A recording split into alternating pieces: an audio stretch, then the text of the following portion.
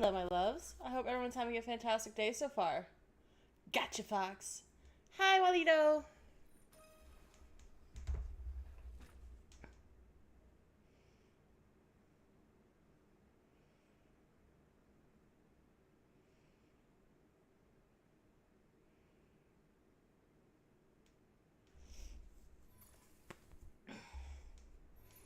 All right. Well, we talk to Marcus again.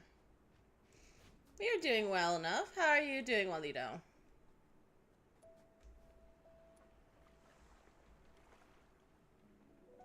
A stew would be perfect as an appetizer in this cold. I'm just missing one thing.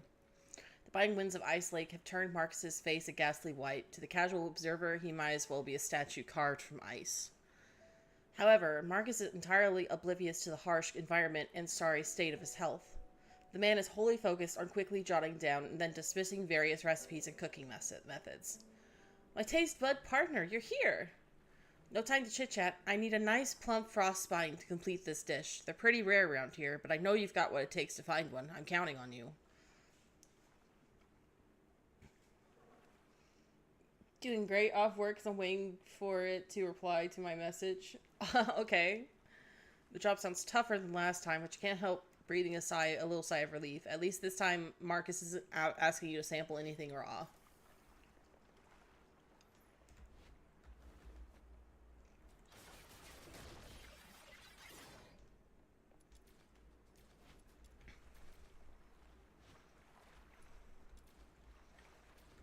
Okay, time to go fishing again.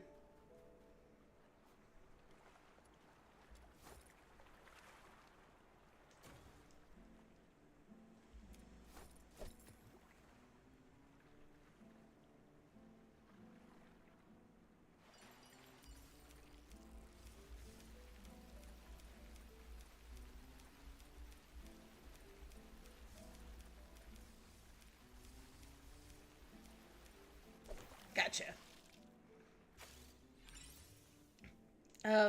Foxine Trout. Okay. Hi, Velishka. Waiting for IT to reply to my message. Hi, Velishkov.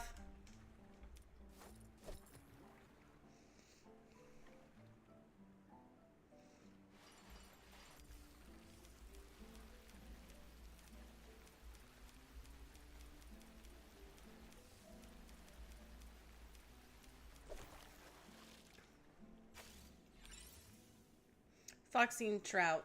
So I got a special version of it before I got the original. Fishing's going alright.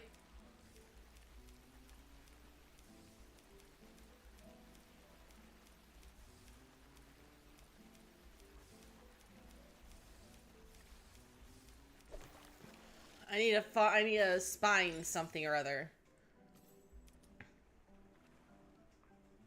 No fish here.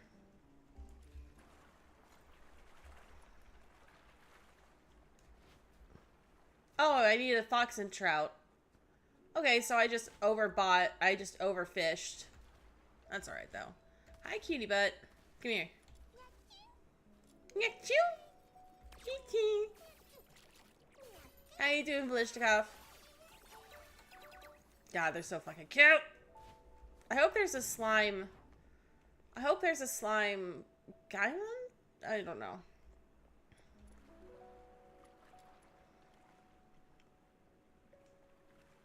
Marcus peeling boreal berries without a word. The man appears more and more like a statue of ice. His brow twitches occasionally, betraying a pain he's never known before. He knows bloodstains on the boreal peels. The berries and peels are bloodied and muddy. Some crushed. Marcus's hands are raw and bleeding, suggesting he climbed a cliff to gather these berries. There's blood. Ah, nothing serious. Just slipped while picking some boreal berries. That's all. By the look on your face, I'm guessing you've got the plump frostbite. Knew you'd pull through, though. Thanks. Marcus dismisses further talk of his injuries, tossing the berries into the stew, tasting and adjusting the seasoning. Adding fresh boreal berries into the stew really enriched the flavor. Probably have to come up with a new way of dealing with obese frost spines. Despite his injuries, Marcus painstakingly trims, skillets, and simmers the fish, his dedication unwavering. After considerable effort, the aromas blend into a delightful explosion of flavors. Marcus stirs up a bowl of steaming fish stew, his face expectant for your critique. It's done. Try this. I hope it's special enough to impress you. It's delicious, really warms you up. So I just ate his blood.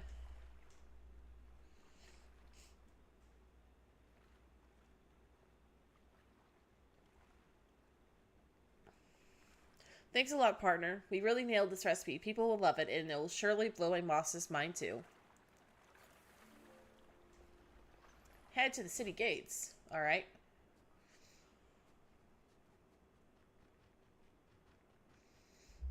This is probably an opportunity where I should probably teleport.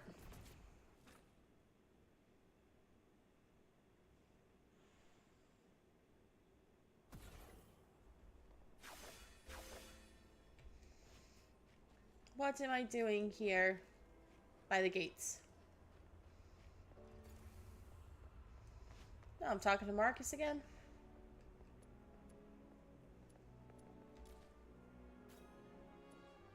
The Iron Cage. Come again, I caught Ada's blood. That was it. Well, he went up and scaled a mountain, or I assume he scaled up a mountain somewhat, slipped. His hands were all cut up and everything, and he was peeling berries and stuff. So, red berry juice and just blood were commingling together. He just decided, I'm just going to toss this all into the pot. And we actually had some of it. So I'm like, so we ate some of his blood, did we? This is the third time you see Marcus. He's seated quietly, a lunchbox in his lap. The man looks utterly spent, his skin shriveled up, as if deprived of sleep for quite a while. His injuries have yet to be properly treated. In a warmer city, those wounds might have festered and started to smell. Are you alright? What did your boss say? He didn't even look at it. Said none of my dishes made any money, so he's let me go. That's okay. I finished my last recipe, though. Want to try? Trembling hands, Marcus opens the lunchbox. A rich aroma of vegetable stew and meat patties rise into the air, surprisingly appetizing. It's not the kind of steak the rich feast on, but a humble, nourishing meal, solid enough to fuel laborer through an entire day of hard work. Tucked alongside are a few star-shaped hash browns, a quiet, thoughtful touch. You take a bite, the food, ordinary in appearance, bursts with flavor that invigorates your spirit. Even the cold of Ice Lake seems to fade away. Beneath the lunchbox, a recipe filled with corrections is neatly placed. Marcus nods his head, indicating it's now yours. He awaits the food critic's review with a smile.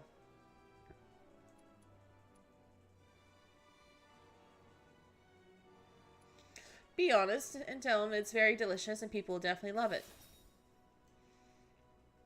Thank you for trying my food. Marcus gives a long sigh of relief. He slowly lowers his listless arms and closes his weary eyes. You really worked hard collecting all sorts of ingredients for me. You deserve some rest. I need a break myself, too. Marcus's satisfied smile. It seemed he just received the feedback he'd been waiting for.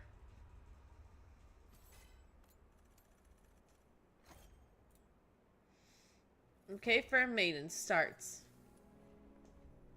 Wait for Psyche by the photo booth. Alright.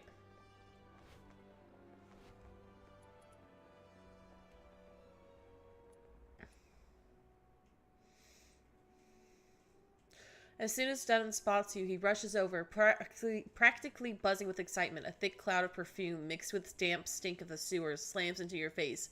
So strong it makes your eyes water. Ah, my dear friend, you've come at the right moment. You're exactly the 100th participant. You'll get a free ride and even a reward after you play. So, what do you say? Want me to give it a shot? Free ride in the sewers. It all sounds rather dubious, but Dunn seems oddly confident. Since it's free, might as well humor him and see what he cooked up. Later. No, it probably wouldn't force me. No, it probably would force me in right now. Oh, why not? Let's try it out. Keep trying to hit X like I do in Warframe.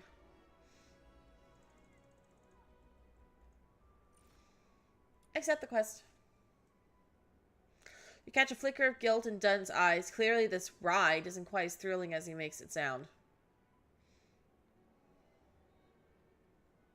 I have a bad feeling about this, but if the reward's good enough, it might be worth the risk.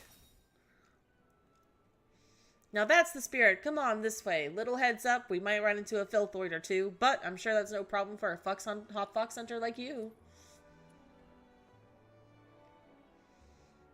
Okay. You can have fun down there now.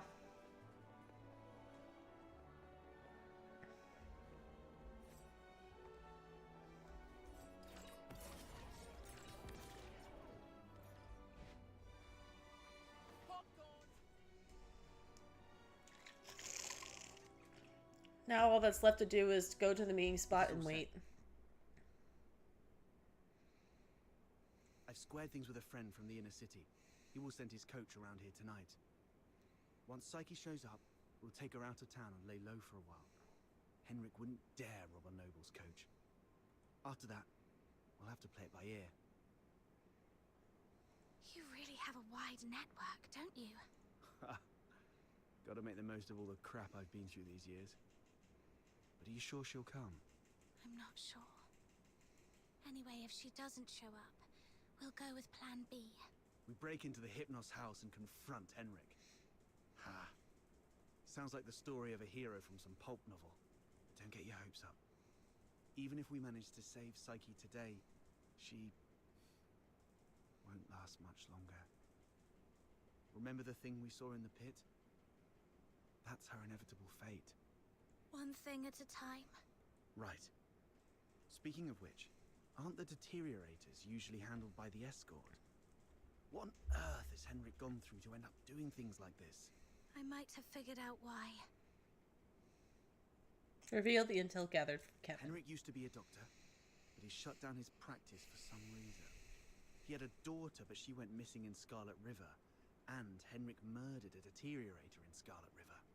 Hi, Sinjin. Right. More importantly, these 3 events happened in the same year, so they must be connected. And the lodgers at the Hypnos house are likely all deteriorators.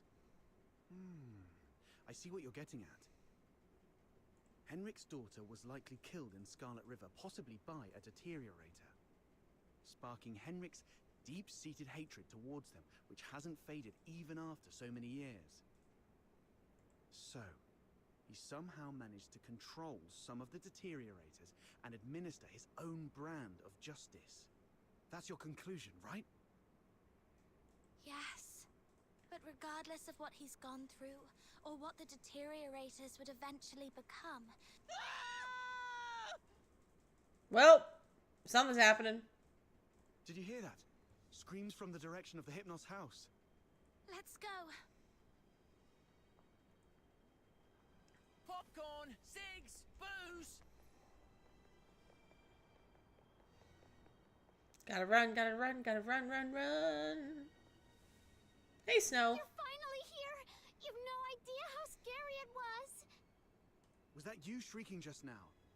What happened? I was just keeping watch here as you asked me to, and just like you expected, Psyche came out. I ran to her, ready to take her to you, but she suddenly lunged at me, looking all scary. Lucky I was quick on my feet, but was that really Psyche?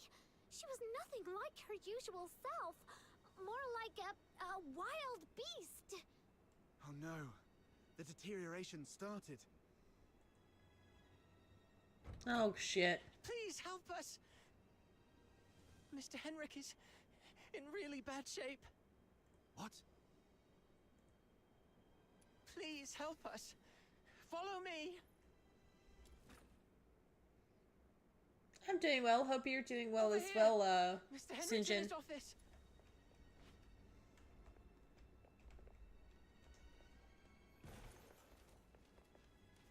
Henrik.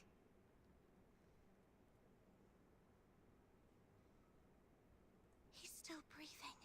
Snow, see if you can find any bandages or strips of cloth. Anything. Don't waste your time on me. I deserve this. Please. You... Don't bother, he's a goner. Let him finish his last words. You... have to stop Psyche. Stop her.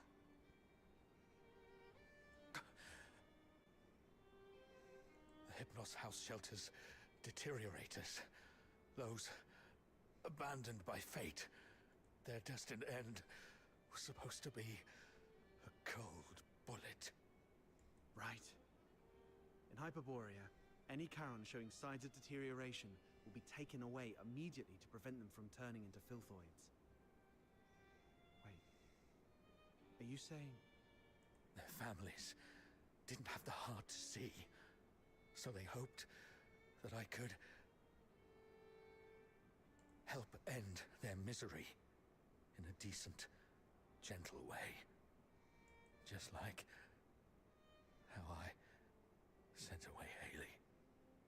Your own daughter. Are you saying the deteriorator who was killed in Scarlet River was your daughter, Haley? You know about that too. That was merely the last desperate struggle of a father in despair. We've Shit. been wrong about you all along. We're truly sorry, Mr. Henrik. Do not forgive. I brought them to sleep. This is my unforgivable sin.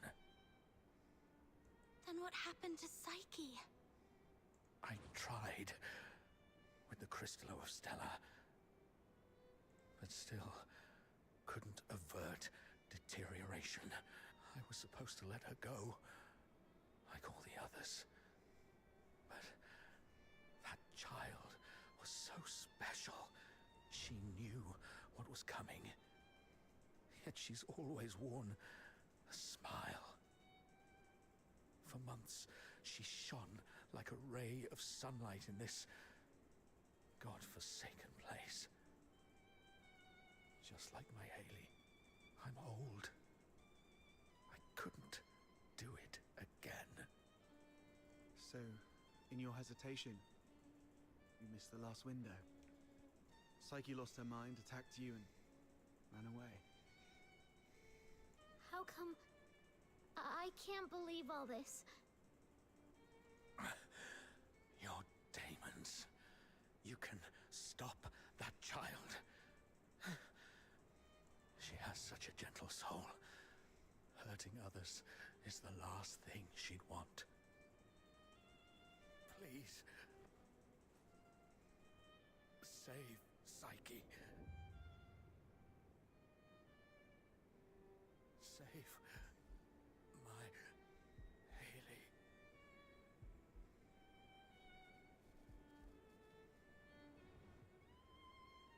Mr. Henrik! Let's go. We must hurry. Well, shit.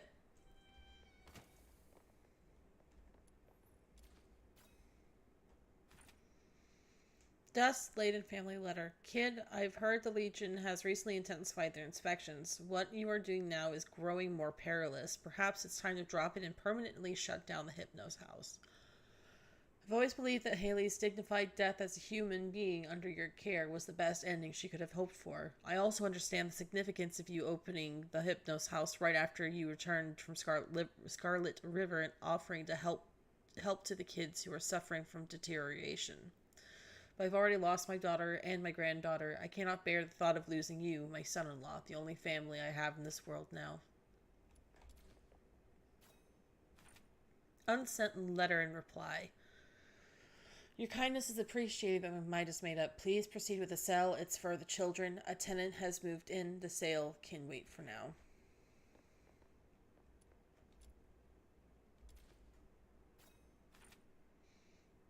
Letter from... You know, I'm cool.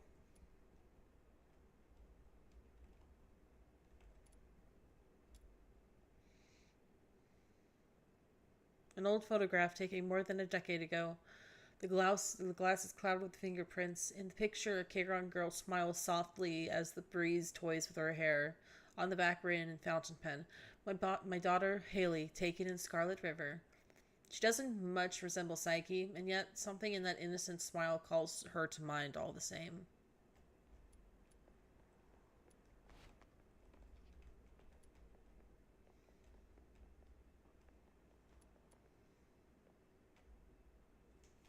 Stopping a deteriorator won't be an easy task. Make sure you're well prepared before heading out of the city to look for Psyche.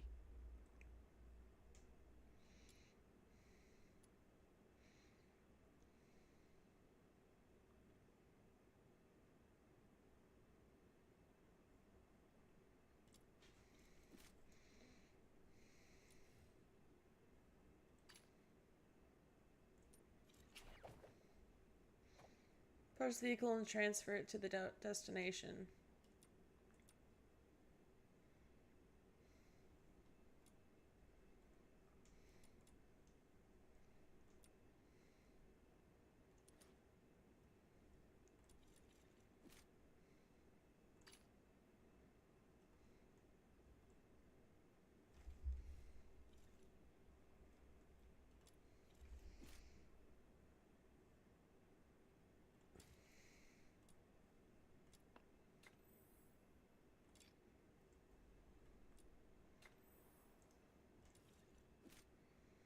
Ooh.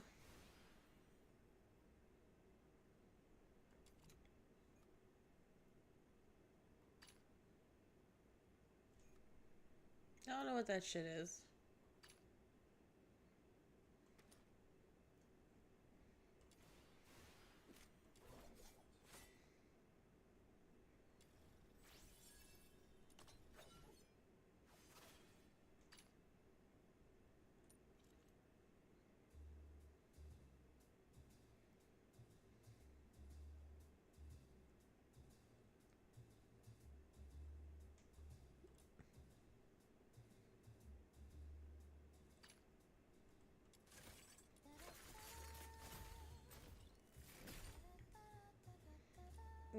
Okay, I'm not entirely sure what I'm doing.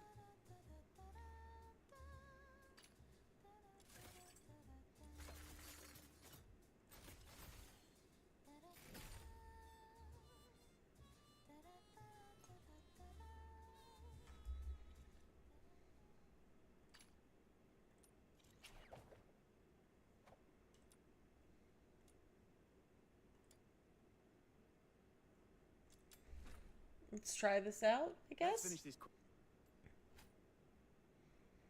Approach to activate the vehicle. Shield will be consumed to maintain activation until the destination is reached. Obstacles on the route will block the way, destroy them to proceed. Each enemies at checkpoints will hinder the vehicle's progress. Eliminate all enemies to continue. Why do we keep getting these weird commissions?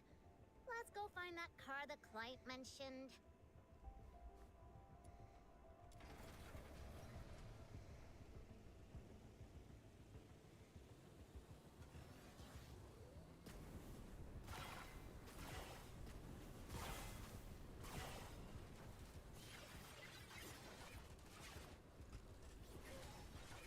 Cherish your last glimpse of the world.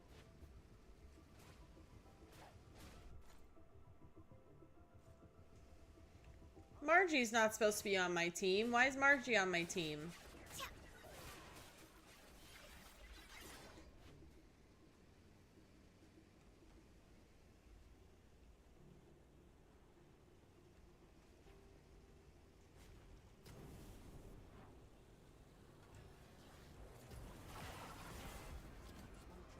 God, they're shaped like Rainier.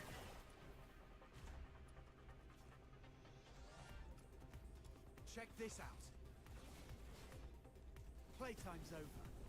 Time to get serious.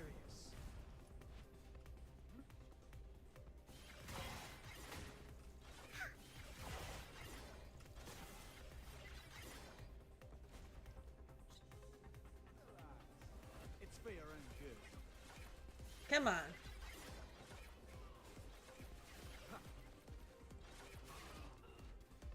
I like the daggers, but they are kind of short. This is where you... Primander Decay. Primanders are powerful entities among the hostile forces that wield unique Primander abilities. Primander Decay periodically creates a decaying swamp around itself. Decaying swamp deals periodic damage to enemies within its radius while simultaneously healing allies inside. Playtime's over.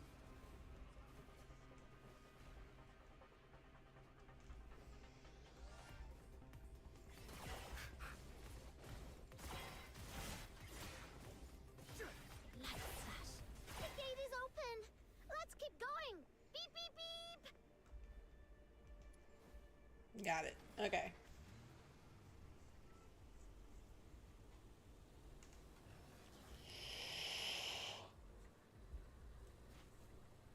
Fun, very fun.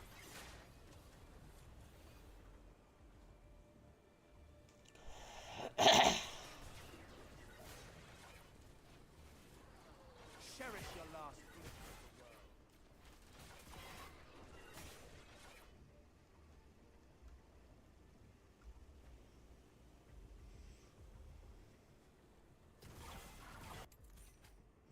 Primemander Wither. Primemanders are powerful entities among the hostile forces that wield unique Primemander abilities. Wither periodically unleashes 3 rotating withering beams. Withering beam lasts for 10 seconds, circles the Primemander, dealing damage to targets on contact and reducing their sanity.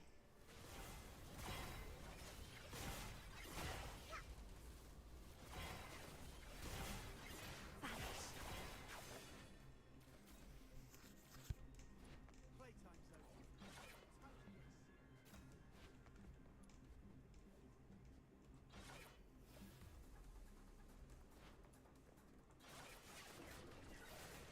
Oh, I have to actually attack it. Okay. The obstacle can't stop us. Now keep escorting the car and sending the signals to help our climb move the car.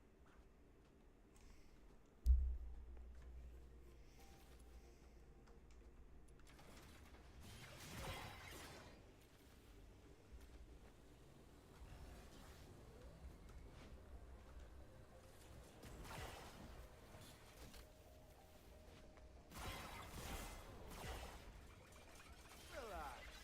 It's for your own good.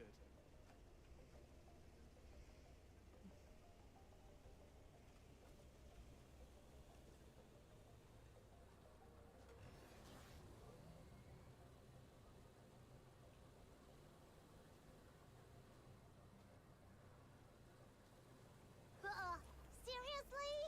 The checkpoint gate's locked again. Let's swat these pests and punch our way through. This is where you belong.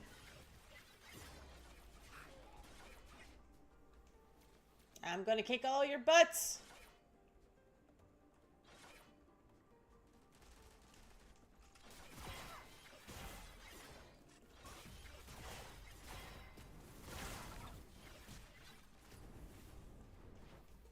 The gate is open.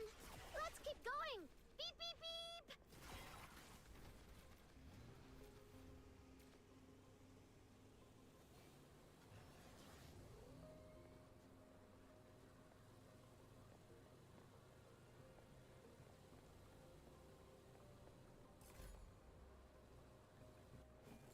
Another step forward. As long as I keep proceeding, I'll get there. Okay, that worked well. Here to kick butt and chew gum, and that one just took my last piece of gum.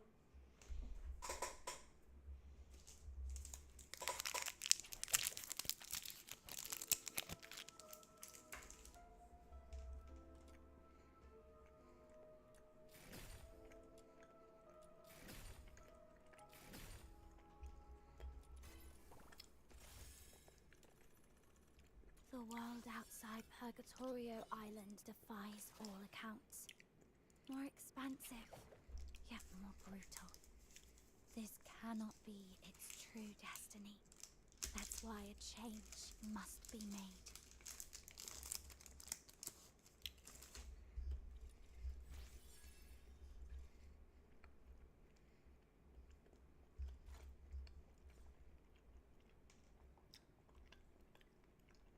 The world outside Purgatorio Island defies all accounts.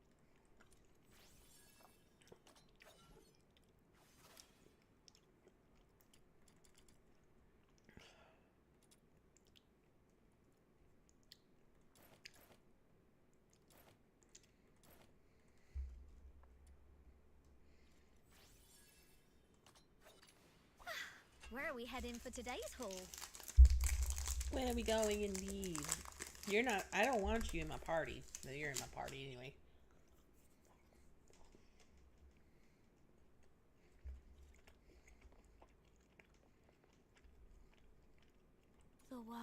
outside Purgatorio Island defies all accounts. More expansive. Every step I've taken, every word I've heard, and every soul I've met, all have honed my view of this world and the edge of my sword. Prevent the final flare of the Forsakens from exploding and stop the conflict from escalating. Sorry, I'm opening up a chocolate bar because I wanted something sweet.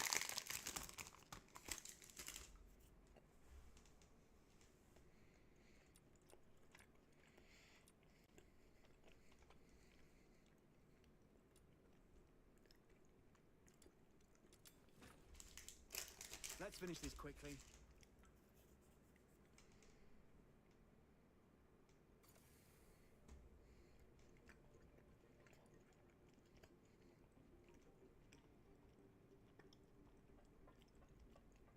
Like you're not sweet enough. I stop it.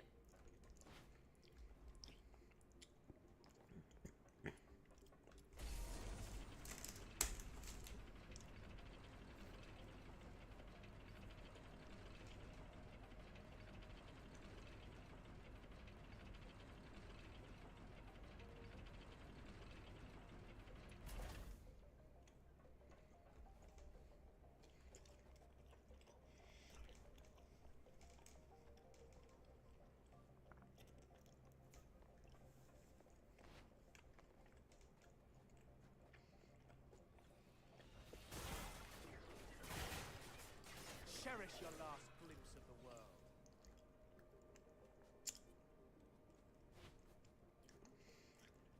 Found one of the soldiers of the Forsakens! The client asked us to prevent finale flare. Uh-oh! We've been spotted by the enemy!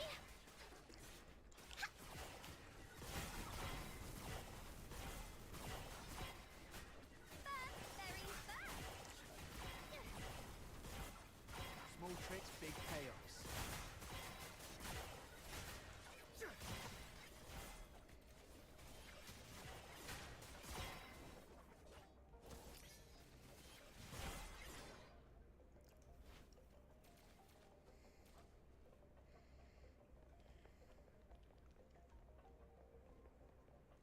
Gotta go kill these bastards.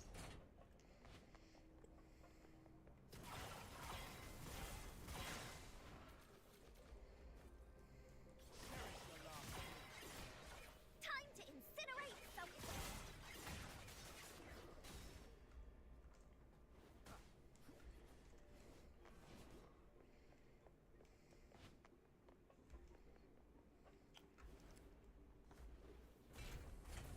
This is where you belong. I only just mended my clothes.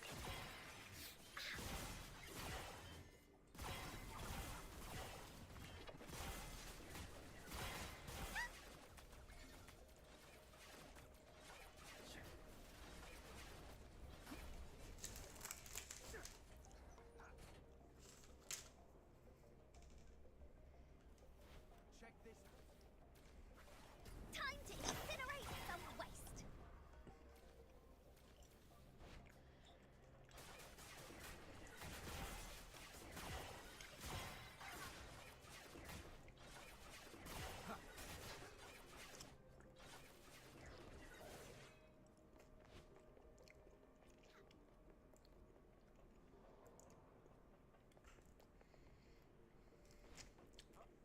One more guy to get. For the future we shall face together. Return to the misty It's sea. for your own good.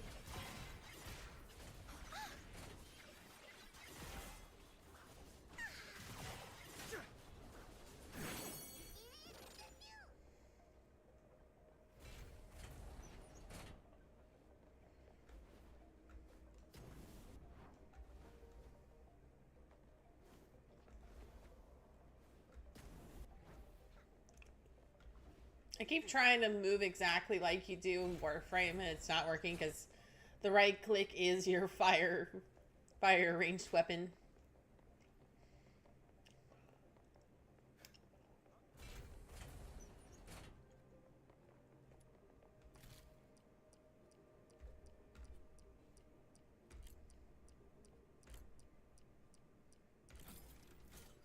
flare's detonator is exposed. Time to wreck it! Jeez, it's not like we planted this bomb. How come all enemies are coming at us? This time, I will be the shield. Vanish. Light flash.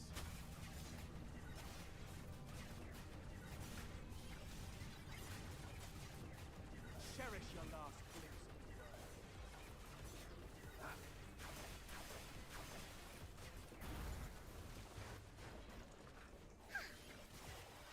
Time to incinerate something. Time to leave.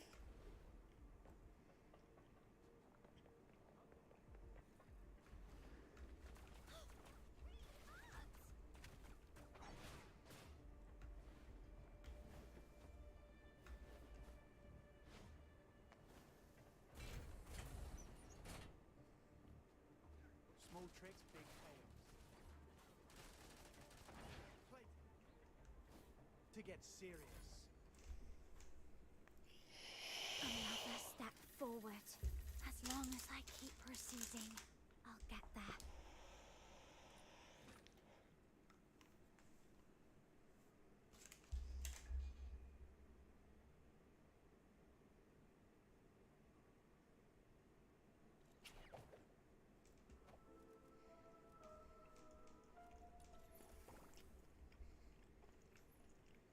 The world outside Purgatorio Island defies all accounts.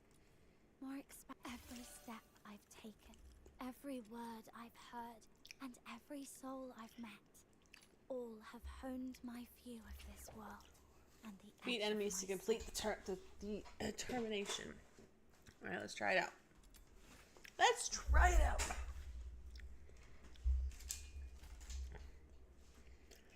Terminate a specific number of enemies within the stage. You may retreat once you have terminated enough enemies. So extermination. Ooh, a shiny gun. Shiny flamethrower. Look, this commission is about taking out the enemies in this area. Easy peasy. Time to roll up our sleeves.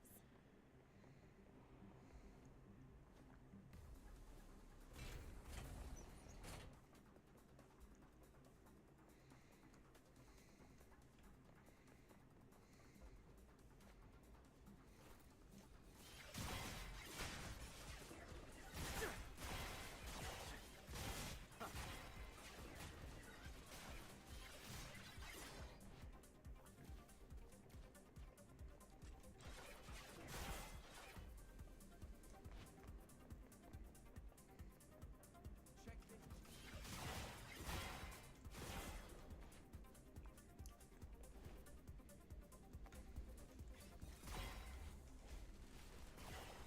Cherish your Sure, last. we shall face together.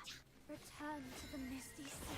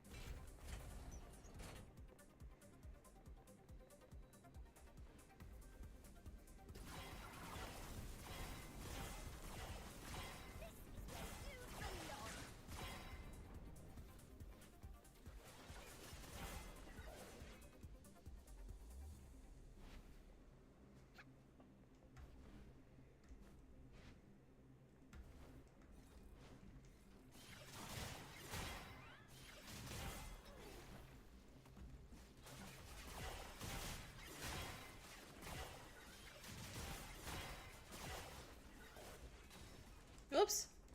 Ah.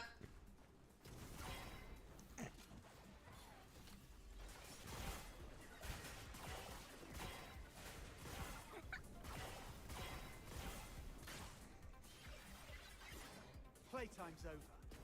Time to get serious.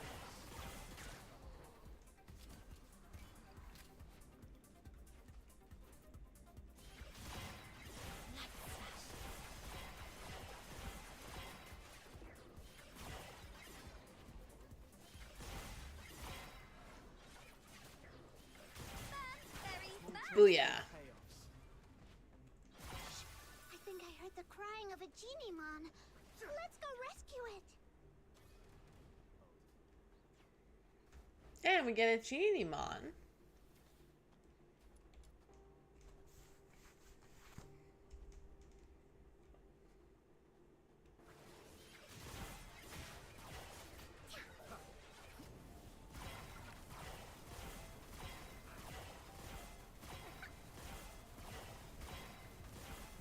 Take my flamethrower.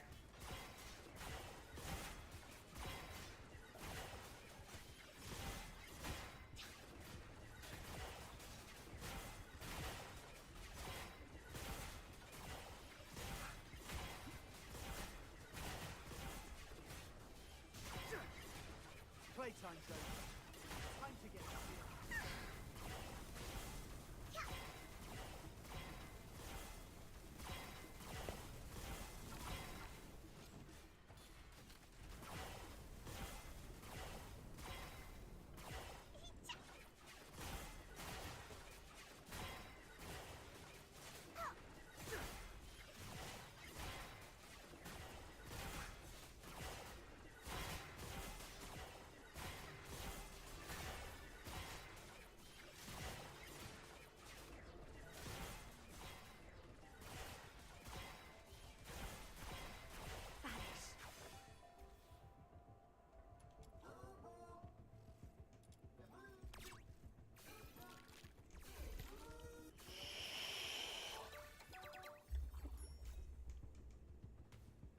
Ethereal magnetics.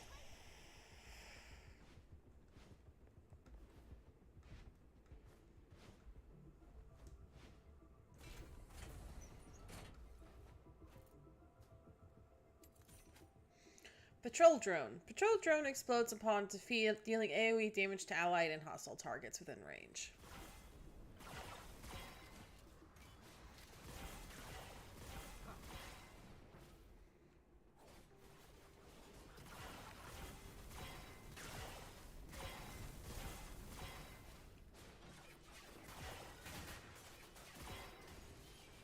Alright, I don't need to be killing any more of these guys.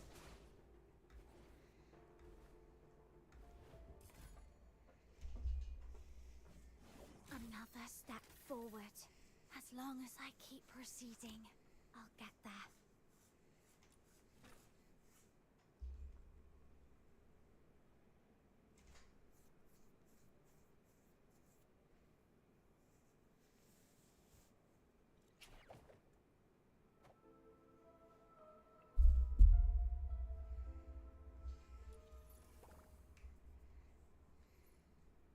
The world outside Purgatorio Island defies all accounts. More expansive, yet more brutal. This Okay, I think this gun's leveled out Stopping a nicely enough. deteriorator won't be an easy task. Make sure you're well Let's go. prepared before heading out. You're about to enter a difficult battle. Ensure your tactical backpack includes combat partner sigils, and your character has a well-leveled ranged weapon equipped. Are you off to find Psyche? Please take this with you. Psyche often gave us flowers. Even though some of us can barely smell or see them clearly anymore, she kept doing it, saying flowers bring good luck. But by the time I wanted to return her kindness, it was already too late. Please bring this flower to her. It's her favorite, and let her know that everyone at the Hypnos house is waiting for her. I will. I'm going to do everything I can to save her. Or at the very least, stop her from doing something she'd regret. She's already done something she regrets. She killed the good old doctor.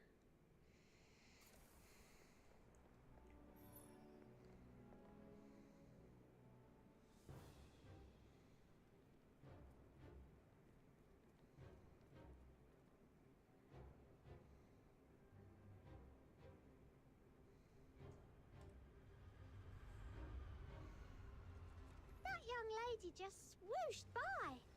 How did she do that? Shh! Drop it and get back into the city. That is a deteriorator. Don't panic. The escort will be here soon. Don't you slip into the... Butterflies? How come there are butterflies in such coldness? These filthoids are half dead, probably defeated by Psyche. So if we trace them all the way back, we might be able to find Psyche. I don't want to hurt Psyche, guys. I like Psyche.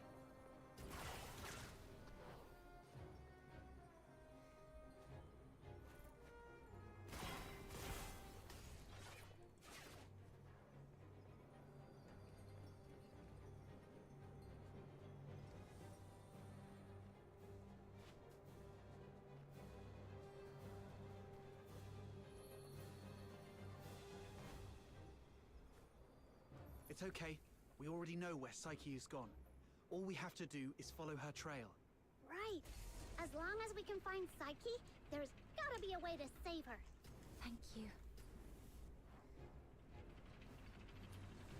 Whoa! The wind's gonna blow me away! Stay behind us, Snow. We'll make our move when it calms a little. And if the wind gets strong, we can stay behind the rocks to take a little break. Don't rush in.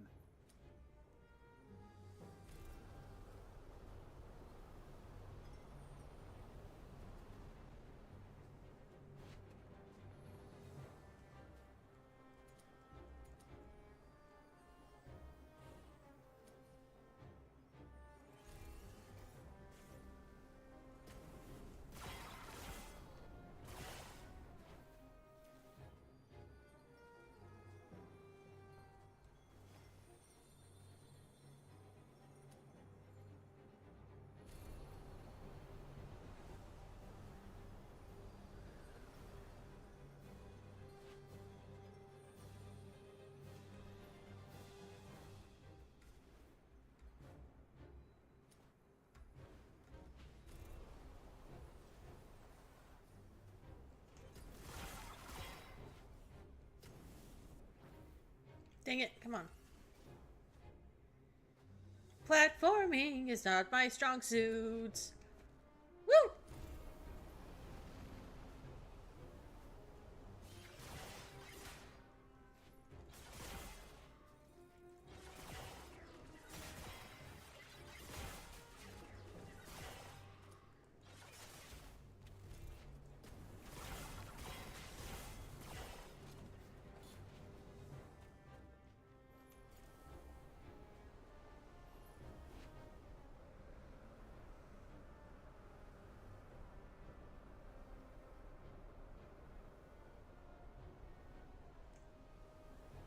Is Psyche in the middle of that?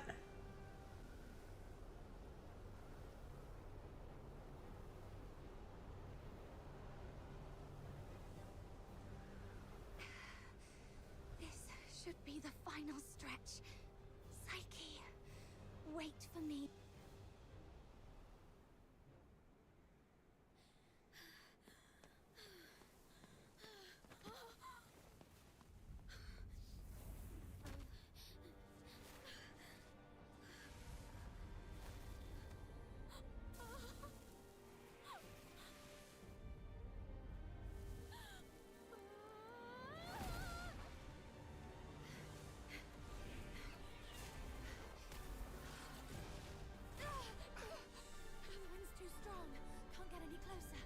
It's dangerous.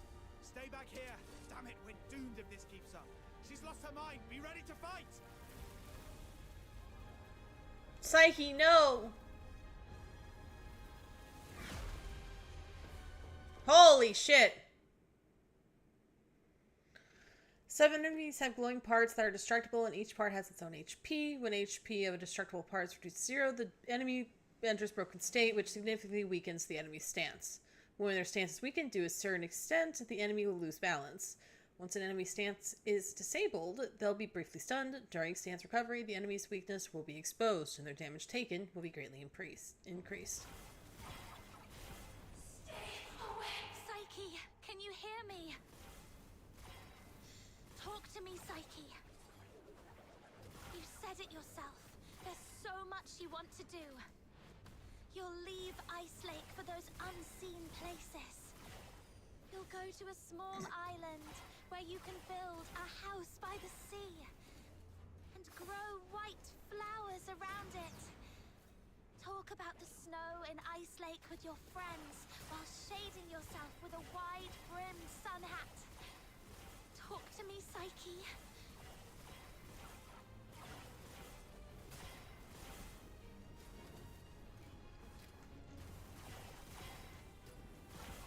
This is... I don't want to hurt Psyche.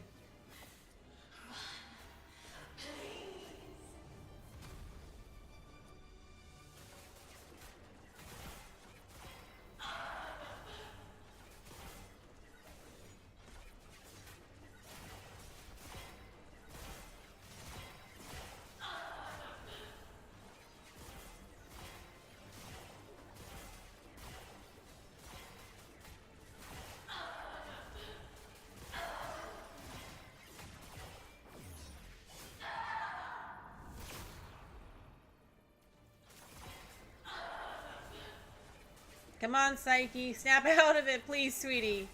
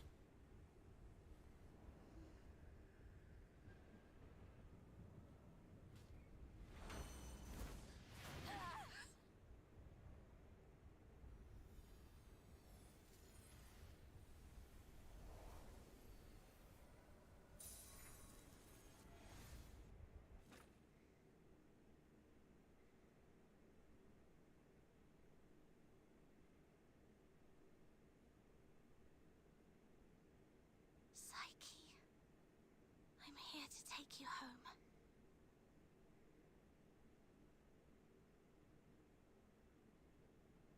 Is this my home?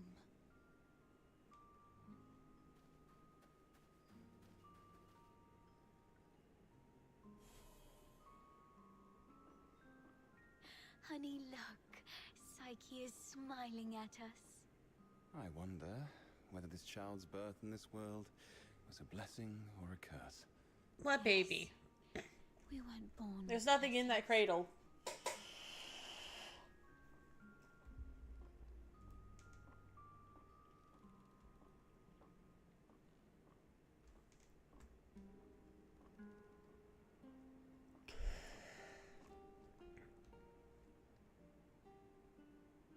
The tiny cradle, once a sanctuary for new life, now covered in dust. Brush off the dust.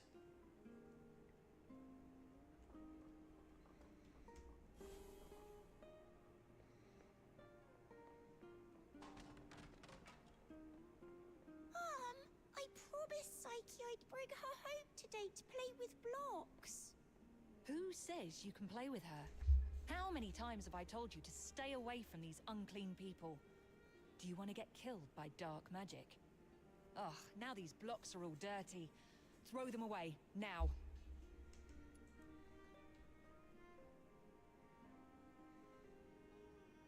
Wooden blocks lie scattered across the floor as if they were knocked over in frustration.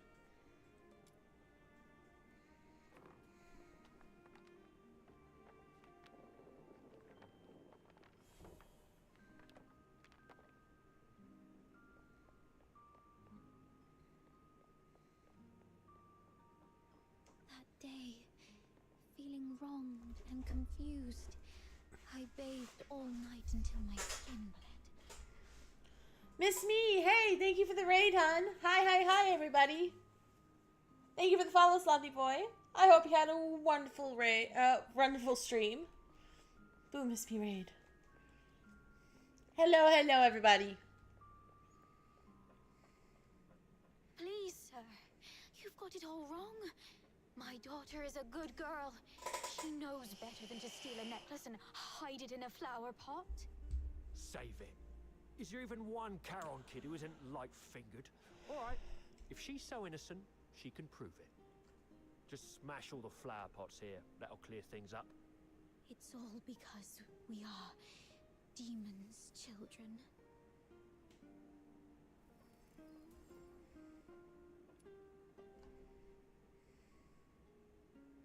A hastily written report filled with accusations of your crimes.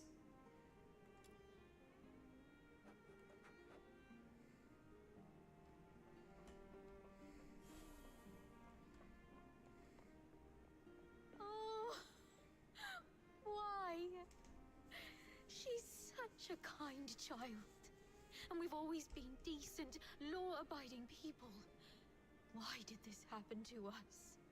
At this point, there's nothing left but to turn to Dr. Henrik Ethelred. It's the last thing we can do for her. Mom, Dad, I'm sorry.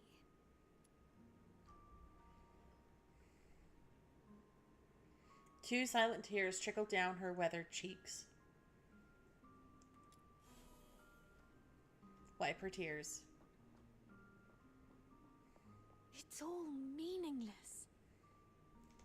You bring these things to me every day, but what difference do they make? Psyche, you should know what it means to be sent here. Yes, I'm aware. But are we just living for some kind of meaning? I'm gonna have to rain run. Gotta get to bed soon. I hope you sleep well, Miss Me. Thank you for the raid again, honey. Thank you, thank you. Delicate white flower, fresh with morning dew, lies trampled on the ground, its petals scattered. Fix the flowers.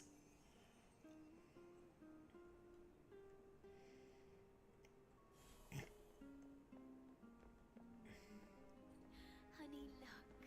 Psyche is smiling at us. Whether this child's birth in this world was a blessing. Who says you can play with her? How many times have I told you Please, to stay away from these You've got away it all wrong. now?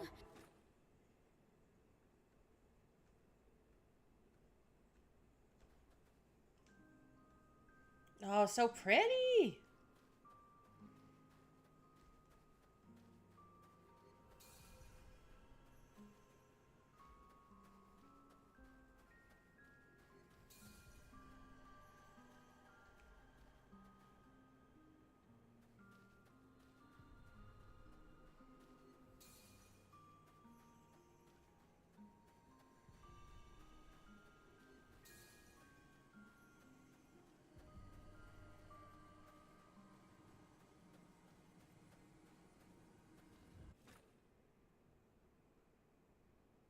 You've witnessed your entire life.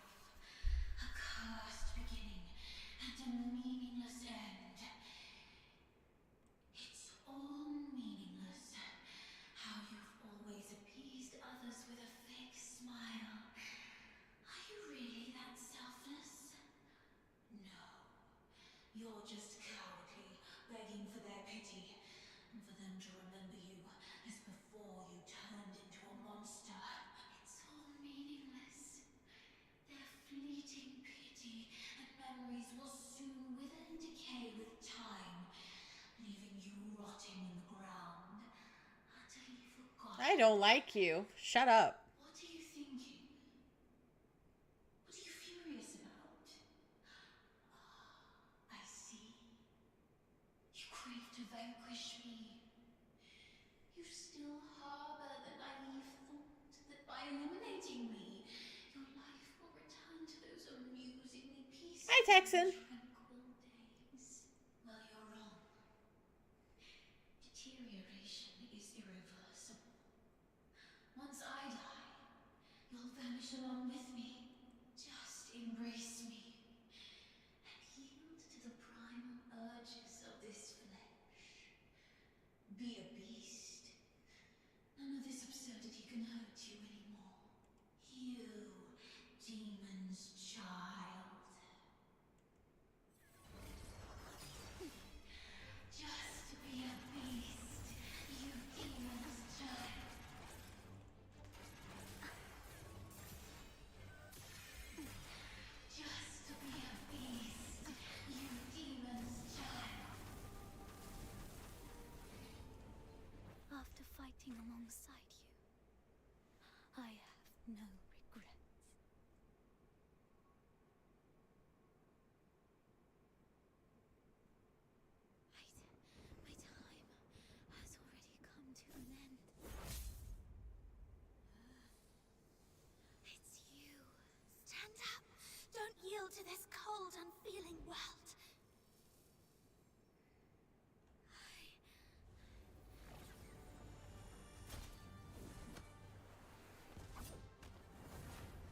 Oh my god, here we go. Are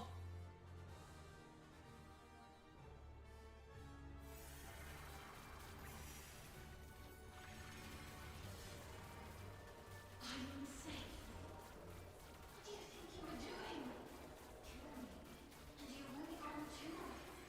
It's them.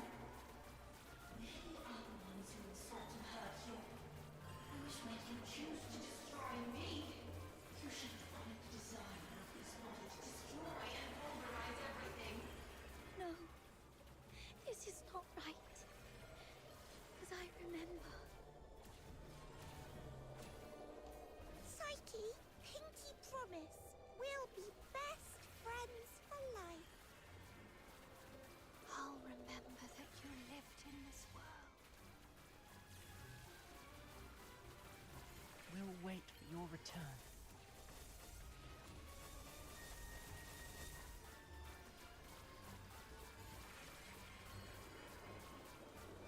Fate, please have mercy on me.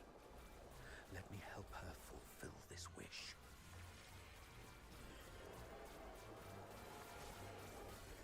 Yeah, you can't escape from me.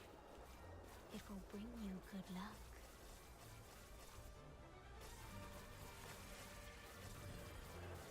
You'll go to a small island where you can build a house by the sea and grow white flowers around it. Psyche, I'm here to take you home.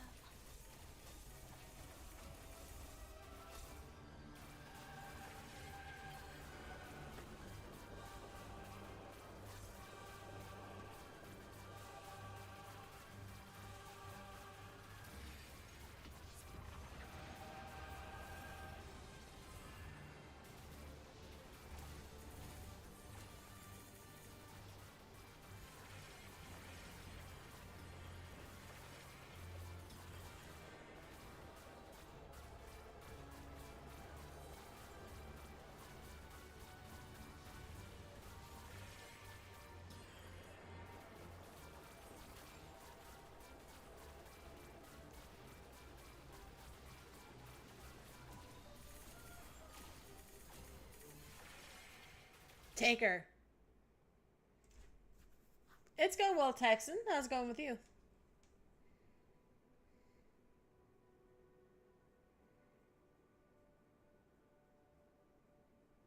Pain and hatred have been my acquaintances. They've wearied and aggrieved me. Yet, I find joy in having existed in this world. This is my choice.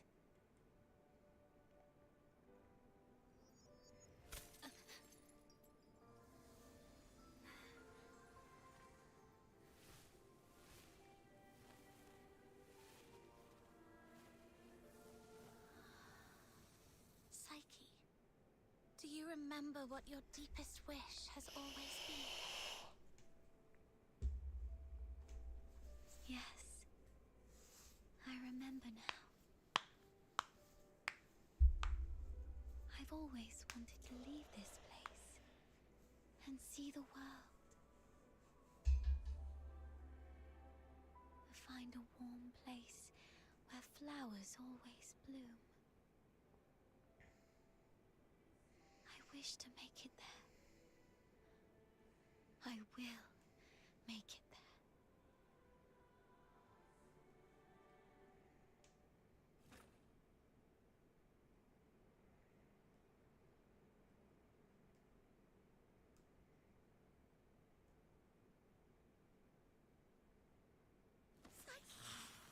I'm here to take you home.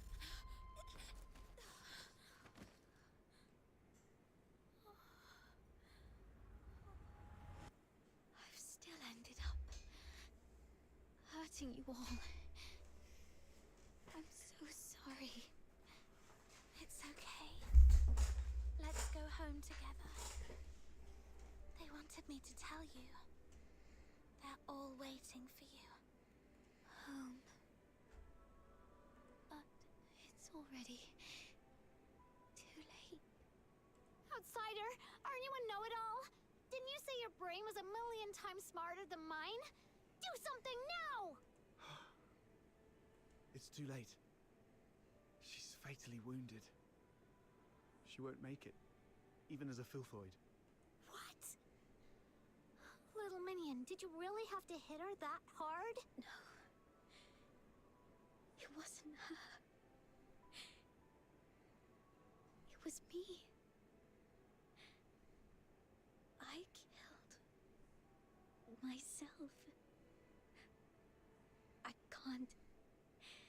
And I don't want to live like this. Come on. Chin up, Psyche. You said you dreamt of a place warm and full of blooming flowers. You've said it yourself. Flowers bring good luck. Yes. It must be a beautiful place. No, don't just take my word for it. You have to see it for yourself.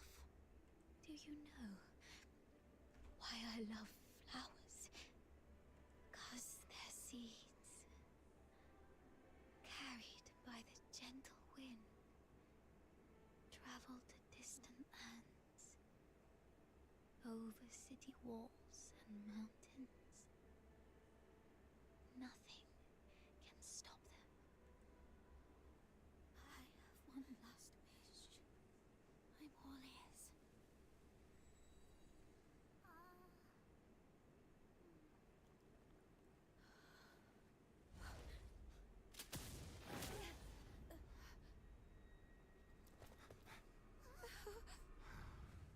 Target missed. Unable to confirm status of target or hostage from this range.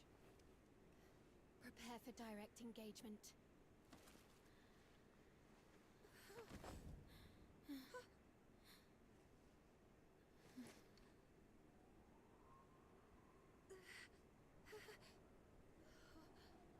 Bye, Psyche. Mom, the deteriorator. It's already... Something's off. But the hostages are safe, at least.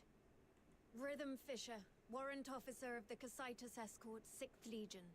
The Filthoid is highly dangerous. Although it's ceased attacking, it may only be in temporary dormancy. Return to the city immediately. The escort will take it from here. No need, ma'am.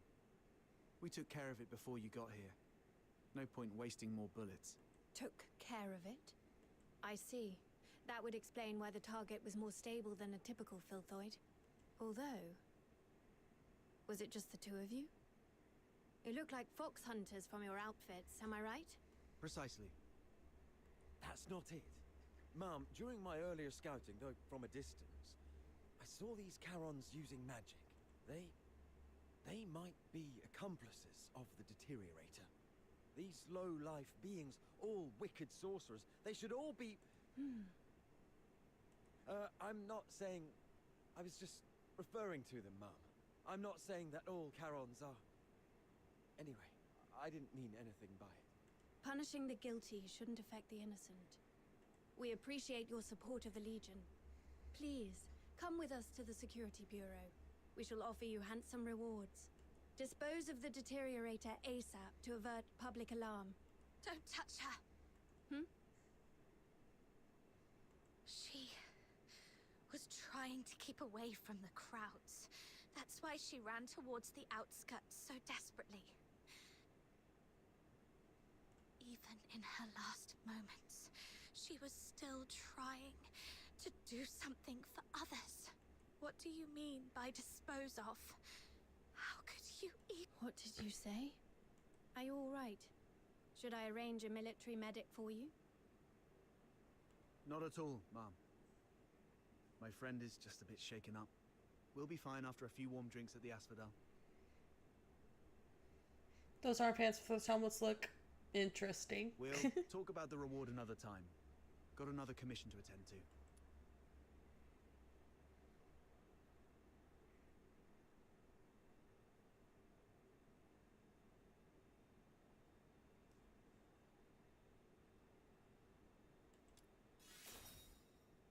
Let's leave.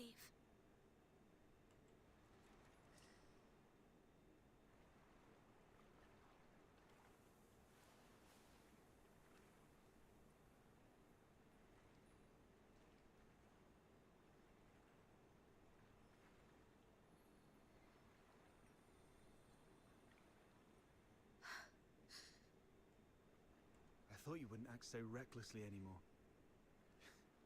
Yet you remain true to yourself, which isn't bad. This is you. We just said goodbye to a brave young lady. I can't let you risk yourself as well. Thanks for covering for me back there. There's nothing to thank me for. After all these years, I've changed from a hedgehog to a rat, living only to see another day. Don't end up like me. Oh yeah, I have a feeling they're not good too. Ugh. The hedgehog retains its dignity. So, it's better to leave the groveling to the rat. Oh, there is one more thing. I'd never heard of any deteriorator regaining their self-consciousness, but Psyche briefly did it.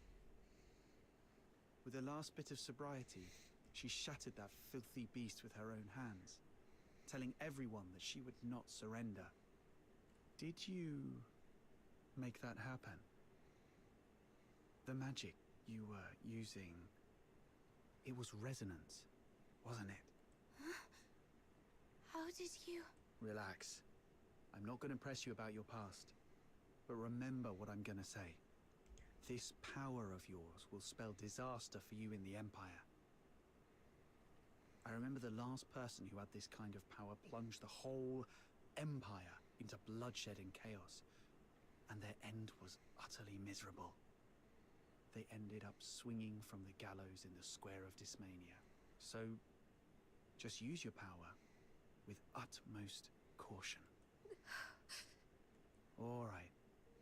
Just let it out. You'll feel better after a good cry. The wind here is so strong, I can't hear a thing. Even if I hear some noise, it's just the sparrows chirping.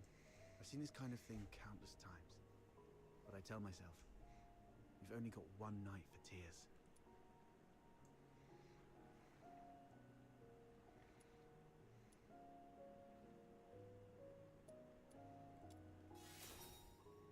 Anyway, pull yourself together. That girl would surely wish you to face tomorrow with a smile. Even if we were once deceived by this world.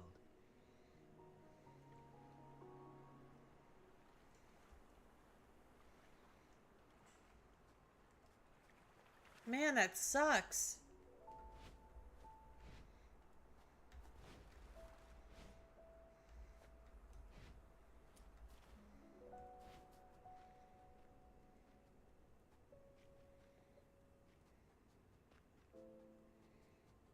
Man, I'm sad now.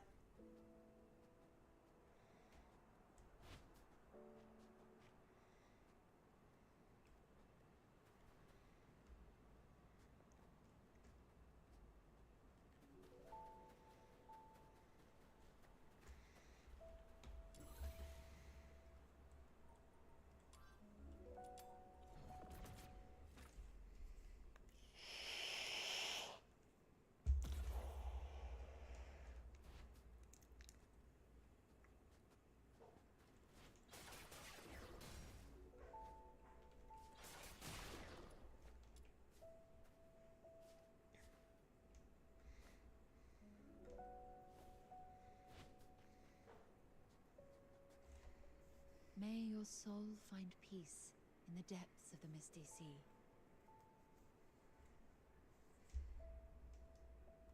You have come, Who are you? child. Please, wait while I complete this final rite. May you be reborn within the bosom of Mother Embla. Greetings, child. I roam as the ferrywoman of the Misty Sea. Or, if you prefer a more personal touch, you may call me Lady Nightfall. Having journeyed here, I've heard the whispers of a wandering soul in this place. Thus I've come to guide her back to the Misty Sea. A wandering soul? Yes. Child, do you too hold a departed soul in your thoughts? How did you know? My eyes can see the longings of souls. As I guided her, I glimpsed all she held dear, and among these visions, I saw you. She was a friend of mine. I failed to protect her.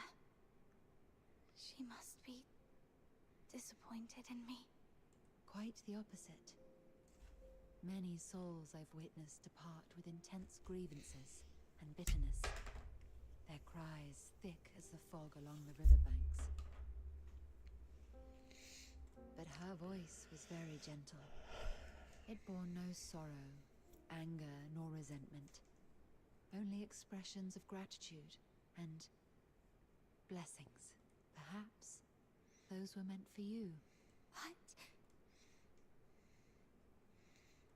Child, I have lived long and bid farewell to countless souls, and I've heard such words time and again. Just as plants succumb to wildfires and bugs perish in storms, impermanence is a part of life. Sooner or later, death touches us all. Rather than cursing fate's indifference and cruelty, or lamenting our frailty, we can choose to cherish the memories we hold dear. After all, if death is the inevitable, then every moment alive is a miracle that defies the odds, isn't it? I believe that the gentle soul who journeyed to the misty sea would also wish that when you recall your time together, you'd find yourself smiling, not crying with grief. The misty sea is the cradle and resting place of life for Charons. Souls of the deceased return there, and the living emerge from it. Life flowing in endless cycles. If that's the case... Can I go to the Misty Sea and get her? My answer would be this. The cycle of life and death is a universal law, not to be defied by human might. However, child, I sense you are bound by an unusual destiny. One day, when you have garnered enough strength to confront this world's unveiled truths, and even challenge its very laws, perhaps then might you step into the river of life, to its terminus, the misty sea, where the departed souls await beyond the veil of time. I am merely an observer by the riverbank. The answer to this question must be discovered by yourself. If your heart truly yearns for it, then proceed on your path. Godspeed, dear child. Oh, she disappeared. Departed souls, the world's truths and its laws.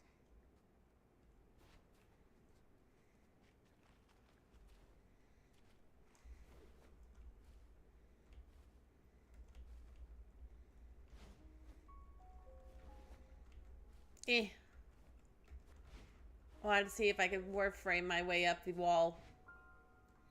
That'd be a negatory. Oh, hello, random chest.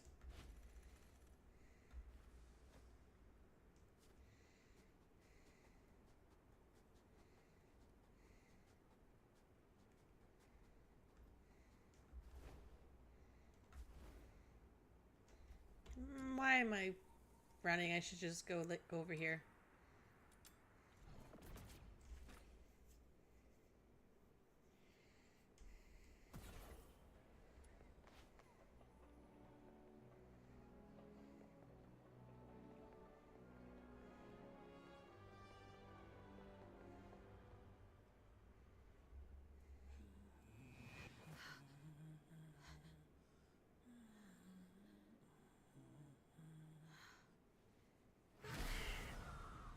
Well then.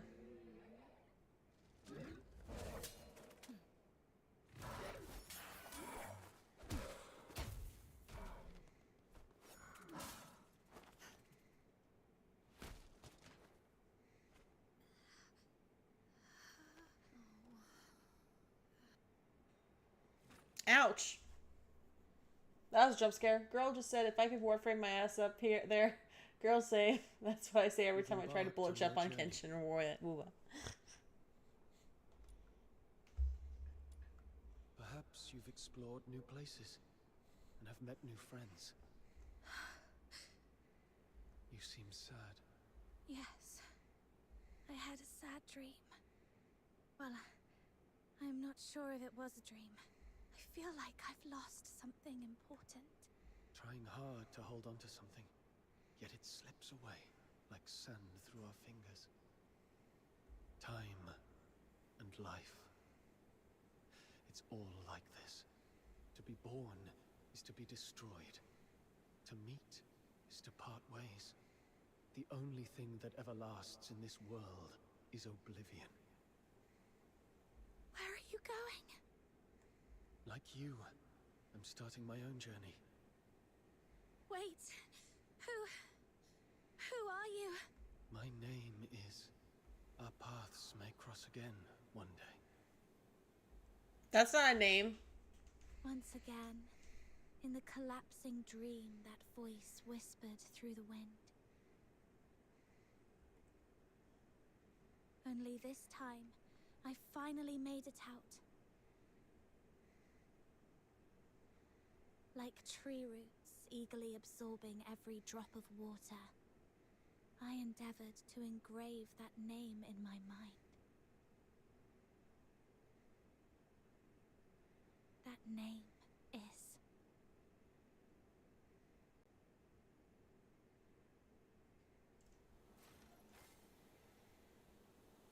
Please select character. What is this? What is this?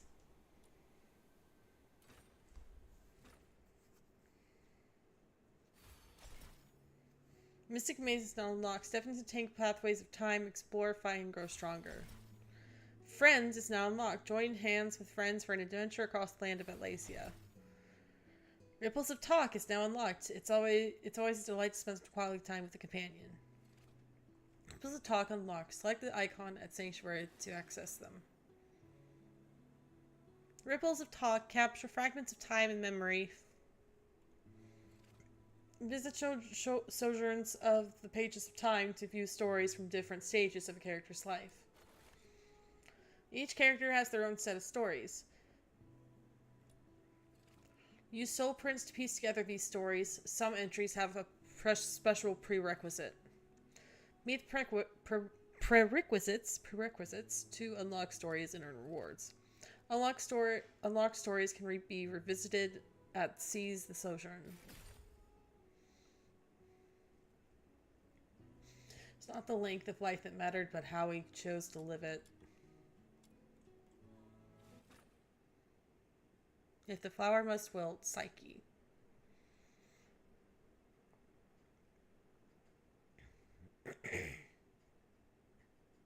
I'd never seen such a huge filthoid before. My head was spinning, and I couldn't move my arms or legs. I knew I'd soon be returning to the misty sea and the bosom of Mother Embla, but I didn't expect that day to come so soon. Then, she suddenly charged forward. When I opened my eyes, she was already shielding me from that filthoid. She wasn't exactly strong, but she bravely stared down the filthoid, not backing down an inch. And then that giant filthoid leapt up, slammed down, and you both fell. Then you fought side by side and took it down. Then a man named Outsider popped up. And then... Oh, Elisa. No spoilers, please. You've told your Glevum pit adventure 3 times already. I wish I had a coin for every time you told that story. Well, I haven't told Fred yet, so... Right, that's what happened in the pit. Oh, you must really like your new friend Psyche. Because you're especially talkative today. Not that you're ever really quiet. Am I? I've indeed never heard this story before. Let Psyche finish. All right. Now, where was I? Oh, Elisa already finished the second half for me. Oh, I just thought of something I haven't told you guys. That person isn't from around here, but from a place far beyond Hyperborea. A small island to the south. She told me there's golden sand and white rosemary on that island. And the sea, it's as big as 100 lamenting lakes put together. There is also a giant heaven tree there. But unlike the one in Ice Lake, the breeze through the treetops is warm. Sailors use the heaven tree as a beacon at sea. See? Warm breezes. A heaven tree that's not just cold foxica in factories, but a beacon for sailors. Has that person ever stood under the heaven tree? From there, does the heaven tree look sparkling and magnificent? Like in the songs by those wandering bards. About the sand you mentioned just now, I've heard that the sand by the sea is soft and smooth, and stepping on it feels like stepping on flour, not at all rough on the feet. And the sand is also very clean because of the waves, so it doesn't dirty your feet, right? She didn't mention any of this. I'll ask for you all next time. What's the point in knowing all this when we can't even leave Ice Lake? That's true. No, it's not like that. Think of it this way. Hunt shares tales of the fox hunter's adventures, and Mia tells us about all kinds of fish hiding beneath the ice of the lamenting lake. Carolina gives us a fascinating glimpse into the novel lives of the ladies in the inner city. Elisa offers unique takes on old fairy tales, and Fred shares clever cleaning tricks. Even if we don't get to experience all this firsthand, it's still wonderful to hear them from those who did. Oh, it's really cool to learn so much when our lives are about to end. So we can take all this knowledge straight to the grave. Don't you find that ironically cruel? You do have a point, but I still feel there's more to it. I know my days are numbered. There's no denying that. But if I just sit here doing nothing, simply waiting for that day to come, then I couldn't forgive myself, even in the grave. So I tend flowers, read, go on adventures, and share stories with everyone. I always feel that I should busy myself with something, anything. Perhaps then, when that day comes, I'll have fewer regrets. But I didn't mean to upset you, Elisa. I'm sorry. I'll try to keep my mouth shut from now on. Huh? But, Psyche, you're the only one willing to talk to me ever since Hunt left. Don't worry about it. I was just speaking off the cuff. I'd actually miss your chatter if it was gone. Okay. I'm glad you're not upset, Elisa. Stretch. Next time you see that person, could you ask about the golden sand for me? And about the heaven tree? Sure. I'll keep all this in mind. I'll ask for you next time I see her.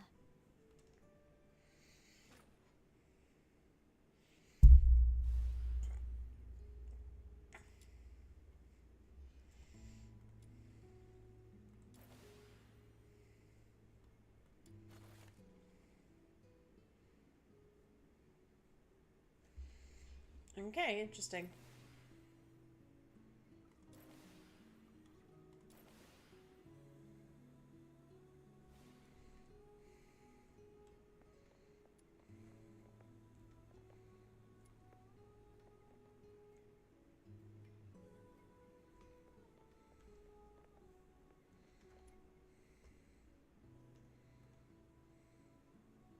What's that black thingy over there?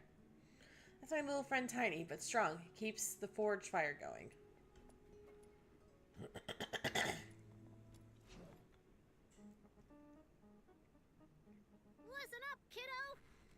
and is like your life partner. You gotta treat it well.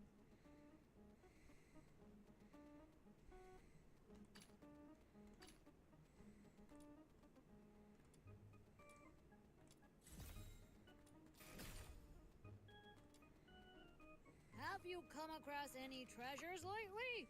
Show me, and I might forge a truly extraordinary weapon out of it.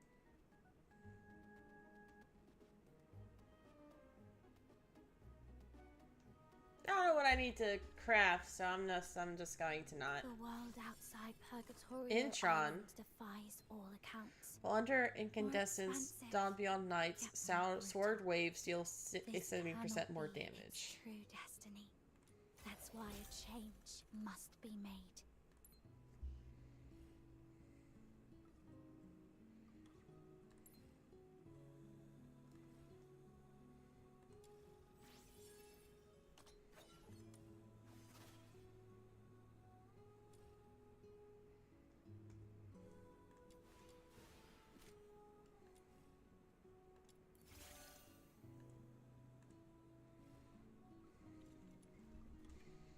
Hey, there's still more to do. Purgatorio Island defies all accounts. More expansive. Frustrated by the limited tolerance cap preventing more demon wedges configuration, try keeping an eye on track. For more effective use of demon wedges, some are specifically crafted with a track tailored to certain individuals. Every character or weapon bears intrinsic traits, leading to varied tracks for their demon wedge slots. Top of a demon wedge slot shows its track, if any. The upper left corner is of the demon wedge shows its track, if any. When equipping a demon wedge in a slot with the same track, the required tolerance will be lowered due to a kind of synergy between the demon wedge and the bearer. When equipping a demon wedge in a slot with different tracks, the required tolerance would be increased due to a kind of mutual rejection between the demon wedge and the bearer. Okay. If you possess a powerful demon wedge but are troubled by an incompatible track, consider editing the soul's track. Character's innate track can be adjusted using track shift modules. You can use track shift modules to add, modify, or eliminate the innate track of a character's demon wedge slot. When a character's slot track aligns with a demon wedge's track, the tolerance required for equipping this demon wedge is reduced.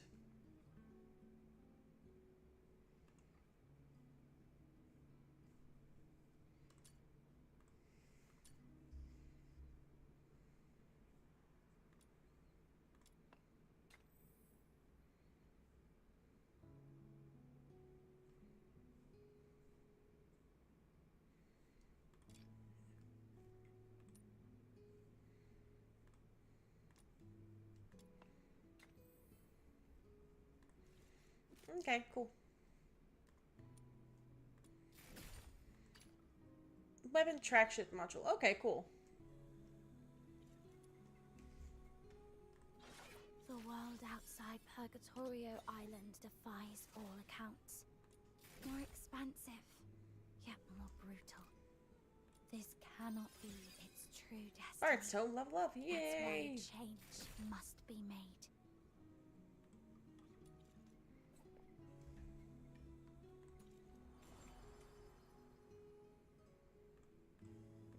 Poor Psyche. She didn't deserve that.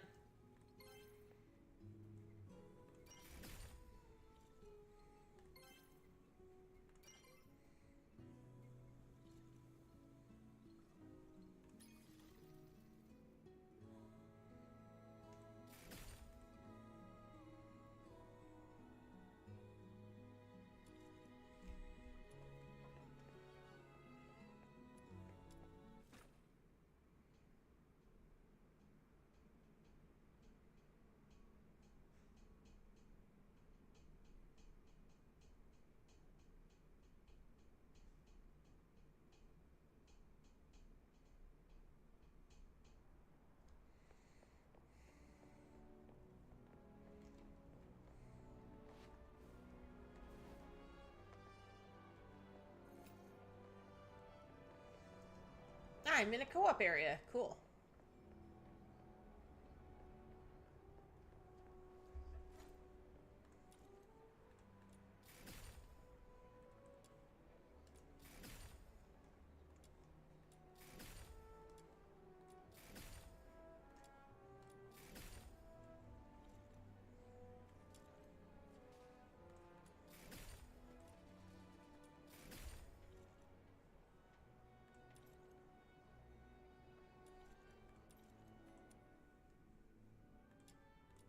Claim.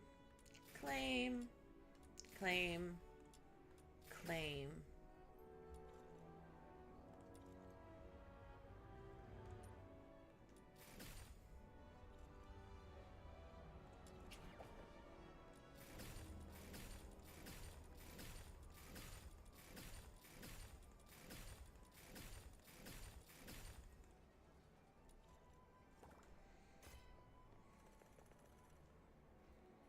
Oh, damn.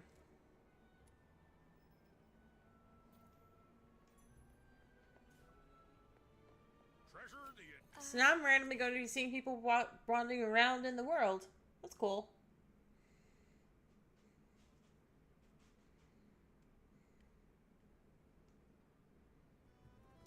I'll take a 20% cut. Lately, quite a few fox hunters have reported spotting a little girl wandering outside the city with an unusually large pig. If I remember correctly, didn't you mention something about a giant pig not too long ago? You wouldn't happen to know anything about it, would you? Yeah, her name is Truffle, and the giant pig is her best friend, Filbert. Truffle and Filbert. I see. I've heard she's been going after a group of Genimon poachers. Calls herself something like Genimon Hunter? Or something along those lines? Yep, I gave her that name. Since meeting her, my little minion and I have made so many Genimon friends. But it's been a little while. How come she's still out there? Little minion, let's go check on her. Okay. I'll take a 20% cut. You keep 80%. Would surely draw heaven's own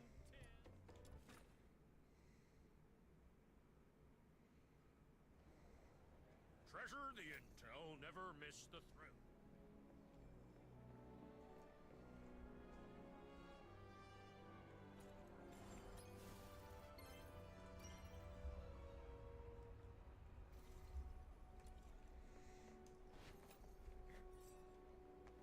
Preparing to exit co-op mode.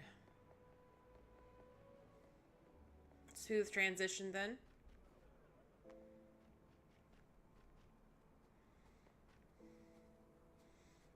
Time to go see Truffle.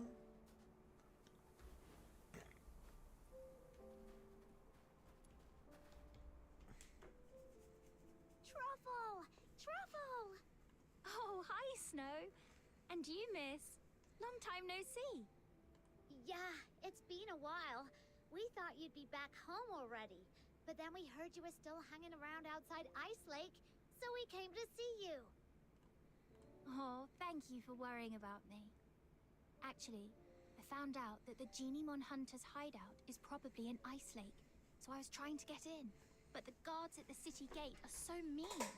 The moment I get close, they freak out and start yipping travel permits like startled puppies. So I've just been hanging around here, keeping watch on those bad guys. But I can't stay here forever. Sounds like if they don't learn their lesson completely, they'll surely go back to their old tricks once you leave. I've got an idea to get you into the city, but it'll require a little bit of acting on your part. Oh, that was fast, little minion. What is it?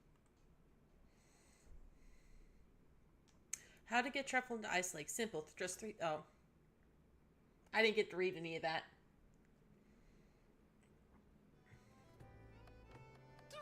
I'll take a 20% cut. So, you want me to get a highly conspicuous little girl and an even more conspicuous, oversized pig who doesn't have a travel permit into Ice Lake, so you can go after some Genimon poachers. Yes. I believe in you, Miss Camilla. This should be easy for someone of your caliber. I run a business, not a charity. Technically, I shouldn't agree to your absurd request. That said, you mentioned her name is Truffle. Her friend is called Filbert, and they came from a faraway place. That reminds me of something I heard before. I suppose I could do her a favor, but once she's in the city, I can't vouch for her safety.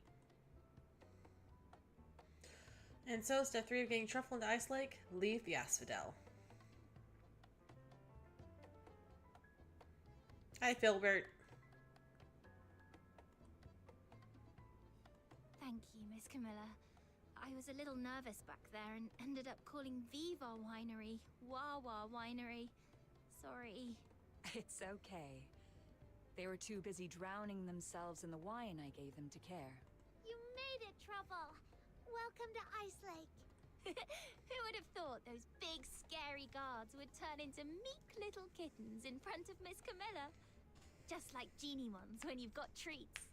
Oh, speaking of which, we've got bad guys to catch. Ice Lake is way bigger than I expected. We need to hurry. Do you have any idea? I have my dear Filbert. Filbert's nose is incredible. She can sniff out Geniemons from miles away. And those bad hunters must be around. I'll take a 20% cut. No, stop talking to me, man.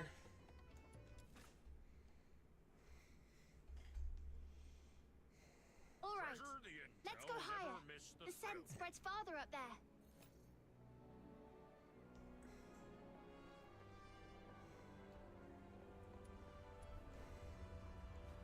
Oh, Filbert's onto something. Over there. Hello, chest.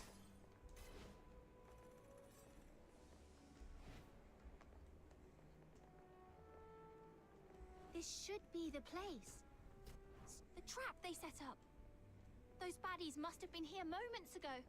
All right, let's try somewhere quieter. The scent will stand out more where there are fewer people. This way. Careful, miss. It's slippery here.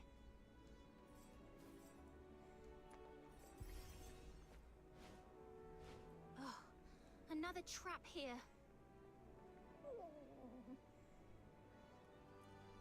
It's okay, Filbert. Let's try another spot. No, little guy. The entrance to the sewers. Yes, the water vapor and quietness here make this a perfect spot for Geniemons. But the two previous spots were already wiped clean. I've got a bad feeling about this one too. Look! They haven't taken this trap yet. And there's a Geniemon inside. Finally! We made it in time for once. Let's get it out first, then wait for those baddies to show up. After some scrambling, the trapped Geniemon is freed. Don't be scared, little one. The great demon king and my loyal little minion and the Geniemon Hunter are here to save ya. Now off you go. Get out of here and take care. Yep. You're welcome. We're happy to help. Wait, this one looks kind of familiar. Did we save it once outside the city?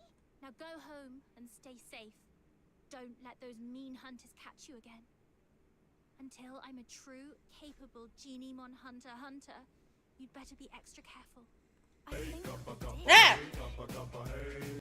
Another fricker.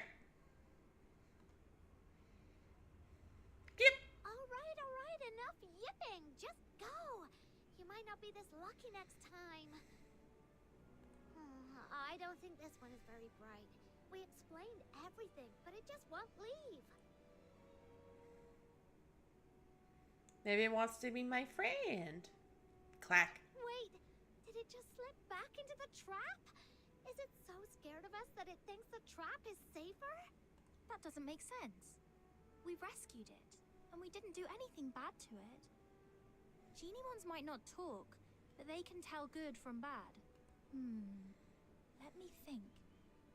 Has Filbert ever done something that didn't make sense to me at first?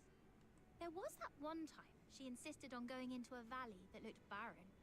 Turns out she'd sniffed out a hidden patch of berries deep inside. Then there was the time she wouldn't budge from a flower shop until I bought some flowers, just so she could eat them in one bite. And that other time, when she suddenly took off sprinting straight up a hill without looking back at me for once. Then I realized there was a snake in the grass, and she was leading it away. Every time she acted strange, it was because of something really important to her. What's important to a Geniemon? food? And perhaps... They're friends! Friends. That's it. If I'm right, those Genimon hunters must be hiding in the sewers. This Genimon can smell the scent of its captured friends from here. That's why it won't leave. That makes so much sense. In that case, we can wait right here. And as long as those bad hunters show up, we can follow them and teach them a good lesson. I'd kill them. Yep. So, is this Genimon smart or dumb? I mean, it's got the brains to want us to save its friends, but it also just walked right back into a trap. Maybe it did that on purpose. That way, we can just follow the bad guys who come to collect the trapped Genimon to their hideout. Oh, really? That's... Oh, not bad. Looks like we caught another one.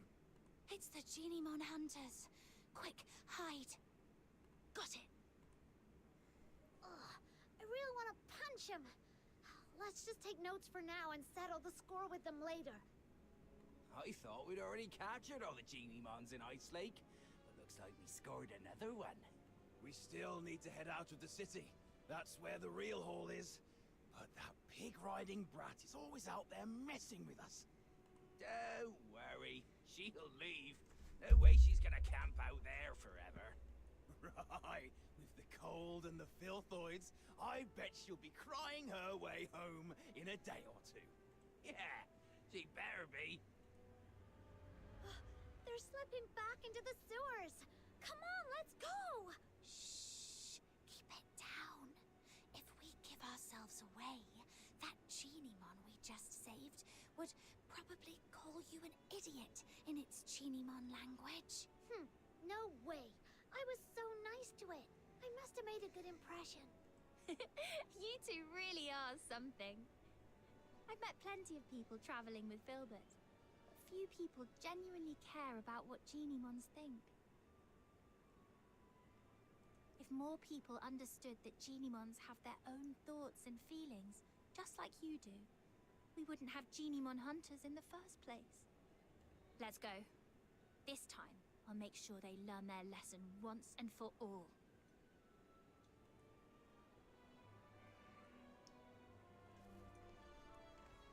Well, time to go into the sewers, I guess.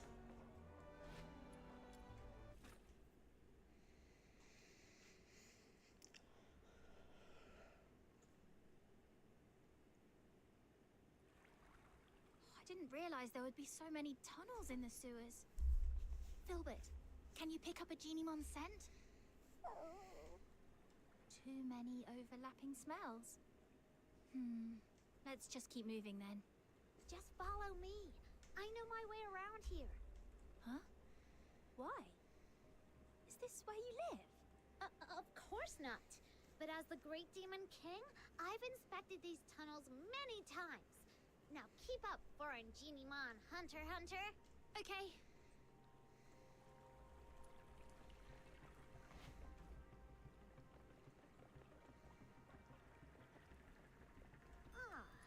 This mark wasn't here last time I checked. Looks like something the Genimon we just saved might have left behind. Let's follow it.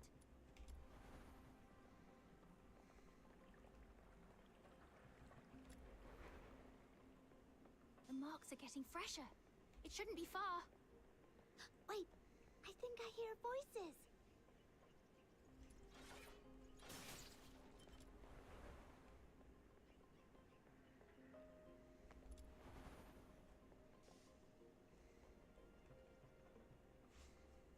We hit the jackpot, you know. This one's special. It's called Panimon, and they say it's the smartest, rarest, and the original form of all Genimon. The smartest. Seriously? If it's so smart, how'd it end up in our trap? Dem, how does one make you use that voice now? I remember you saying something about bits. Oh. Still need to fix that command at some point.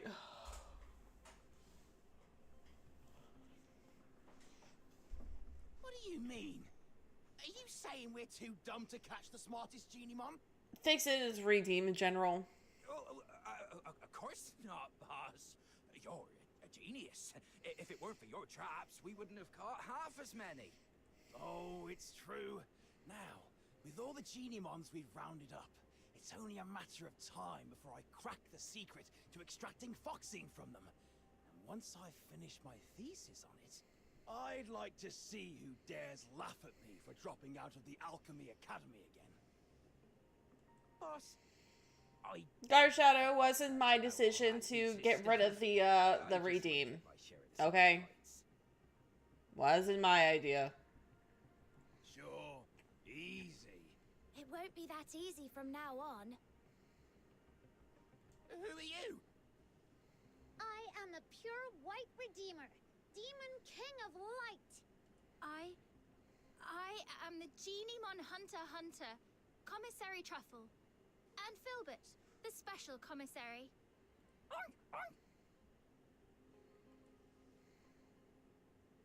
Why does it look like they have a freaking tattoo of themselves?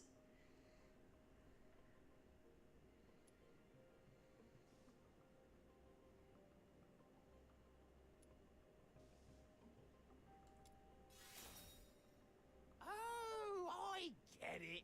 You're performers from the Gallia Theatre. That's not it.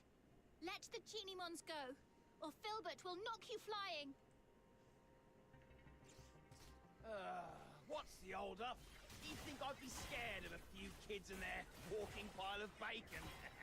You take that back. Apologize to Filbert, now. Boss! That Geniemon! It released all the other ones!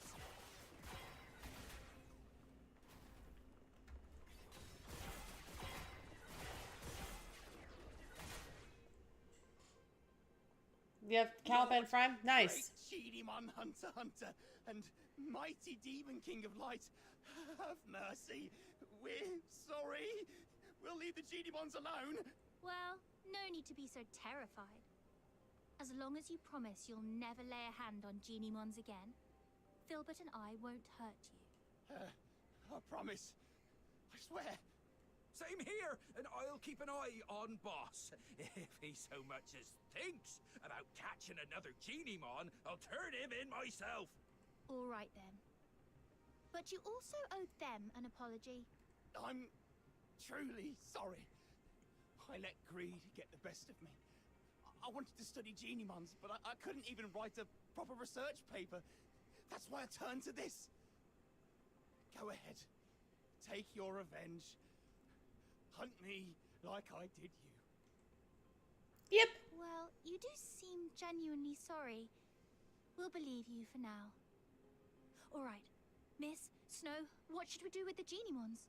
This game's been fun, Gar Shadow. There are so many of them. It'd be impossible to sneak them out of Ice Lake. But we can't just release them here. There's no steady source of foxine energy for them to survive. How can this be? Are you saying that even though we saved them from the poachers, we still can't make sure they all survive? That's right. Unless we can get enough foxine for all of them. That would require every household in Ice Lake to chip in at least one piece. But most people are afraid of Geniemons. There's no way they'd agree to help.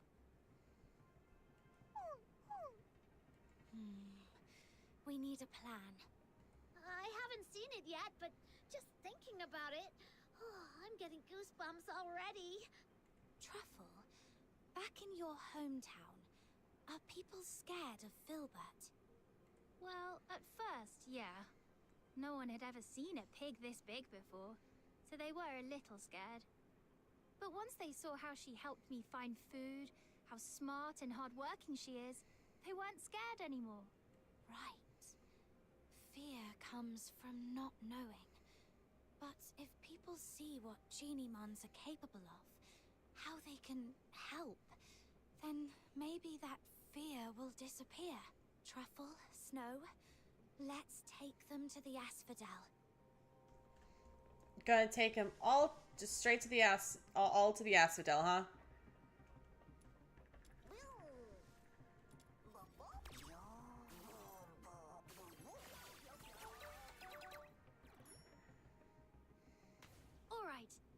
Filbert, sit down.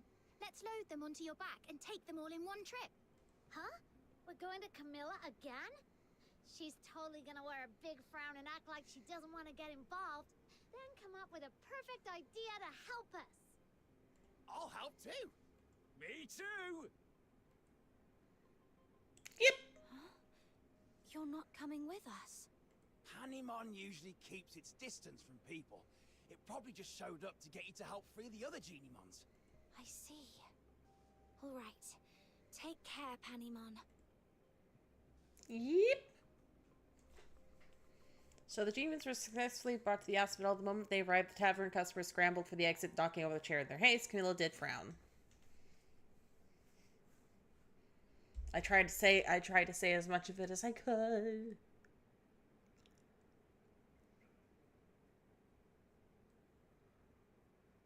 As the days passed, Camilla's frown began to ease. Camilla, I'll have a Zapyro special. Nothing beats a drink warmed by real flames on a freezing day like this. I gotta admit, when I first saw this little thing, I thought it was evil with that weird flame. It turns out that flame's perfect for heating a nice drink. Who'd have thought? Oh, the folly, Wells. The wretched, wretched folly.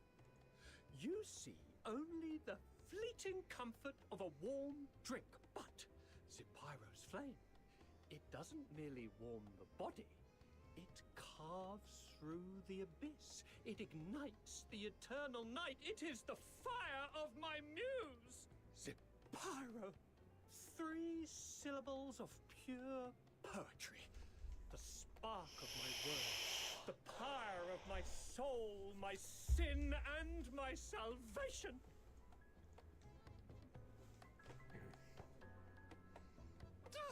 Such wretchedness. I'll take a 20% cut.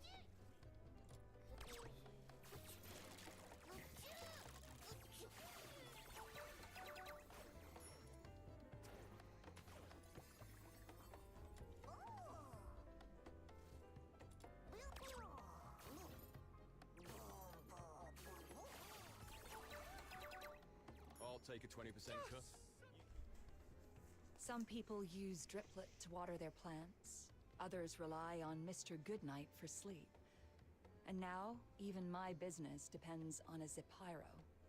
Funny how things turn around. Not long ago, people were all about extracting Foxine from Geniemons. Now they're buying it just to keep them around. That all thanks to Truffle and Filbert. If Filbert can live peacefully with humans, then so can Geniemons. And if Geniemons and humans can get along, maybe one day Charons and Solarians will too. I can't decide if you're naive or a true visionary. Either way, I'll be looking forward to that day. But for now, it's time to say goodbye to a certain little traveler. Oh, Truffle, can't you just stay?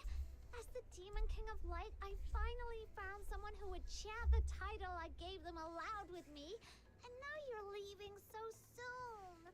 Oh, don't cry, Snow. I've been away for so long. It's time for me to go home. Besides, those ex-poachers are now Geniemon researchers. You can always ask them to chant with you. Nuh-uh, it's not the same. They're not as sweet as you, and they definitely can't carry me on Filbert for a ride. Little minion, don't just stand there. Help me convince Truffle to stay. Stop it, Snow. Don't make it harder for Truffle. I'll be back to visit, I promise. And let me secretly tell you something. The faraway place I'm returning to is actually the Elysian Church. When Filbert and I forage for food, we sometimes cross the unguarded mountain border to reach Hyperborea. At first, I was a little scared. After all, the Church and the Empire have always been at war. But after meeting you, I'm not scared anymore. Because if you can find a way for Geniemons and humans to become friends, then I believe one day you'll also figure out how to make Charons and Solars friends. And maybe even the Empire and the Church, too. And once the war stops, there'll be no more hunger. When that day comes, please come and visit me in the south with Snow and Miss Camilla. I'll treat you to our pink-red mushroom called a rustler. And we'll go to the beach and feel the warmth of the sea breeze. And look up at stars you can't see from here. You'll have a great time, just like I did here. That sounds wonderful. I'll try my best to make that happen. Pinky swear! Pinky swear. And Filbert, too. Her hooves seem a little too big for a pinky swear. Then just hold on to her hoof. It still counts. Okay, together. Cross my heart, hope to die, stick a needle in my eye. Oh! Don't stick a needle in my eye. Nocturnal Echoes is now unlocked. Face the enemies from your past. What doesn't break you makes you stronger. You've obtained an inactive Genimon. Viewed in the Genimon screen. The world outside. Inactive Genimons cannot join battle, but their traits can be learned by other Genimons through Genimon training.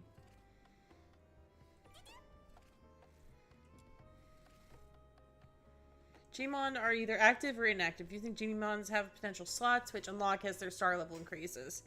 Gain Genimon potential through Genimon training.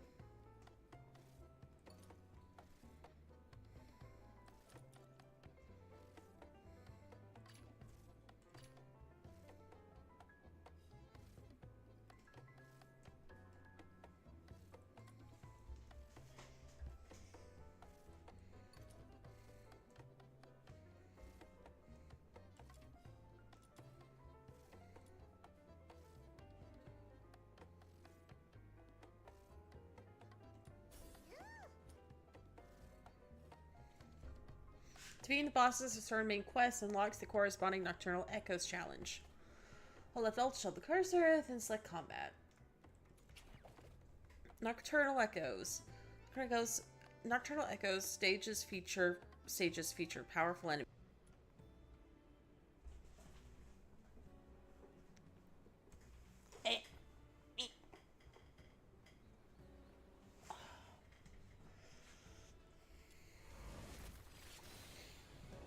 Sibyl, Nightmare 1, level 30.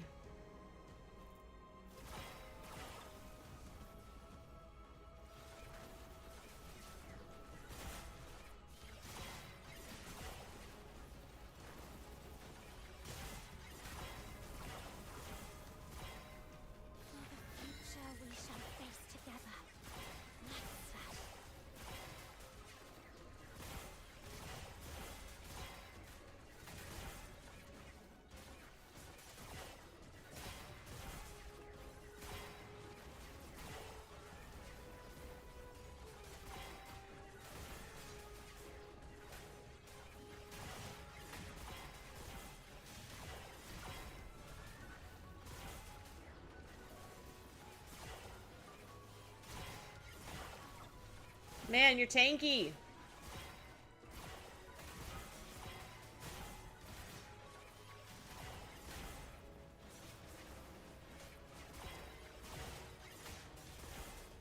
Not bad, I must say. Keep it up.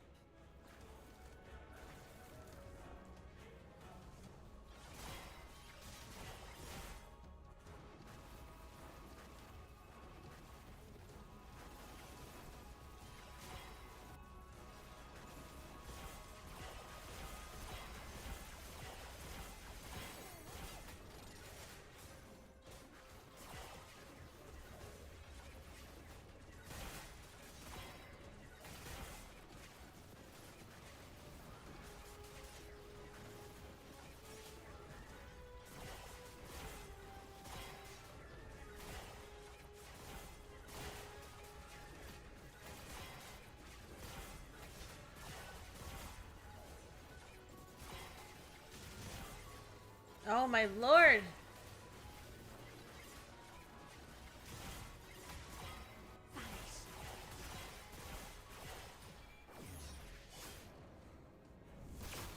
Not bad, I must say. Keep it up.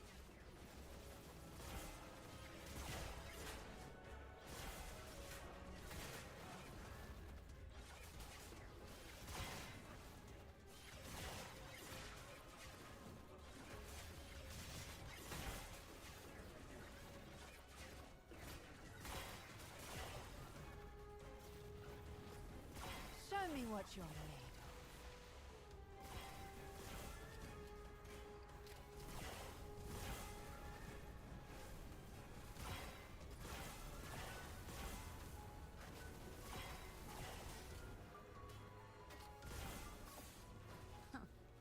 Meaningless struggles. Show me what you're made of.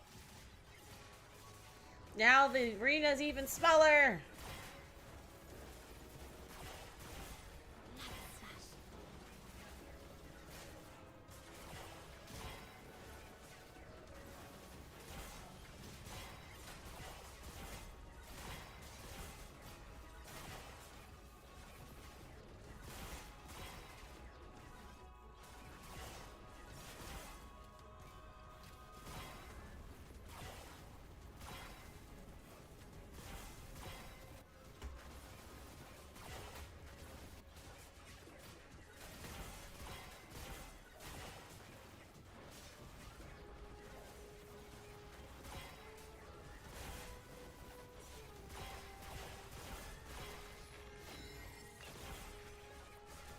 This time, I will be the shield.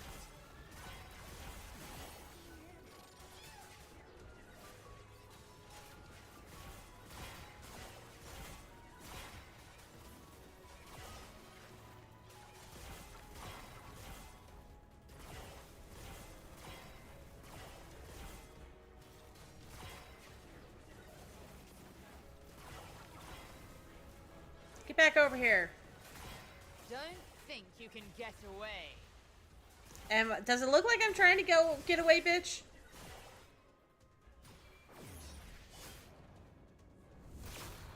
Show me what you're made of. Time to end this farce.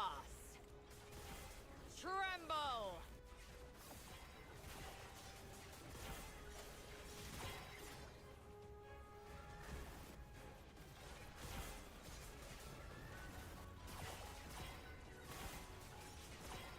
Tremble!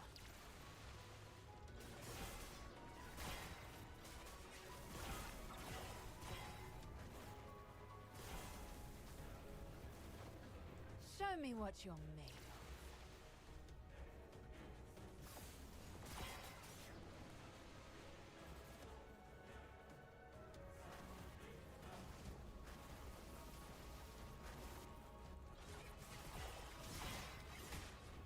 Show me what you're made of.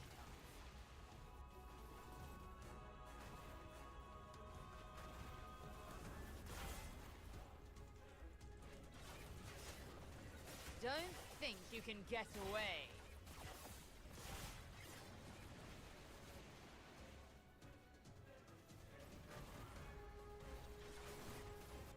I might actually lose this.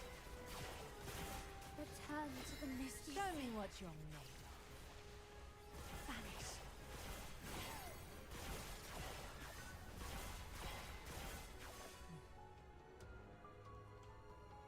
Ooh.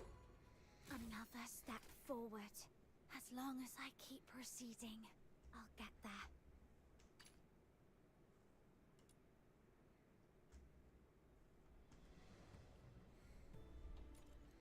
Okay then.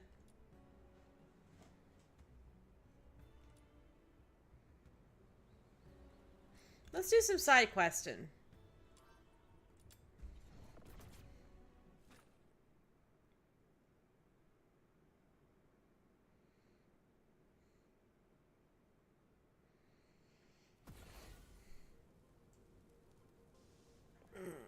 Before I lose sight of that. I don't want to trigger him. There we go. Okay, I'm actually going to get up for a minute, my loves. I will be right back.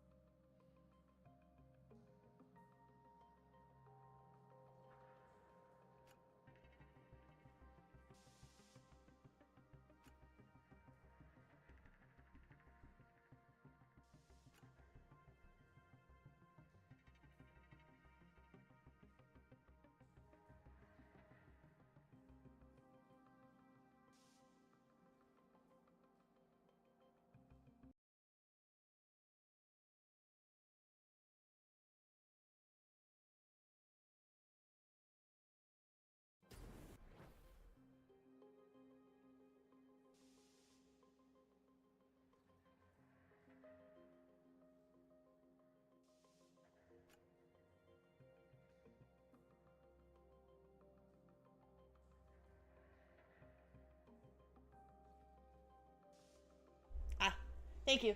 I went and made myself a snacky real quick, and I'm back.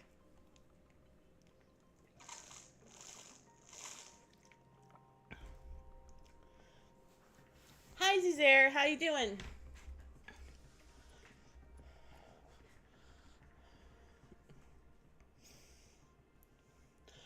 Are you sure this ride is safe? We're getting deeper and deeper into the sewers. Safe, of course. Ever heard of Luca's water slides? You know, those fancy rides where folks slide down pipes from high up and splash into a giant pool, laughing all the way? Well, going to Luca costs more than most people here make in a lifetime, but thanks to me, you can have the exact same experience right here in Ice Lake. Affordable, exciting, safe, fun, practically tailor-made for folks like us. And look at these pipes, built solid by the Empire, way sturdier than Luca's cheap plastic stuff.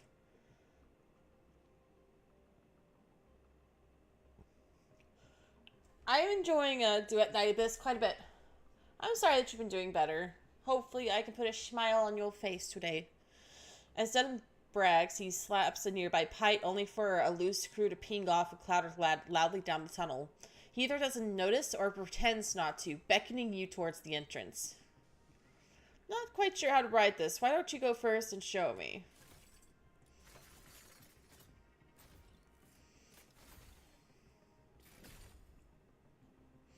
Alright, I'll show you. But you gotta promise to spread the word for me when you get back to Miss Aiken, right? Yeah?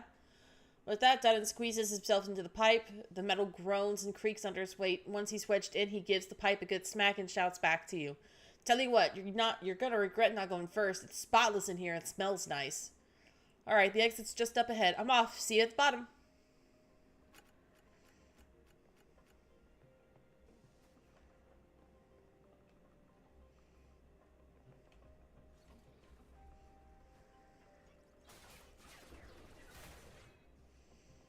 Rats.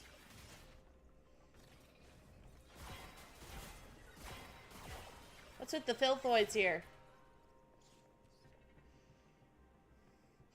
The creaking and groaning of pipes have drawn the attention of nearby filthoids. After clearing out the pest, you hear Dunn's voice echoing from the pipe next to you.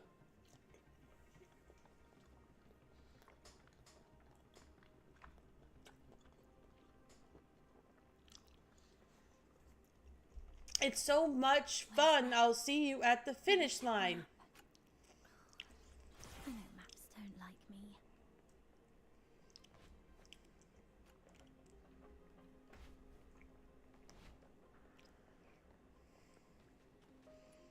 Hello, little buddy.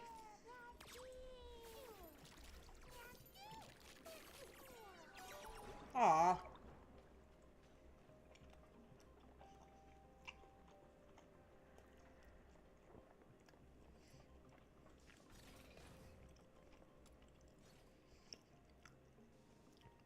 The finish line turns out to be little more than a puddle of murky water. Pressing your ear to the pipe, you can still make out the faint metallic groaning, fading into the distance. It's clear Dunn has completely overshot the exit. Uh-oh.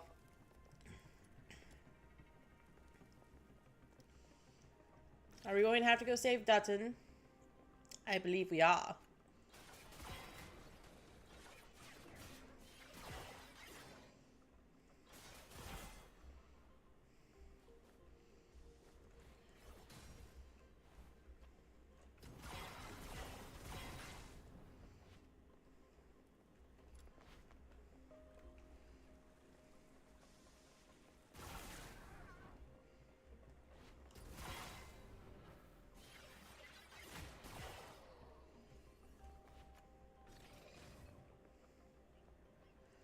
Keep wanting to look down random pathways for chests.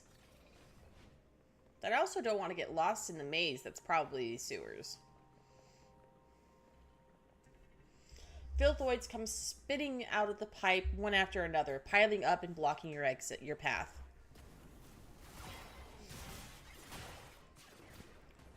I don't mind that very much.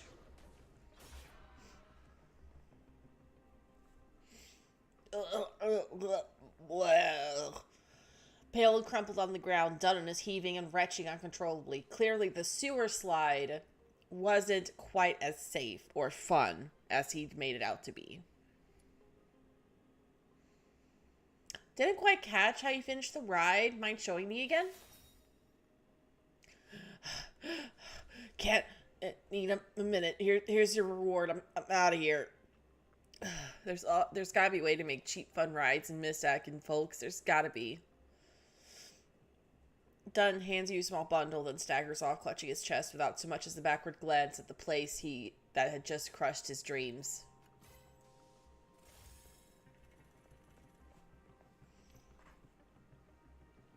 You did put a smile on my face. Now I chill. Yay!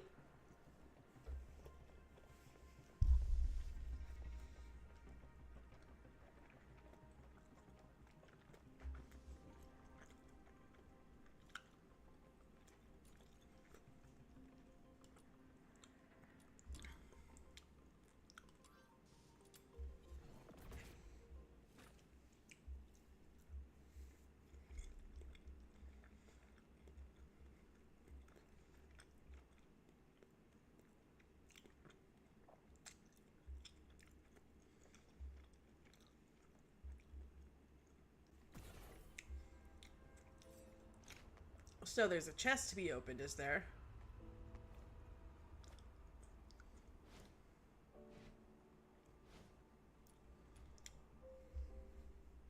Despite all your efforts, the chest is stubbornly refuses to open. Hey, stop messing with our stuff.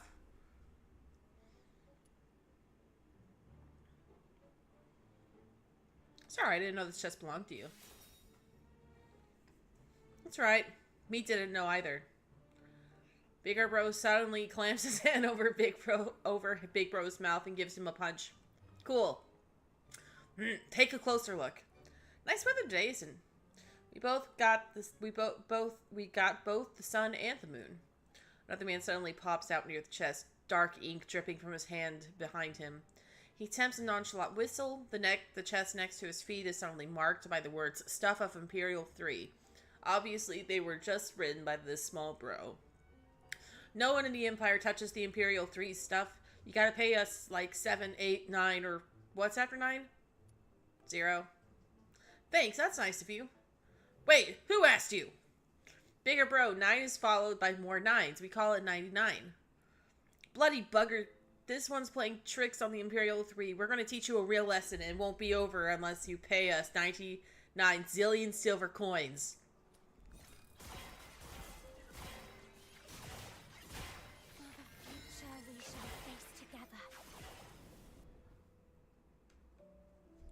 It's mine now. Shh, don't move. Just play dead. I'm dead. I'm really dead. I'm totally dead. You killed my big bro and Bigger Bro. You owe me blood money. No matter how hard you hit him, Big Bro refuses to let go of the chest. Small Bro clings onto your leg with great vigor. You are obviously trapped in a ploy to extort money. Give Small Bro a vicious kick with the other leg. You killed me, bros. You kicked me. Ah, my arm. You broke my arm. You gotta pay me double. Small Bro simply refuses to let go of your leg. Hey, what are you doing? Drop your hands now. I saw everything. The Mara Den girl found the chest first. And what you did was robbery, and now it's become extortion, which is even worse. Outsider gives you a look. He's hinting that'll take care of the problem. It's not yours. The chest got our name on it. Stuff of the Imperial 3. Your writing is wild. Wizard, ain't it? Been practicing with his marker pen. Marker pen? Sounds really cool. Can I have a look? What a hick. Here, take a look. Outsider takes the pen and spins it in the air, then he writes something on Bigger Bro's back. Alright, follow your logic. All of you are now working for Mr. Outrider. That's me. What? Wait, Bigger Bro's got something on his back. Outsider's sidekick. Whoa. If Bigger Bro is Outsider's sidekick and Bigger Bro's our boss, does that make us Outsiders? Yay, I'm Outsider's sidekick. What's a sidekick? I mean, it means, I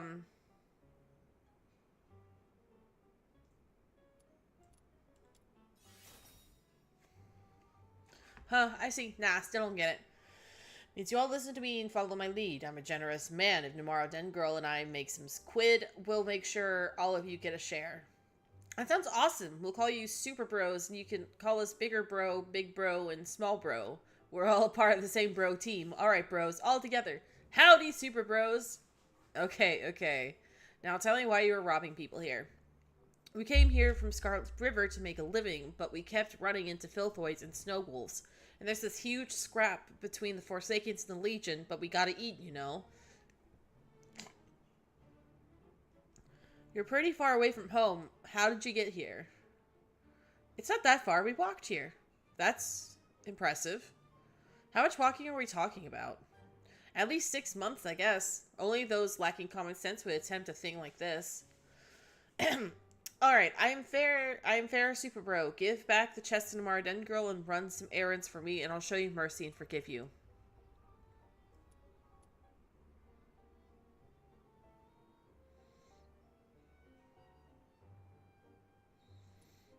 That's enough. Hand over all you have and make your super bro happy. Huh? We got nothing left, it's true. Our pockets are emptier than a ghost town. Fine, maybe next time. Thank you, super bros. Told you. Alright, looks like we've got everything settled. Come to my place tonight. Dinner's on me. Free food? Hooray! Let's go.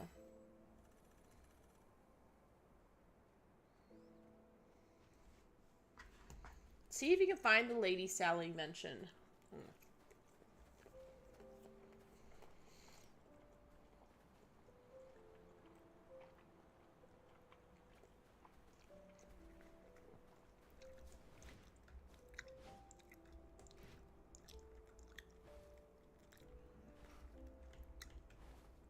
Nope. Ooh, chest.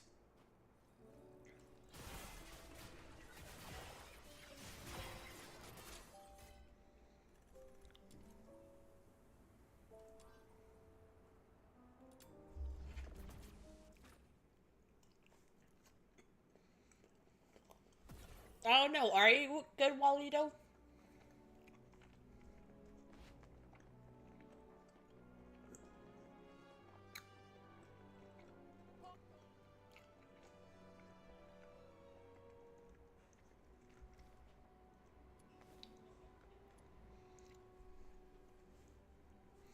Where could he have gone off to? The old lady's sorrowful gaze lingers in the distance, oblivious to your approach.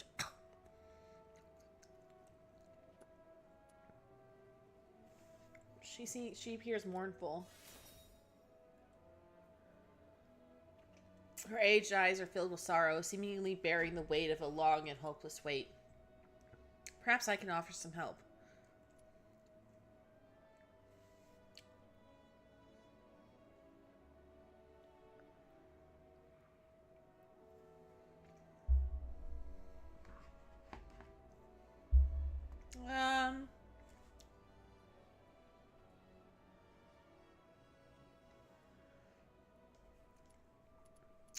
Let's do an empathy check.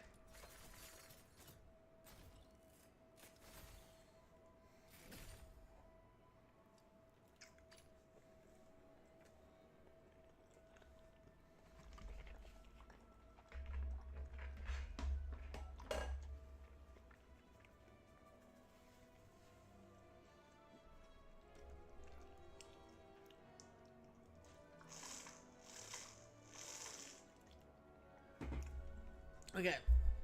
Who are you? I haven't seen you before. Are you from a nearby village? Have you ever come across a Charon man named Hamel Dickinson? He's an Ice Lake local. Light brown hair, about 19 years old, wears...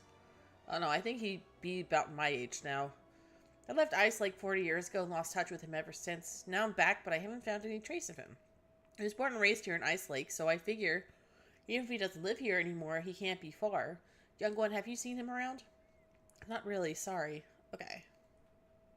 If you do see him someday, could you pass on a message? Helen has returned to Ice Lake. She's been waiting for you, and an explanation that is 40 years overdue. If you don't see him until next year, ask him why he's 41 years late. It's the year after. It'll be 42. I've been keeping count. Lady Helen looks deeply distressed, likely the lady Miss Sally mentioned. There might be a way to help them both. Hey, little guy. I'm gonna leave you alone.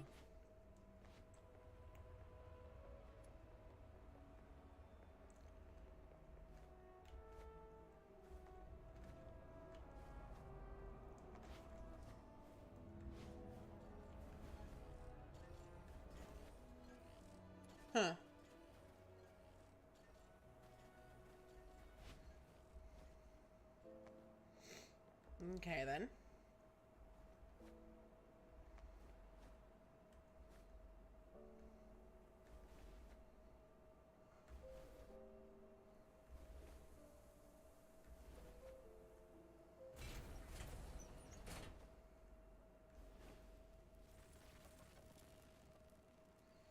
Jam gate. Okay.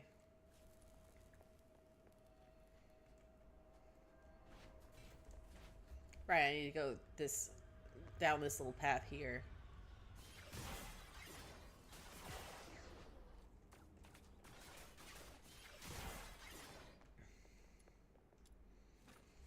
I guess we're going to Glaven Pit again?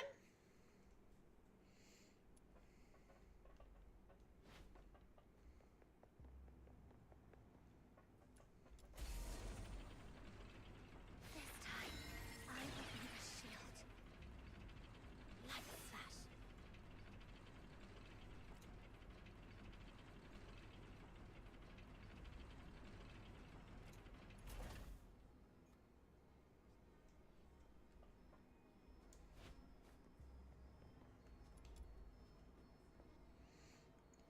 Okay.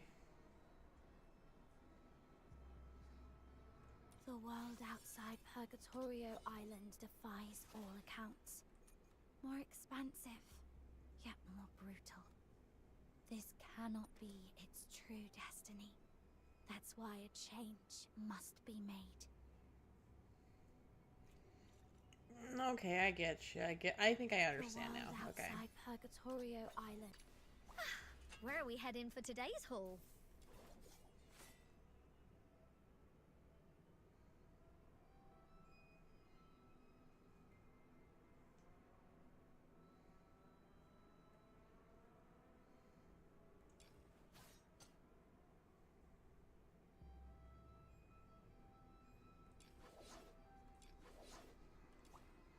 Okay, give me a second. I want Are you you. inviting me on a date?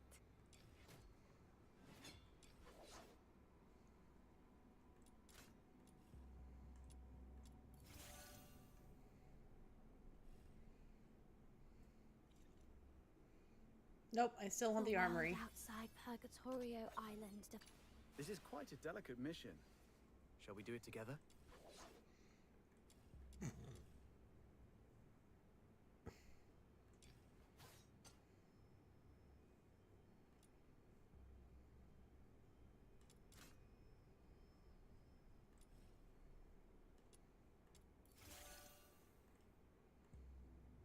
Please don't spare too many thoughts on me. It's just kind of awkward.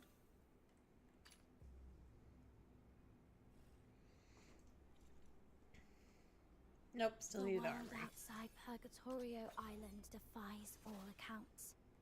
More expansive, yet more brutal. This cannot be its true destiny. That's Select why a loadout. change must be made.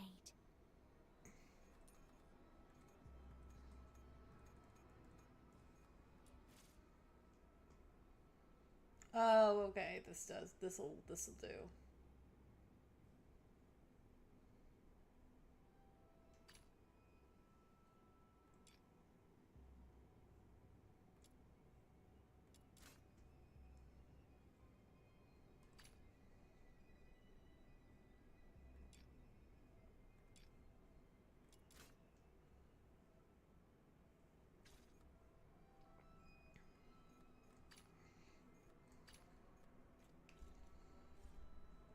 Ain't burnt toast, is it? Oh yeah, that would be bad.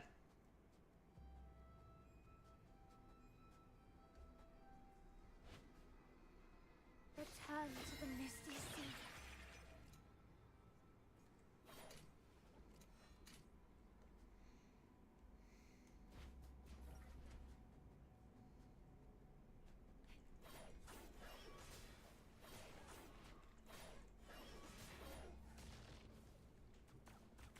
Check this out.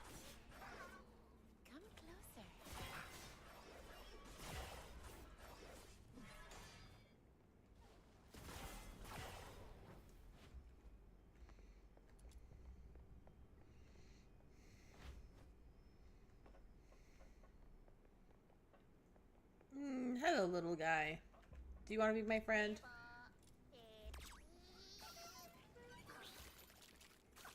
Yes.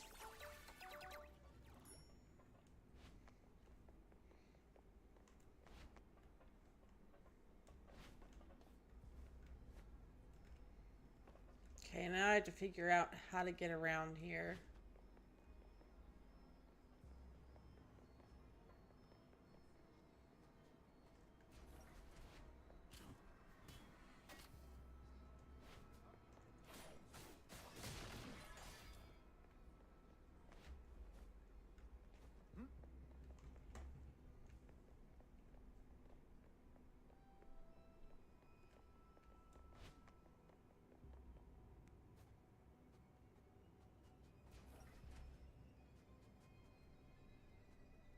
Okay, I can go through here.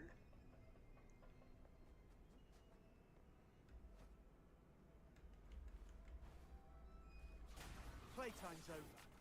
Time to get serious.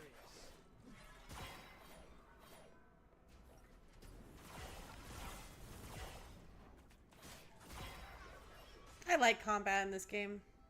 I really do.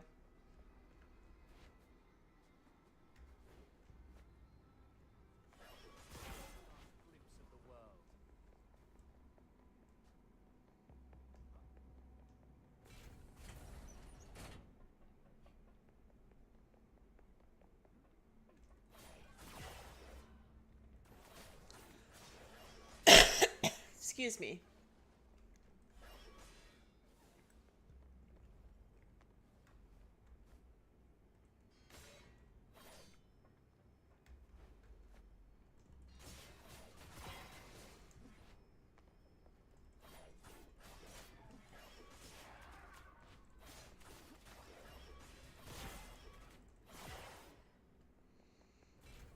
We're getting closer. We're getting closer.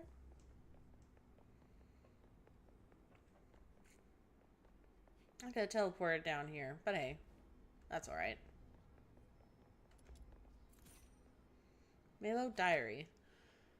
April 14th. Many supervisors at Gleven Pit have been reassigned to other pits. No one's on night watch today, lucky me. April 18th. The soil here is unusually soft. I managed to dig down 3 meters in just one night. I've blocked the entrance with some old crates that have been lying around for over half a year. No one's going to notice they're missing. My love, I know you think the legend about the gemstone is just a myth, but this is our only chance. Wait for me, Hillen. April 19th. Feeling a bit off lately. Dizzy. Vision blurry. Not much of an appetite.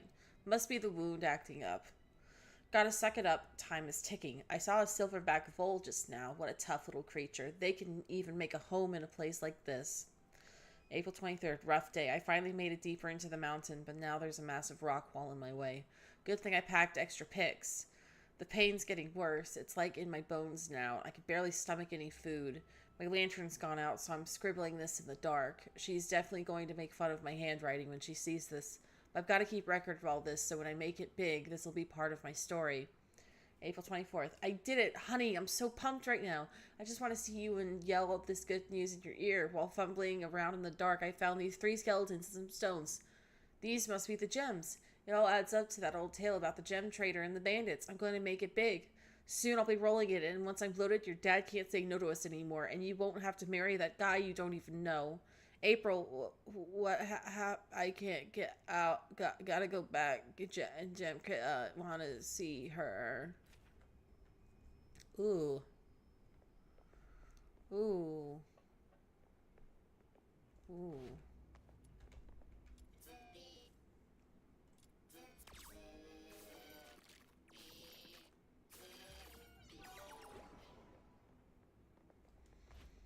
Well then.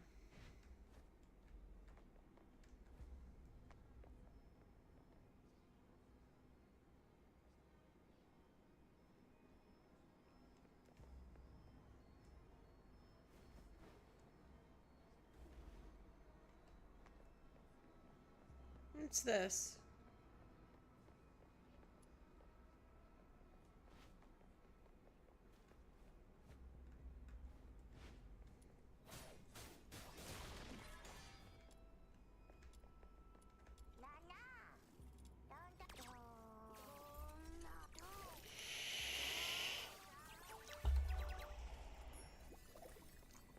seen you, little buddy.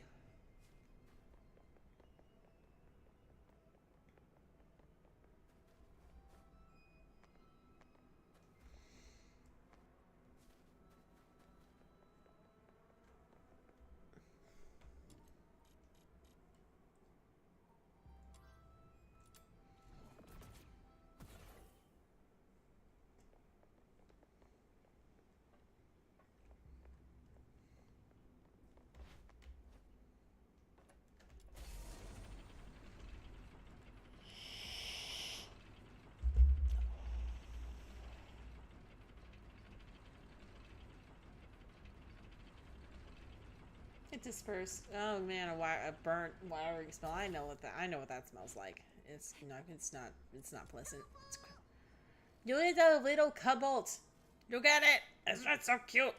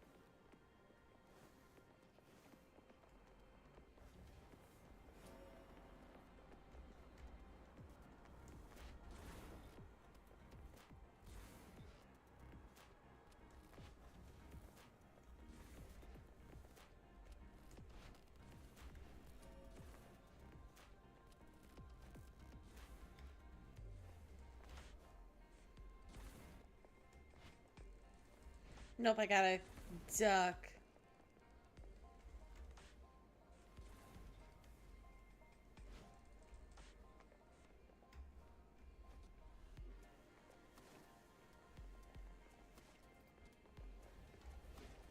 Dang it.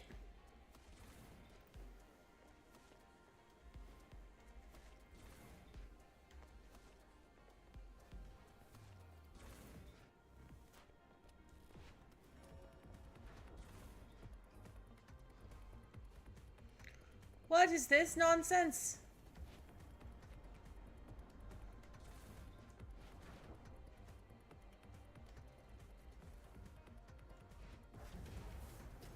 Damn.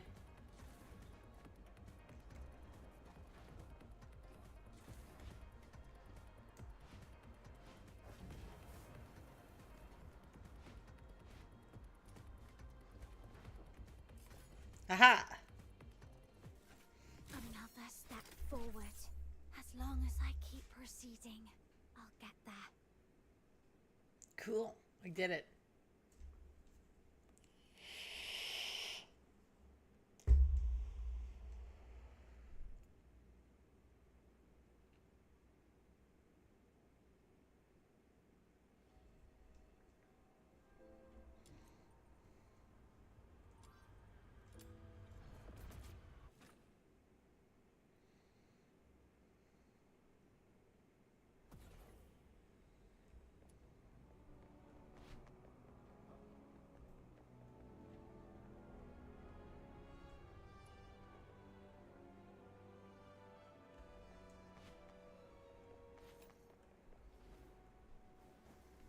Where could he have gone? Young one, any news of Hamill Dickinson? Hamill Dickinson, that name rings a bell. Indeed, it is the same name on the title page of the journal you retrieved from Gleven Pit. If your guess is correct, then the monster haunting the depths of the pit might just be her cloudy eyes brightened slightly as the mention of that man. The name Hamill Dickinson clearly holds great significance for her. She's waiting for an answer.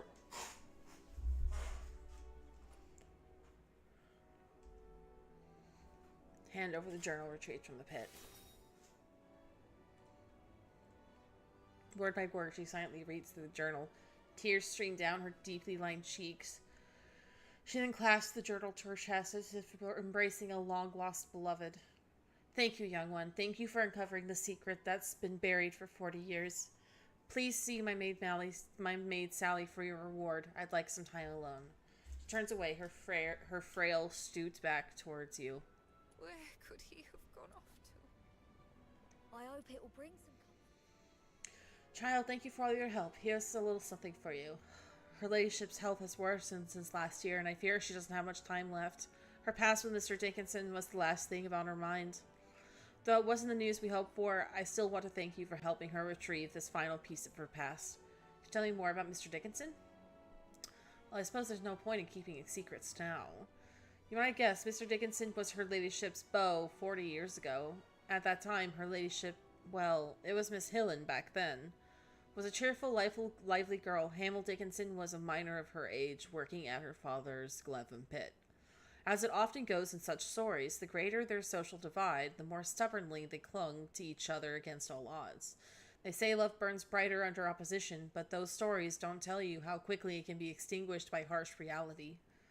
When the master, who was the director of Glevin Pit, appointed by the Alopile, learned about their relationship, Hamel Dickinson received a terrible thrashing instead of the master's blessing.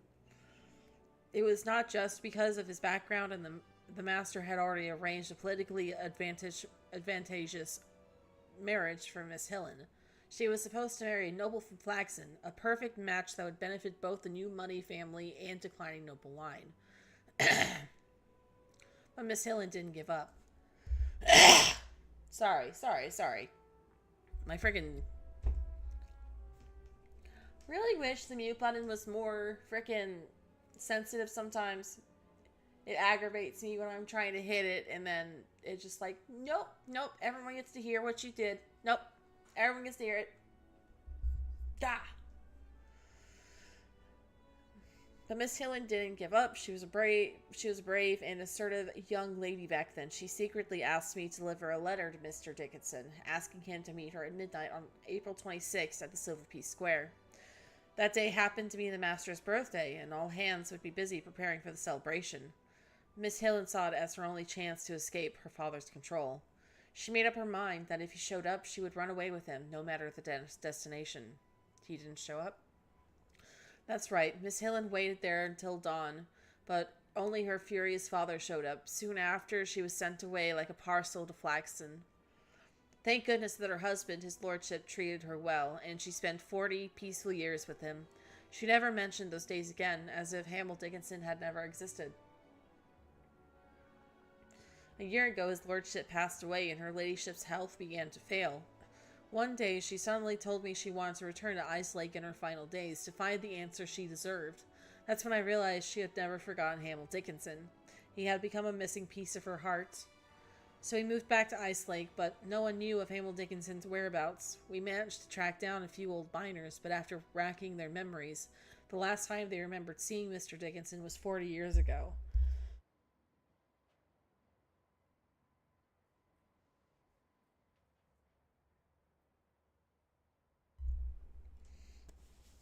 I never expected the truth to be like this. Turns out Mr. Dickinson didn't stand her up, and it was because Lady Hillen that he went to that pit. I don't know if this means consolation or more pain to her. I really don't know how to console her ladyship at the moment. Ugh, my head hurts. I should go prepare dinner now. I just hope my soup might make her feel a little better. Although the truth is harsh, in her final days she has finally found the answer that was 40 years late. At least she won't have to step into the grave with doubts and regrets. Perhaps this is as close to a good ending as one might hope for. I hope it will bring some comfort to her ladyship. Help Wells with his trouble. Alright. Side questing for the win. How?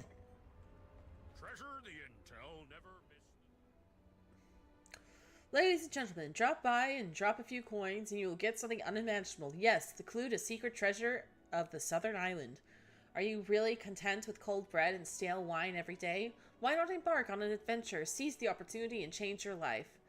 The old man before you was dressed in rags, but his eyes gleam with fiery conviction. Still, all that grand talk only makes him seem less than trustworthy.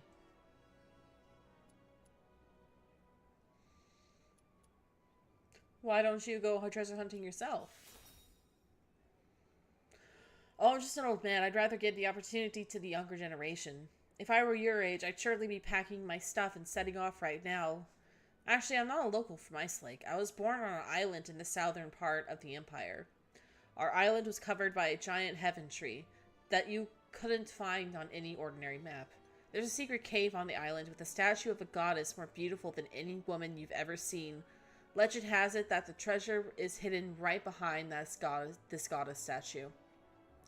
As for what this treasure is, if you want to hear more, just a few silver coins will suffice.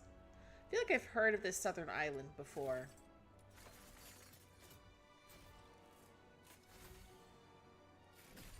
Oh yeah.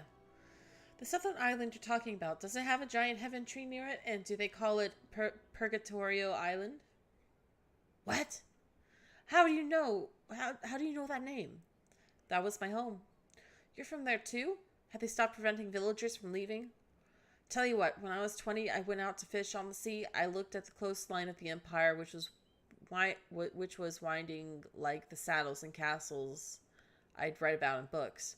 So instead of taking my catch home as usual, I kept heading east to this side of the coast. But life here turned out to be a bit different from what I had imagined. It's been over a decade, and now I can't even scrape together enough for the fare back. I can only make ends meet with my eloquence.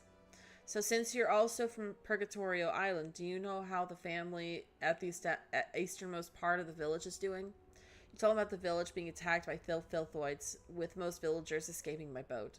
What the? But you just said they all escaped, right? Thank God, as long as they've got away. By the way, if you ever get a chance to go back to Purgatorio Island, could you check near my old house to see if there's anything left? If you can't find anything, just bring back something for me. Anything will do, even a blade of grass. Sure.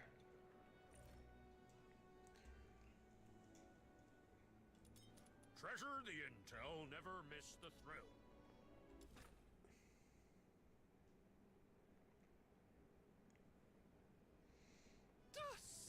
I'll take a 20% cut. Even before even entering the asphodel, you already hear the echoing curse words, as if wanting the whole city to listen to his rage. How dare you show yourself in front of my face? I was such a fool. I should have done more than just kick you out. You paraded around with our family names for so many years. Did you use my warning letter as kindling? Yes, you are right, but after all, that surname is what you... Wells, like a child who misbehaves, stands with his head bowed in front of an old man, allowing the latter's fingers to jab at him. Shut up, you have no talent, yet you try to be a fox hunter. Do you really think you deserve this money and fame, running around like a dog for others? The inner city now sees the Wells family as a joke. I was just thinking, if I make something of myself someday, maybe you'll reconsider things about me and Sarah. How dare you mention her name? Forget about it. You and my daughter will never get back together. Never.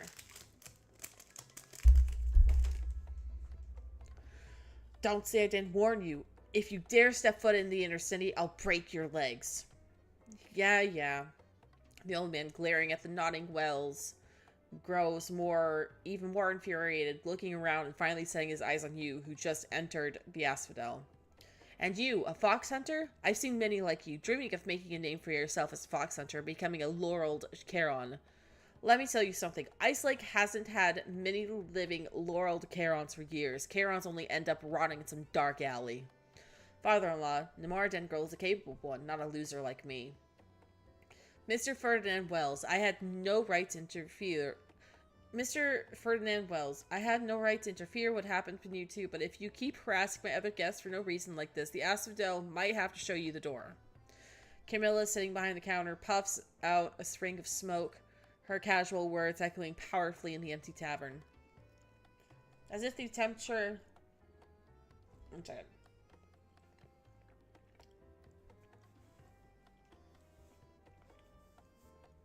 As if the temperature in the asphodel rose significantly in that smoke.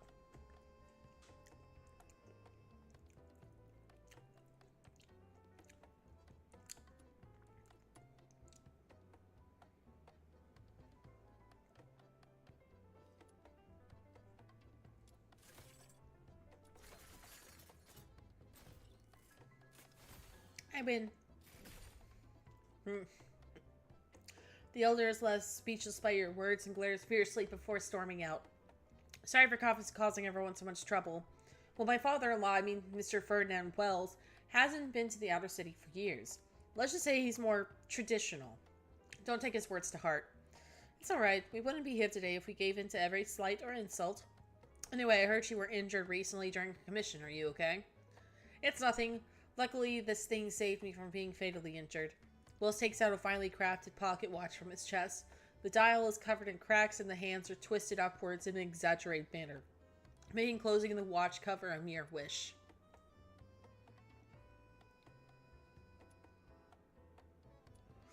Shape of those cracks, I see. It protected you from the fatal blow to the chest. He made himself over a decade ago. There wasn't a soul who hadn't heard of Todd Wells, the prodigy clockmaker. Back then, his craftsmanship almost won him the title of Laurel Caron.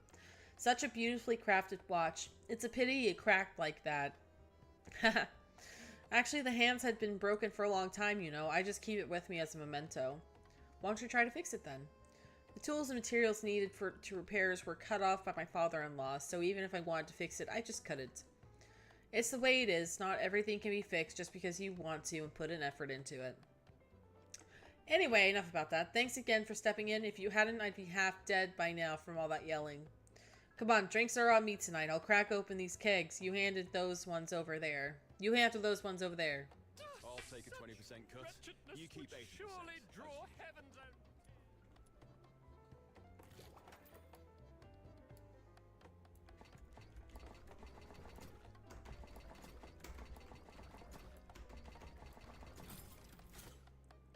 Okay, then. You pop open the last keg. Glancing back, you see Wells already raising a glass, his grin wide and familiar as ever. And yet, beneath the laughter, his fingers curl around the broken pocket watch, a quiet sorrow flickering beneath the surface. That wasn't quick enough.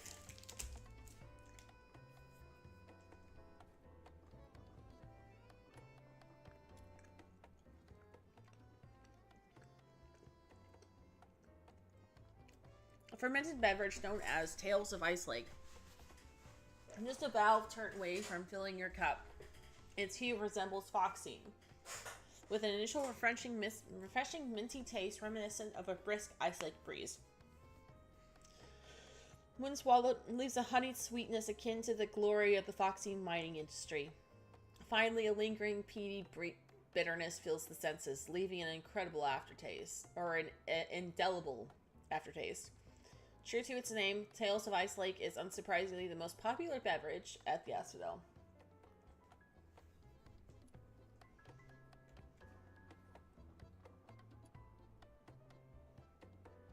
I'll take a 20% cut. You keep 80%, as Wretchedness usual. would surely draw heaven's out.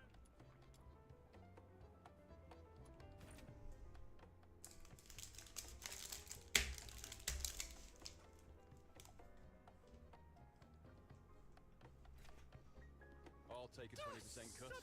You keep 80%.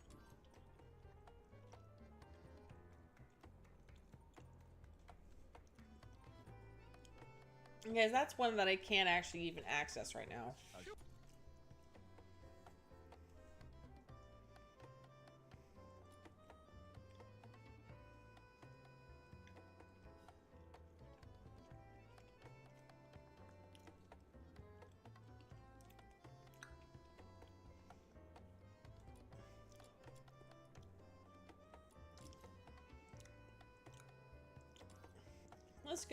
Let's go ahead and continue with the story to give my talking, or give me a little break from talking.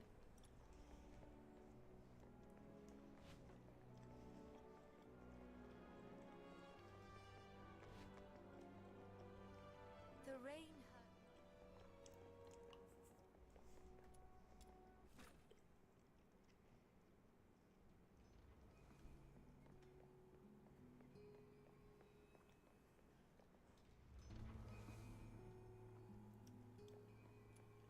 How pretty.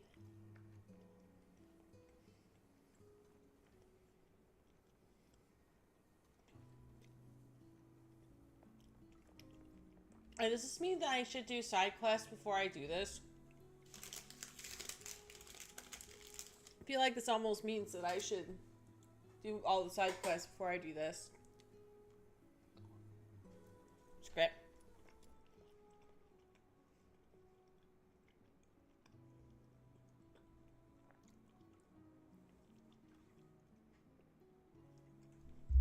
Okay.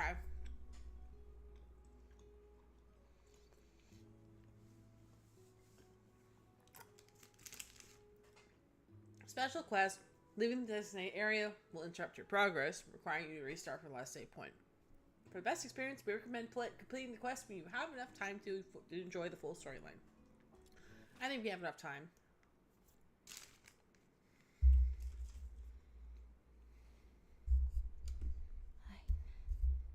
I'm having this dream again. The giant beast blocked your path. Its grip tightening around your throat. Your body shakes as you suffocate.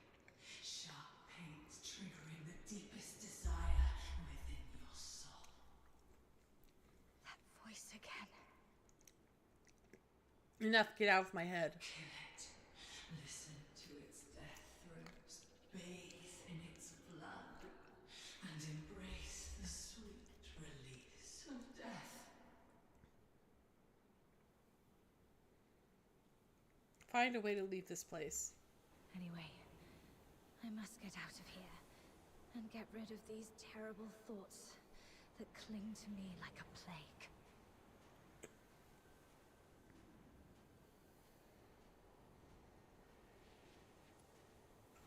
Nammy. What is up with the nem?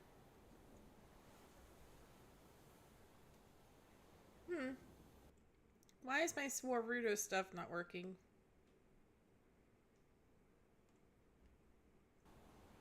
Oh wait, you gotta ignore what you can see.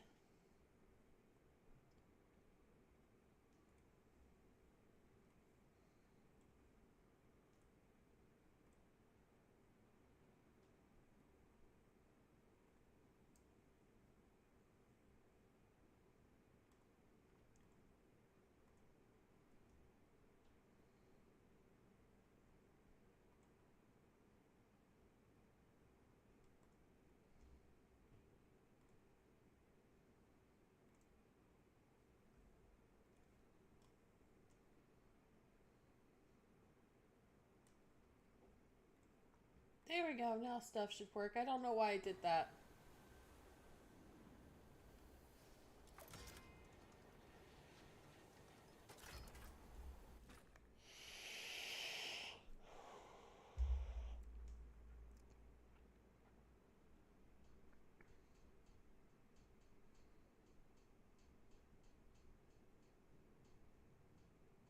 Wake up, or you'll die.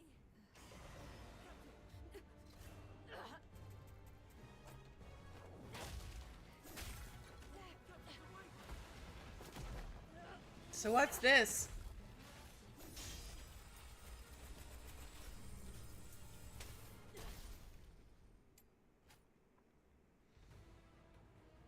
Perfect dodge for protagonists in Chapter Twilight. When facing strong enemies in Chapter Twilight, dodging at the last minute before an attack will slow nearby enemies for a short period, for a brief period. You're finally back with us.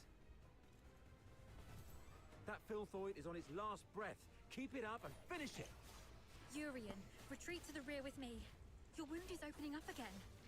Trust her.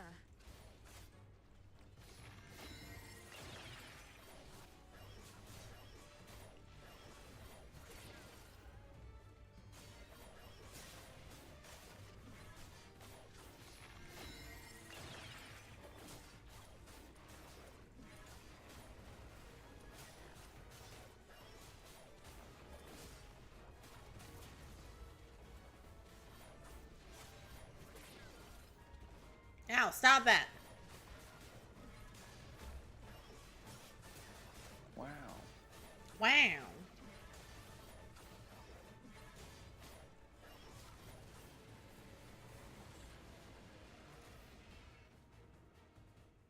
It's done.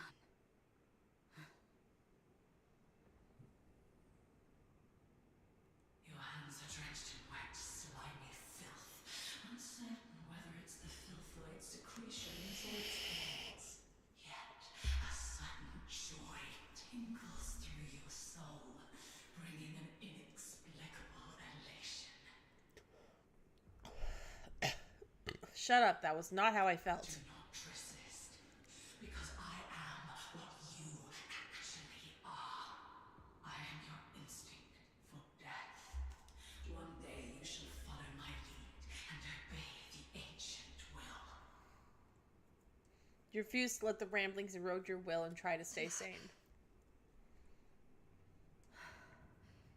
That annoying voice has finally stopped. I should go check on the others.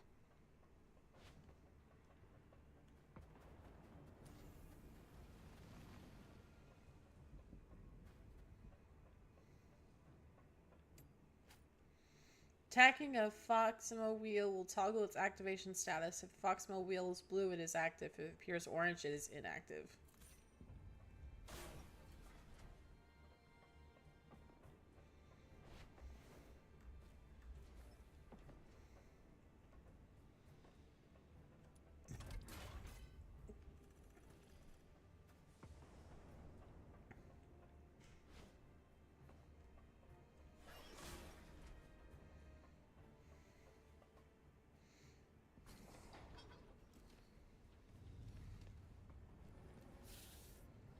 Dr. Daphne, we've completed our mission, right? No, not until we get back alive. It's all right, Daphne. Calm down. Everything's going to be okay. You're back.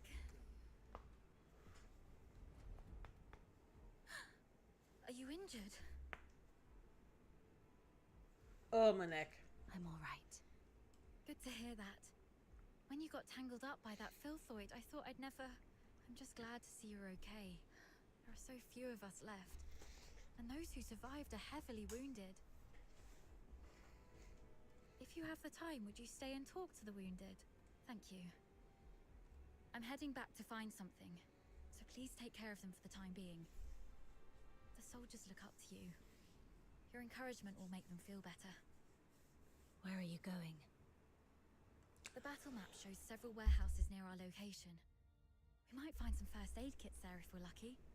Yeah, I'd be pretty I'm lucky. already out of coagulants and painkillers, but some of the soldiers haven't been treated yet. Their injuries can't afford any more delays. You should stay. I'll go. This is the medic's job. And the medic stays. You aren't strong enough to deal with the filthoids out there alone. We can't afford to lose our only medic. Understood. I'll follow your orders. Is your radio still working? Yes, it still works. Then please stay on the channel so we can keep in touch. Will do. Will do, pretty green lady. Gotta make those rotters pay. Oh, fall asleep. Damn those freaking rotters.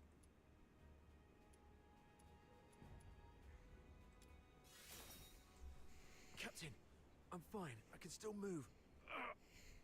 Those despicable cowards are using filthoids as their weapon. The Forsakens are monsters. Just like their filthoid pets. And those blasted airheads giving us the orders are just as bad. The mission brief mentioned nothing about the filthoid hordes down here. Sorry about that. I shouldn't have vented my frustration in front of you, Captain. It's all right. Letting out emotions is better than being unable to speak at all. You always know how to soothe people, Captain. And thank goodness we have you. We thought we were goners. It's just that we're too green. If only Commander Avar were here. As a veteran, he must have a way to get us out. Sir Avar. Still no word from him. Damn those filthoids. Doctor? Dr. Daphne? We're stuck in this bloody dump. Please, Dr. Daphne. If I don't make it, do me a favor and bury me.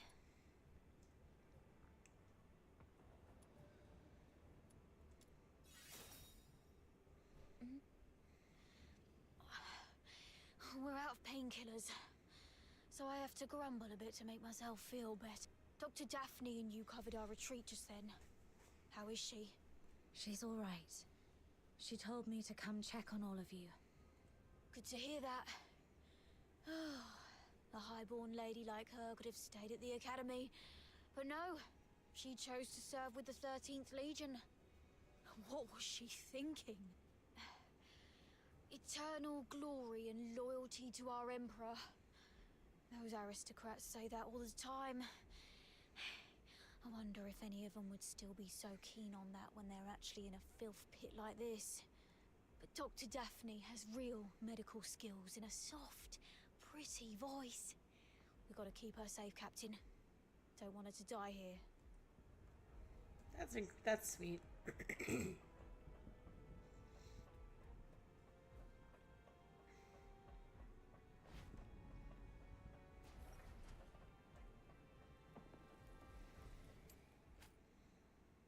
Activate, deactivate transformers. Interact with the transformers to activate or deactivate their connected devices. Check the color of the cables to tell which device is active.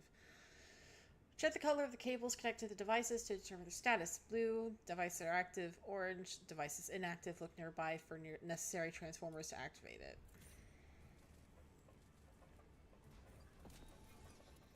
The warehouse does have a few military supply crates.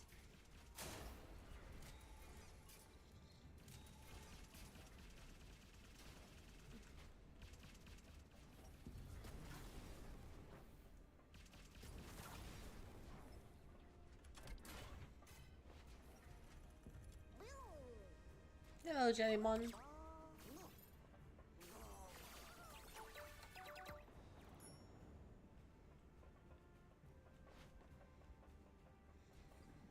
Looking around for extra loot.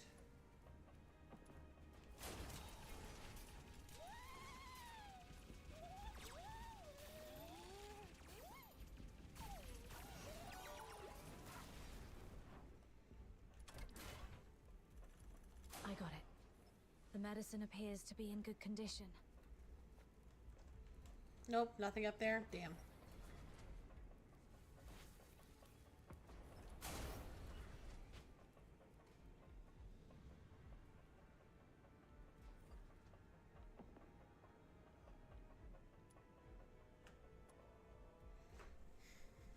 You're back. Give the medicine to Great. Daphne. This will help stabilize the wounded. Daphne treated the wounded. Any news from the Snow Wolves? Not yet. While you were away, I tried reaching out to Commander Avar of the Snow Wolves and Chief Commander Fulvis, but none of the comm channels were working. Keep trying. And meanwhile, let's see if we can find a safer place for the wounded. Actually, I have a plan. What is it? Take a look at this map. We're currently in the storage area where the exit is blocked. However, there are some underground tunnels that we haven't checked yet. Most Imperial cities and fortresses have elaborate networks of underground sewers. In recent years, some of these tunnels were expanded and reinforced to serve as air raid shelters. If we're lucky enough and the Forsakens didn't set up any ambushes, maybe we could get the wounded there to rest and recover. Besides, the sewer tunnels run all the way outside the fortress, so if our reinforcements arrive, they can easily get to us. Of course, the tunnels might be risky as well. If you think it's feasible, allow me to scout ahead first. It's worth a try. But we can't risk having our medic do this. But now, only the two of us can move or act. And the Filthoids might attack this place any time. We should stay and keep the squad safe. I may not be a professional scout, but over time I've picked up some useful skills, so... All right. Be careful down there. Make sure to sidestep any confrontation with the enemies. Understood. I'll stay on the radio while you keep contacting the others. And if I lose contact for more than half an hour, please, lead the squad to find another way. Don't be scared, Daphne. Everyone's survival depends on you. Don't be scared.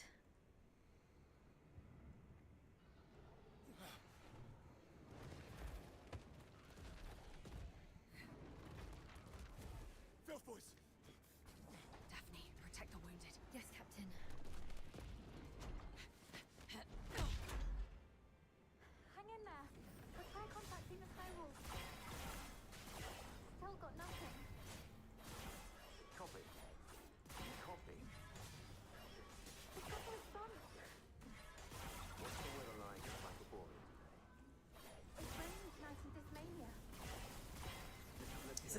defense mission. Report your position, squadron.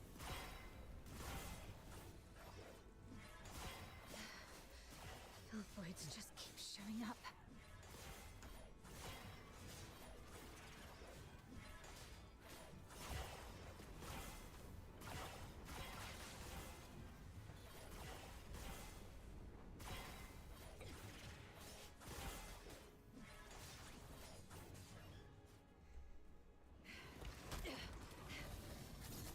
Hang in there, kid.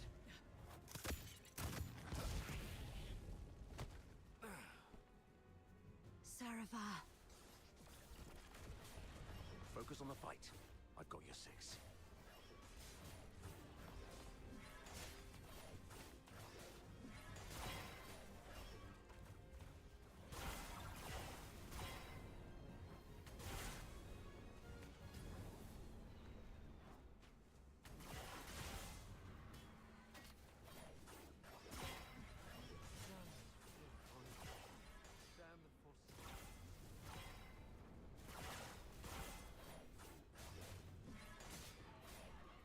Didn't even show up on my end. Too quick. Super quick.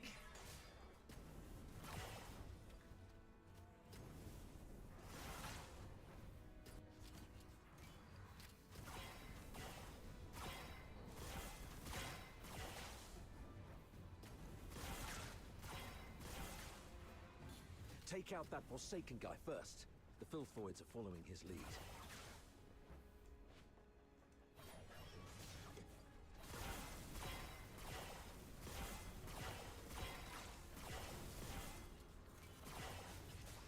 For the future we shall face together. Don't tell me you're the only Griffin left alive. Where are the rest of your squad? They're right ahead. Most of them are heavily injured. Please follow me. We've repelled the Filthoids and set up a temporary shelter, but I don't think this place will hold.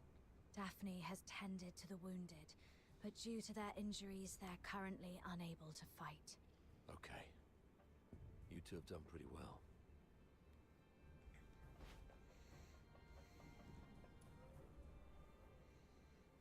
I've checked on everyone. Why the grief? You still have your arms and legs, so stand up straight and pull yourself together. I know what you've been through. I've seen many of our fallen soldiers along the way. But you are soldiers.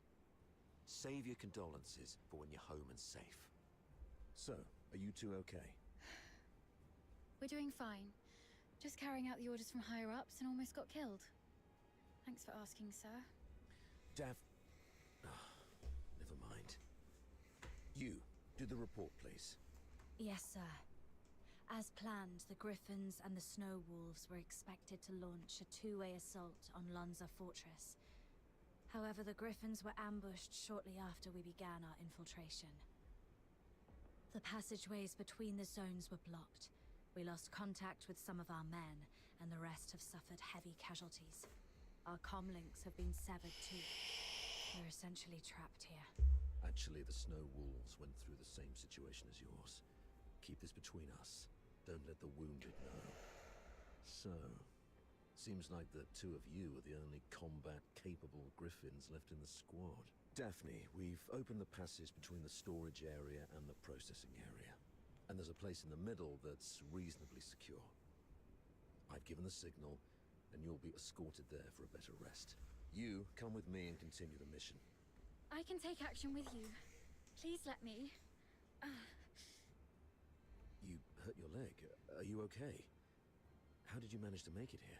Don't mind me. I've saved one last dose of anesthetic for myself. The latest Academy potion is quite effective at killing pains, so it's okay. Medic Daphne, what is Article 12 of the Hyperborean Legionary Code of Conduct? Now is not the time for rules. I can still... Medic Daphne, answer your superior officer. The chain of command must be respected during all military operations. Daphne Theodore, medic of the 13th Legion of the Hyperborean Empire. Yes, sir. Hold all actions and stand by. After joining up with the Snow Wolves, proceed with the wounded Griffins to the processing area for rest and await further orders. Is that clear? Sir, yes, sir. Okay. You, follow me and proceed with the mission. Yes, sir.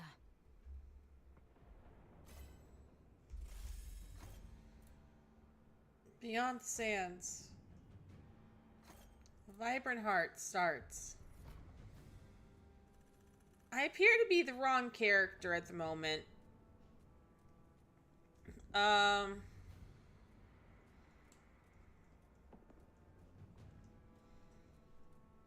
What's going on here? The world outside Purgatorio Island defies all accounts. Alright then.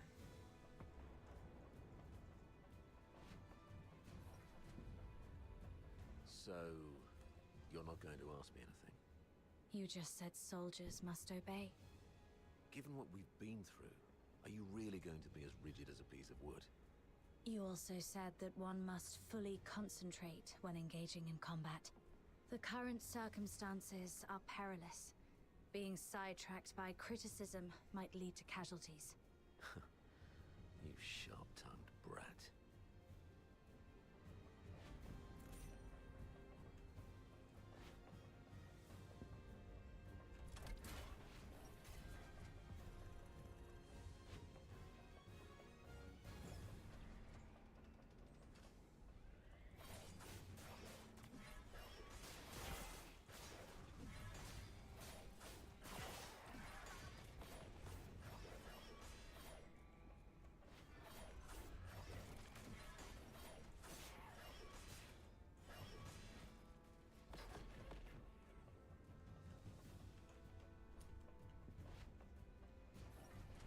Cargo lift.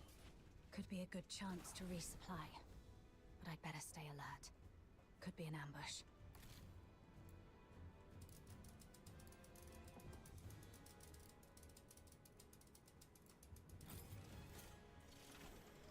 Cool.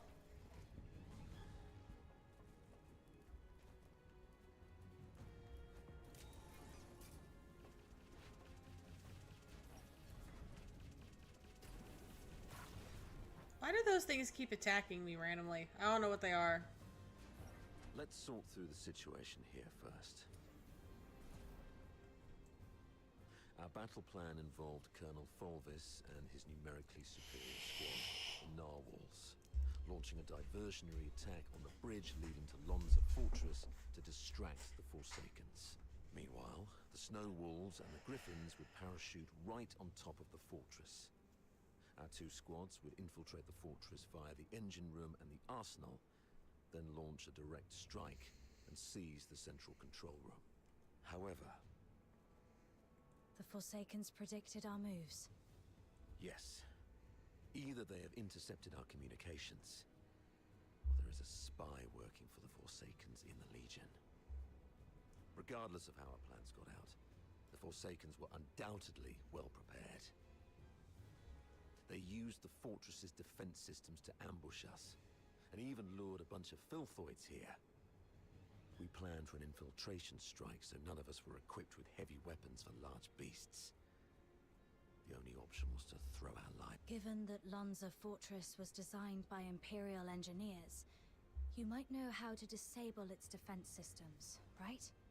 You literally slept through your cryptography courses, didn't you? I cannot believe you're still sore about that, sir. Never mind. Acing those courses wouldn't be much help in this case anyway. The Forsakens have modified the mechanisms in the fortress. We don't have time to go through each hard point and crack every code. But disabling the systems first would be the right call. So we should reach the engine room next. Cutting their power will shut down the systems, giving us the time to rescue our trapped soldiers. That's our main objective in the next move. Operating the devices there requires 2 people. Thank God I took you with me. Hold on, we're getting a call. Hello, does anyone copy? What's the weather like in Hyperborea today? It's raining tonight in Dysmania. Commander Avar, is that you? I'm Vic. Listening. Give me a report. After we split our forces, Monica and I took the path along the outer perimeter. We're about to reach the engine room. Engine room? Are you trying to... I'm calling you specifically to give you an update, sir. We'll make an attempt to shut down the power unit. The engine room is probably full of traps. Cease your actions and stay where you are. The captain and I will get to your place in about 15 minutes. Please let us try, sir. Every moment we delay puts our comrades in greater danger. And one more thing. Since Captain Mara is with you, may I ask how the Griffins are doing? My brother Simon is in that squad. We have yet to secure his body. What? He means Simon's got some injuries, but the medic has taken care of him in a temporary shelter. There's no need to worry about him. Understood. Thank you, sir. Your way with words. Take my advice. Never try to comfort anyone, okay? Loud and clear, sir. Vic, Monica, hang in there. We're coming. Well then.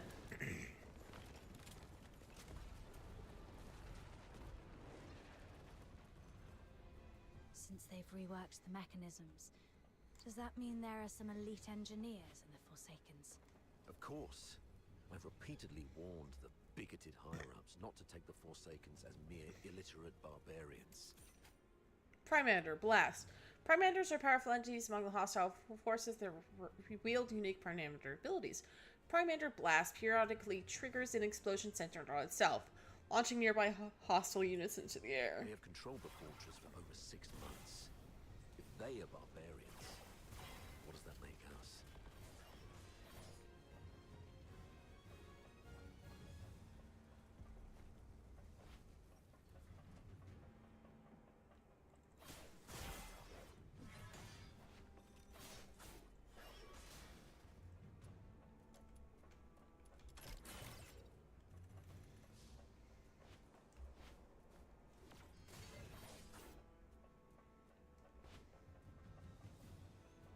Oh, hello there, little guy.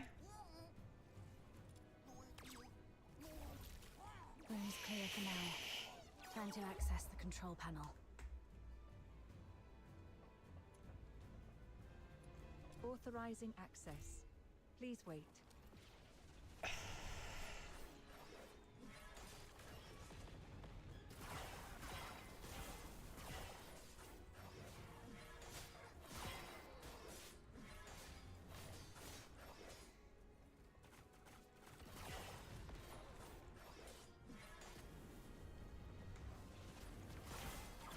Ooh, I'm so fast all of a sudden. Why am I moving so fast?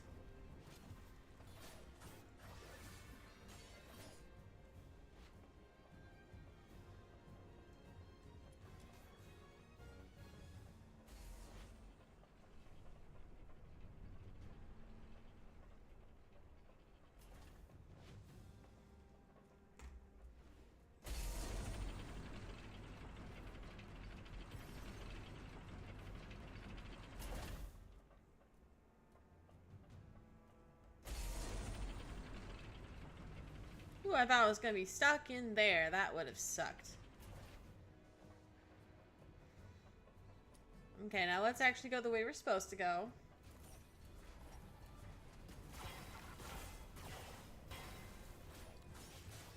This time, I will be the shield.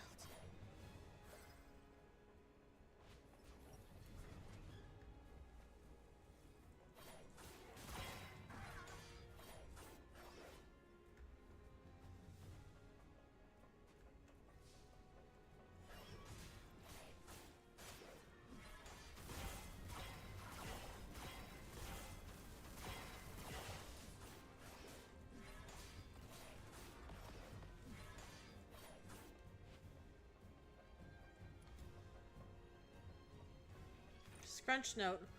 Buddy, you okay? You've been yawning a ton. I had to stay up until 3 a.m. for extra target practice because my shooting scores were terrible. That's rough, but you better watch it. If the officer catches you, you're screwed. I'm trying to hold it in, but I can't help it. Remember that Charon who talked about back to the officer the other day, the one that fixed the tracks? Do you know where he ended up? Yeah, I heard he wrapped up his work early, so they sent him back. Nah, we're low on fuel. There's no way they'd waste resources sending someone out of the fortress. Where is he then? I saw a human finger in the military's dog food bowl yesterday. What do you think? Okay, I'm wide awake now. No more horror stories.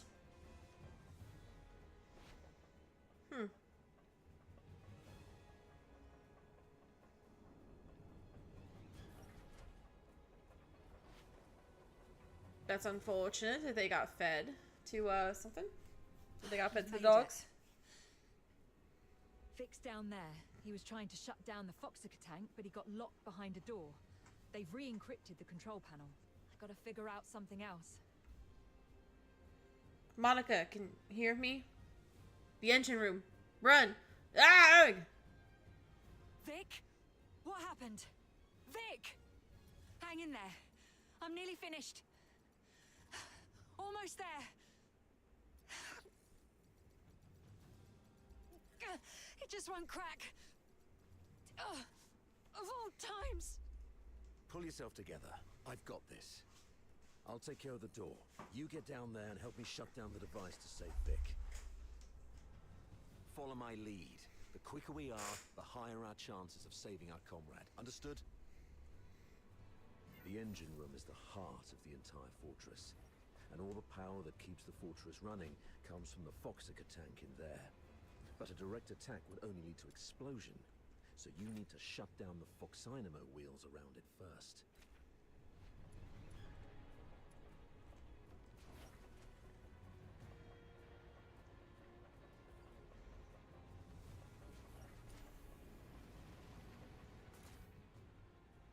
You should be able to recognize those wheels, aka the blue ones, right? What you need to do is turn them yellow. I graduated a long time ago, sir. You don't have to lead me through all the basic steps. All right, kid. Play it by ear then. I'll contact you if necessary. Following the... I'll shut down this one first. Right, that's one down. Time to find the rest.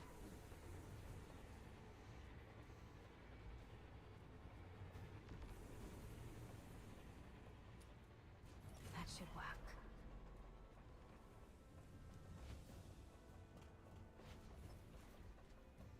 Is there any loot back here?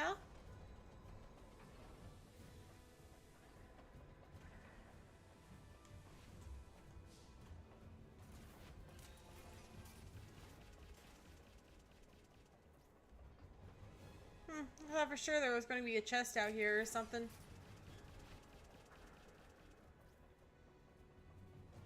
Nope. Oh, well.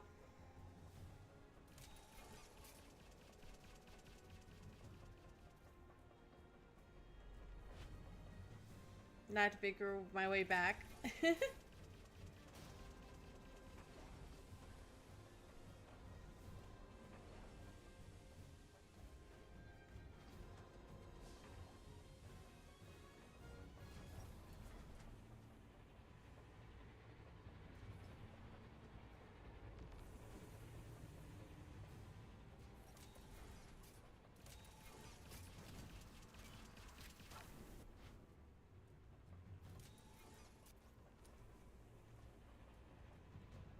That was complicated.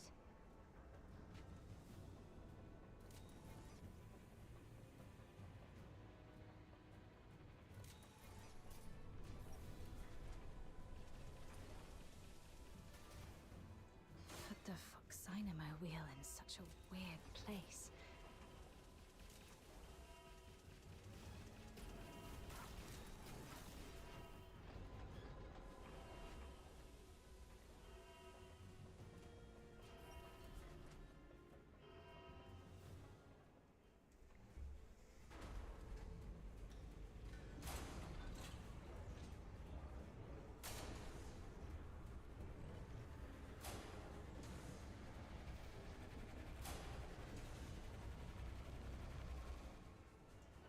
Damn it!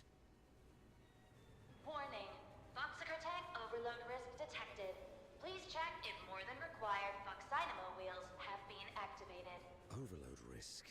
Listen, I need you to go to the lower floor of the engine room, activate all the backup Foxynamo wheels, then evacuate immediately. Since we can't shut them down our way, we can let them do it in a self-destructive way. You mean exploding the Foxcore tank by overloading it? Got it.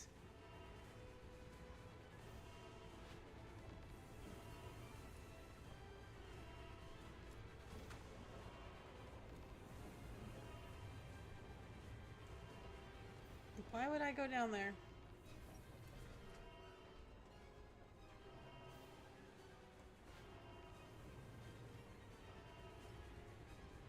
Backup Foxynamo wheel number 1 is ready. Now, activate. Well done. I'll unlock the control authority for the remaining 3 Foxynamo wheels. Activate them once the yellow light is on.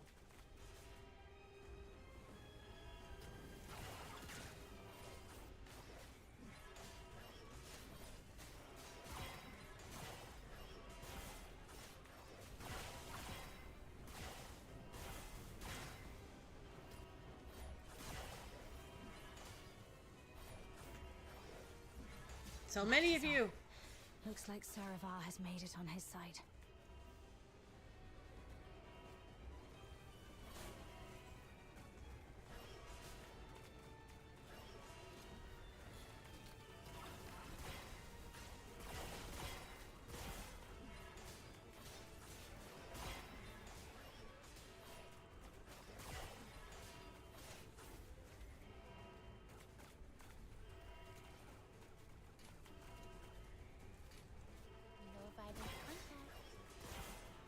Rot in the sweet aroma. Number 3 is also ready. Go get it.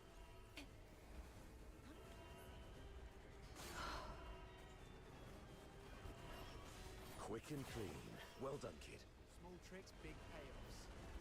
I only just painted my cold bloody.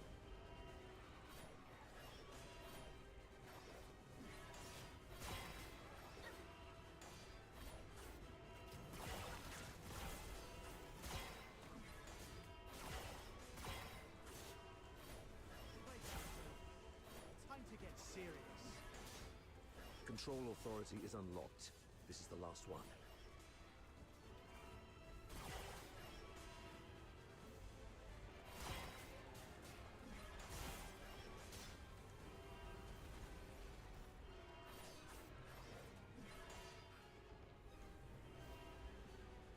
Warning, Foxaker tank sabotaged. It's for your own good. Run! Get behind the safety door.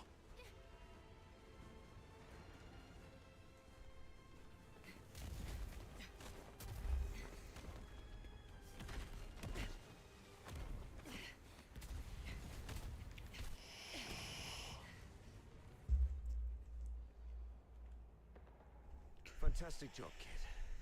You are indeed the best among your peers. Okay. Most of the defensive weapons within the fortress have been disabled. The rest of our squad should have an easier time. So, can you continue? Let's go if you can. We've got other comrades to rescue. Hold on. New communication coming in. Avar, where are you? The weather in Hyperborea today.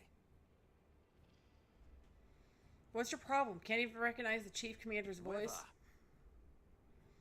It's raining tonight.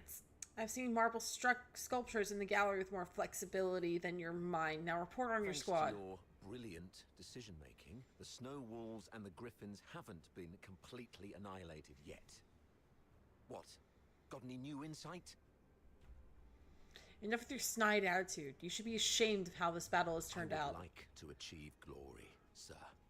If you exercised proper secrecy and came up with a more credible plan, our soldiers would be popping champagne bottles in the central control room at this very moment, instead of waiting for body bags. Var Herolden, I'm warning you. Watch your tone when speaking to your superior. Antonius Fulvis, I'm also warning you. Stop wasting the lives of my comrades. I have no time for this right now. I'm here to demand a progress update on the mission. 2 squads have been ambushed and suffered heavy losses. I'm preparing to search and rescue the missing soldiers first, then regroup in the processing area, waiting for your support. Your mission is a rapid infiltration assault. No field officer of mine is permitted to make their own bloody choices. Straying off the planned course of action will only alert the entire fortress. I order you to stick to the plan and launch a direct assault on the central control room. Are you even listening to yourself? Alert the fortress. They're already in ambush positions, waiting to wipe us all out. We've sustained 80% casualties. 8-0! Isn't that enough for you? Casualties? Forget about your bloody casualties. All I know is that you're significantly behind schedule. You've brought shame to the Legion's banner. The soldiers of Hyboria are not cowards who would stop because of trivial losses like this. From Emperor Dis I to Legion Chief Quintus, the mastermind of the Divine Elegy offensive, no Hyperborean commander ever balked at taking losses. I gave you the elites of the 13th Legion. You should have more than enough resources to take this puny fort.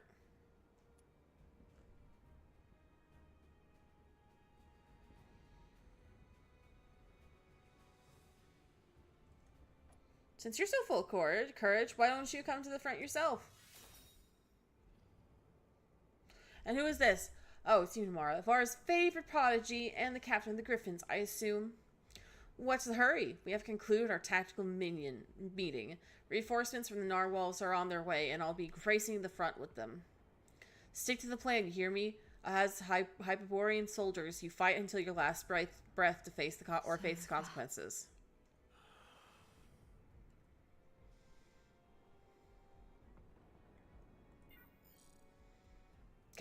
Captain! This is Simon from the Griffins. Do you copy, Captain? Simon, where are you?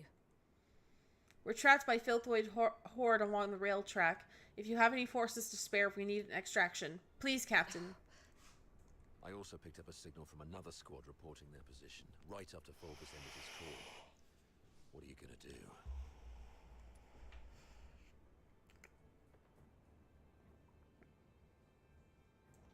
I tend to get the soldiers first if we don't stand a chance on our own. You, kiddo. I knew I was right about you. Fulvus is nothing but an arrogant and greedy bastard. His senatorial lineage is the only reason he's up there barking orders at you. He sees soldiers as mere numbers in his reports, treating them as fodder for medals to pin on his uniform, not as living, breathing humans. Besides, battlefields are ever-changing. What true insight can he gain from just staring at a map? And finally, post my art in the show off. You'll finally posted some art.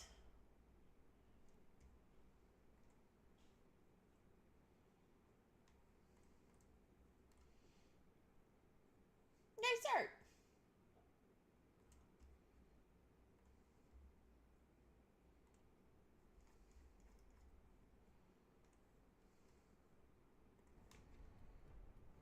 Go rescue your comrades. In case Fulvus seeks someone to blame later, consider this a direct order from me. Yes, sir. Monica and I will be on our way to rescue another team of soldiers trapped near Turret 4.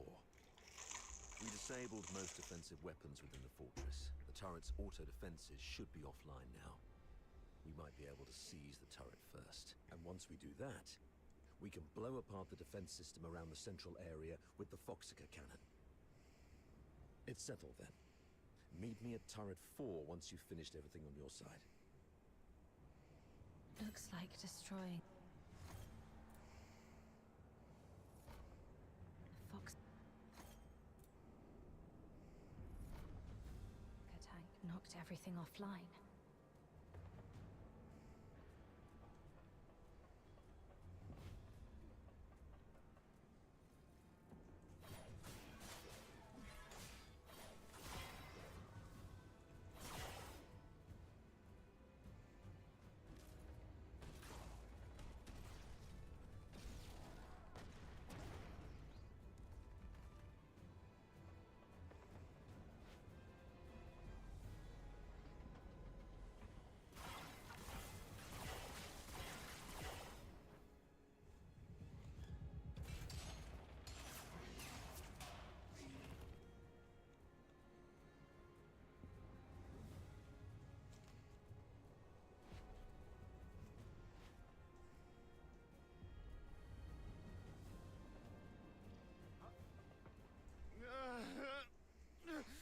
Simon. Captain. Oh, thank God. You're here. Quick. The rail trucks. Everyone is trapped by the Filthoids there. Go save them. And be careful out there, Captain. No. Filthoids are feasting on my leg. It hurts so much. Oh. Hang in there, Simon. Simon, are you still with me?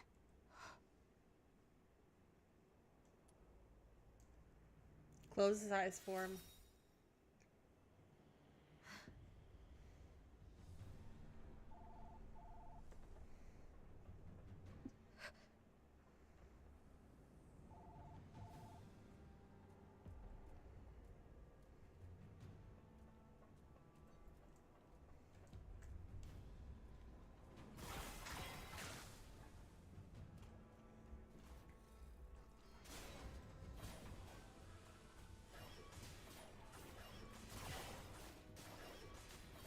Come closer.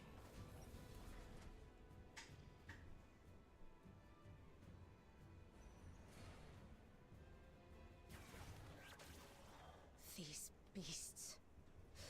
They killed everyone. Yes. Let that hatred fester. You've never craved blood like this before, have you? Cherish your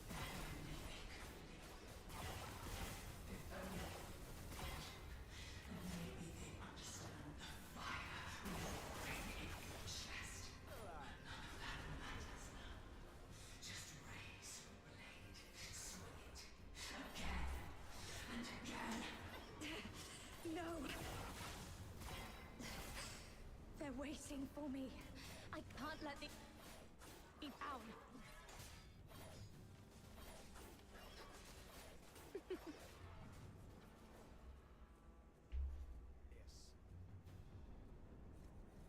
Return to the misty sea. Relax. It's for your own good. Come closer. Does that say toy maker? I feel like that said toy maker.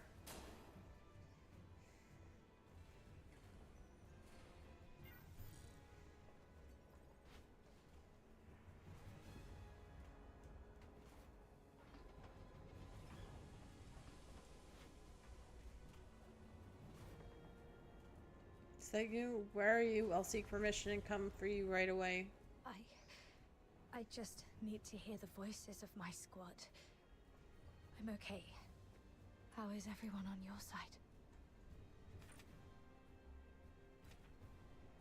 The snow wolves have joined us. We're safe now. I'm okay. Hang in there. The captain's on the way.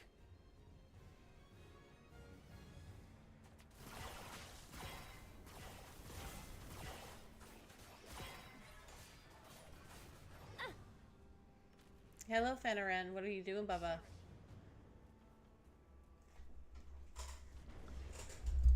What are you doing? Big Bubba boy. Oh, Big Bubba.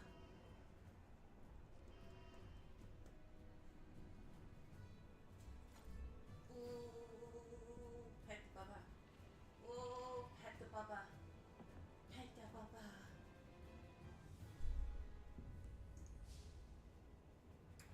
You just want me daft on. You just want me daft on.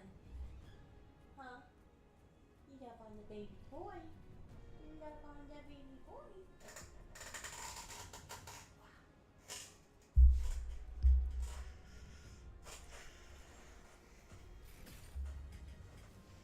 God, it sucks that she died. I liked her.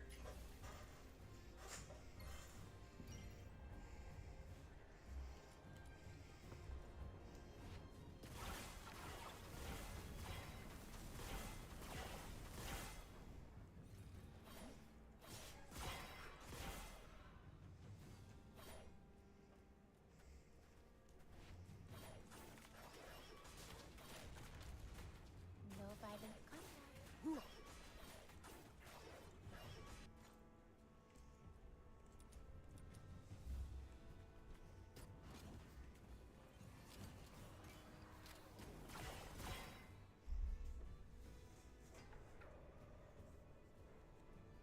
Captain! Captain, over here!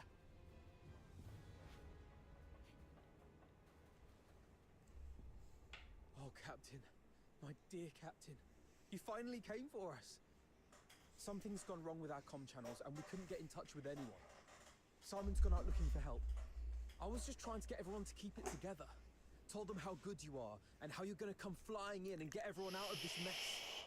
Captain, did you come alone? Did you see Simon? He's dead. He's the smartest among us. Now is not the time to dwell on Simon. We need to focus on this battle and surviving. You're right. He didn't risk his life going out there to look for help so that we could end up here like crybabies. Get going once you're ready. I ran into Commander Avar on my way here. We plan to join them at Turret 4. Turret 4? Are you sure about that, Captain? That's pretty far. And God knows how many filthoids there are along the way. There aren't many of us. Can we make it? There's actually another way.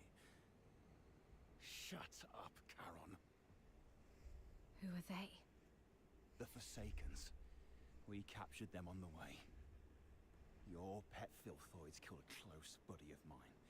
Reminded me just now I ought to carve a few holes in you to honor his memory. Stop it. We should keep the captives alive.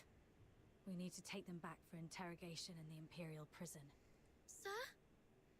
If sacrificing one Charon can quell your anger, then take me. But first, please let me explain. Come back, Katya. Don't be silly. Sir, we may be Charons, but we are not part of the Forsakens. We're just ordinary folk living in a town nearby. The Forsakens grabbed us from our homes and forced us to help rebuild this fortress.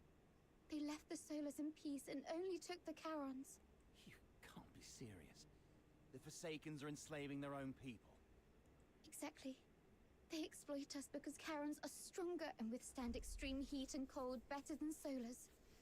You may think we're the same as the Forsakens, but they've never accepted us as their own. Mr. Frank saved my life. Just a few days ago, I had to take a break because my stomach was acting up. But those Forsaken rotters whipped me dozens of times and left me for dead. It was Mr. Frank who gave me water, food, and this ragged robe to cover me up. I would have died if not for Mr. Frank. So if you must shoot him, could you please shoot me instead? He just wants to help. Because none of us can forgive what the Forsakens did to us. The sewer tunnels are like a maze. You'd easily get lost without help. The Forsakens always get Mr. Frank to fix the sewer valves, so he knows the place like the back of his hand. Let him live and he'll get you where you need to go. All right. Marco, lower your gun. Holster it, that's an order. Leon, frisk him. Yes, sir. Just a few days ago, I had to take a break because my stomach was acting up. But those Forsaken rotters whipped me dozens of times and left me for dead. It was Mr. Frank who gave me water, food, and this ragged robe to cover me up. No need to frisk her. Yes, sir. I've heard you're familiar with these sewers. Please lead the way then. Stay alert and keep a close watch on them. If anything seems amiss, we'll pull out immediately. Thank you. You're talking to me? Yes. You didn't let your man frisk me, and I really appreciate it. It's rare to see an Imperial officer respect the dignity of a Charon girl like me. Your kindness will reap a just reward. This way, sir.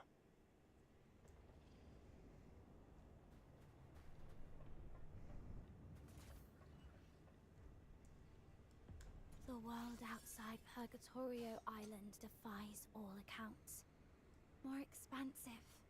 Yet every step I've taken, every word I've heard, and every soul I've met, all have honed my view of this world and the edge of my sword.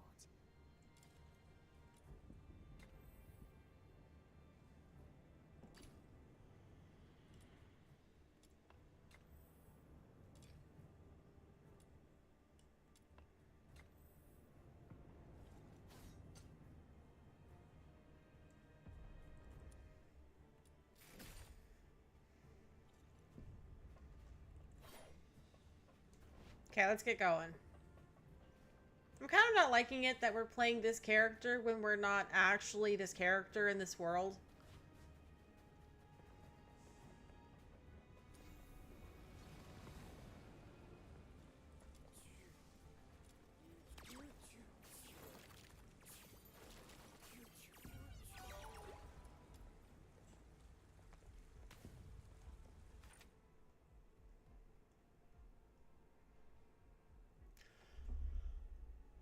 I'm going to opt not to read that one. Sir, you can get into the sewer tunnels from here. You go first, Charon. Yes, sir. Sir, steam produced by the condenser is dangerous. We should not stay too long. The hot steam. Watch out! There's a condenser up ahead. You'll get hurt if you get too close.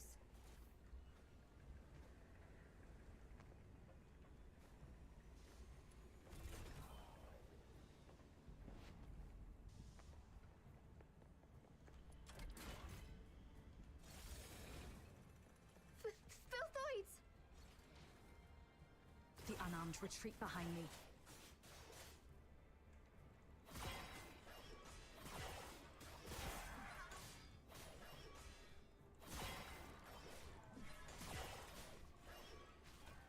For the future we shall face together.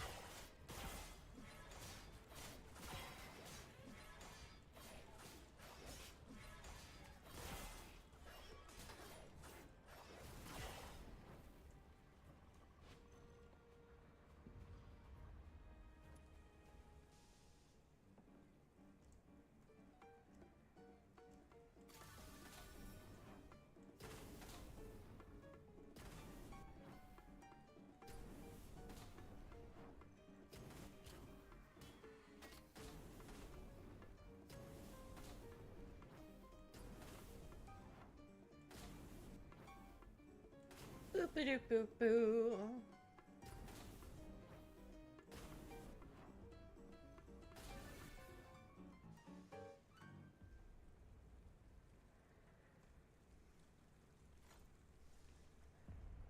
Thank you for saving our lives. It turned out not all Imperial soldiers are... Oh, sorry. I mean, I used to think that Imperial soldiers were no different from those forsaken rotters. But now I know I was wrong.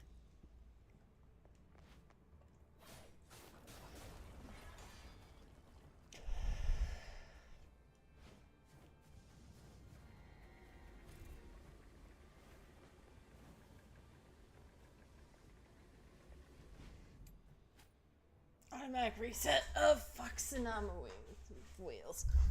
Some Foxenama wheels will automatically revert to their original state after a set timer.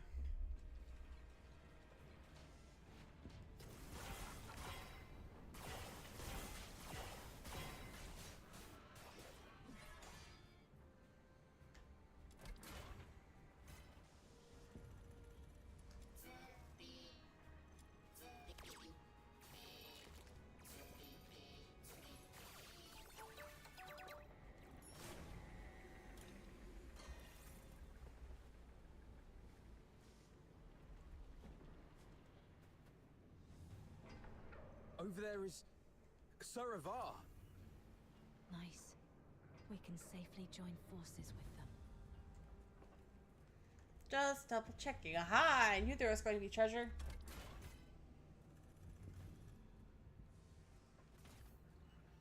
It's not shit, Guard Shadow. I like it.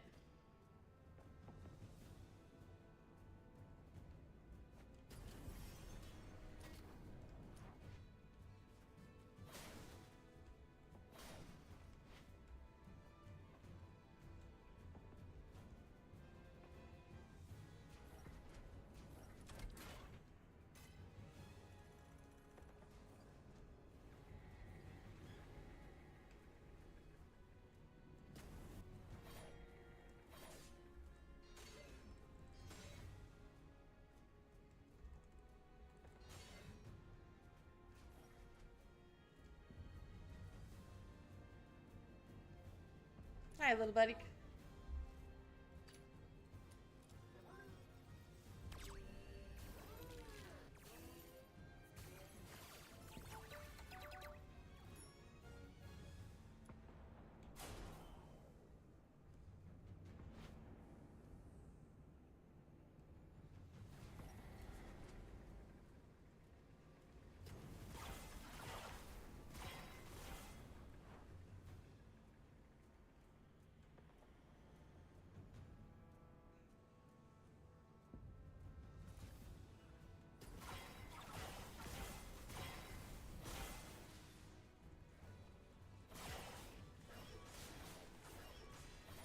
Do I need to be doing all this? No. Am I going to do all of it for loot? Hell yeah.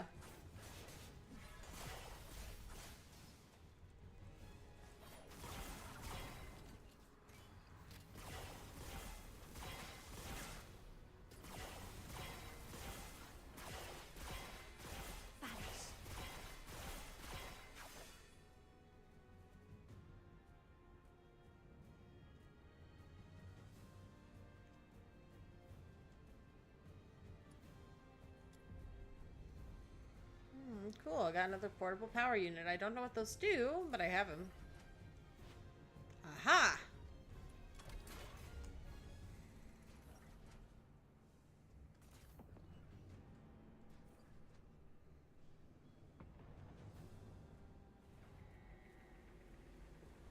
The loot shall not escape me. Whoops. Does that stop?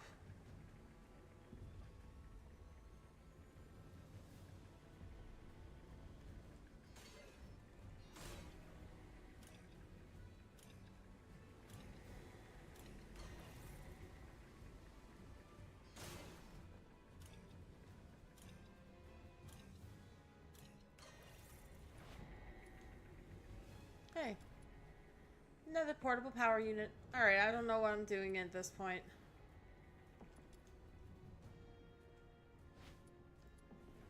Oh, look at that. More portable power units. I wonder what they're used for.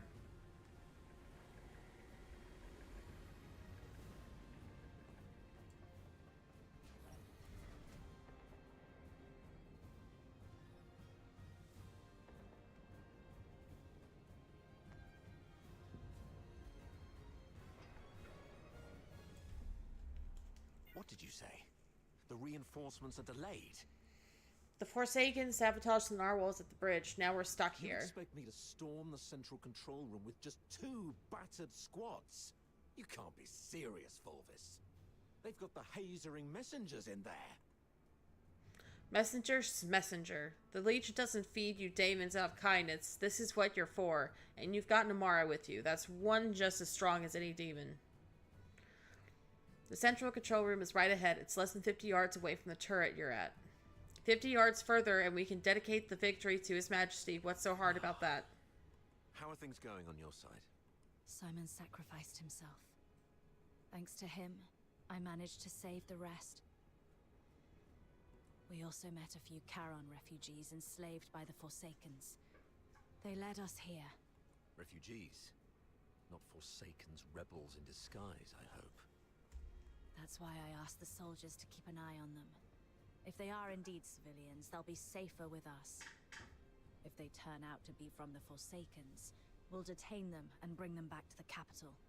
In that case, the ambushing Forsakens may think Hello, twice about Sparrow. attacking for fear of harming their fellows. You made a Hello smart there. decision. Hello there, baby girl. Boop. Boop, little kitty nose.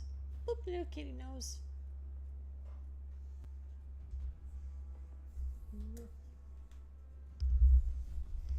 As for this side, our reinforcements met a problem on the way here and can't make it. And we're ordered to continue the mission. I heard. Look on the bright side. The mission is almost done. Knock out everything that gets in the way. Breach the central control room. Insert the key, reclaim access, and then mission accomplished. That's all that stands between us and home. The trouble is, though, we can't open the door to the central control room from the outside. That's why you're adjusting this cannon now. Exactly. But the power to the entire fortress has been cut off. We need to get this thing there.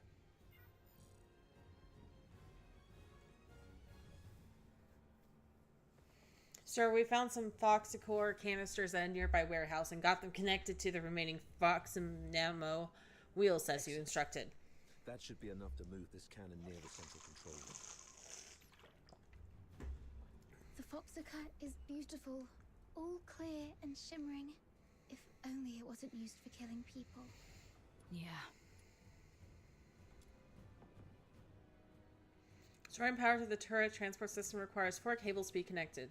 1 is already in place, 3 to go. Follow the cables to locate their remaining wheels. Okay.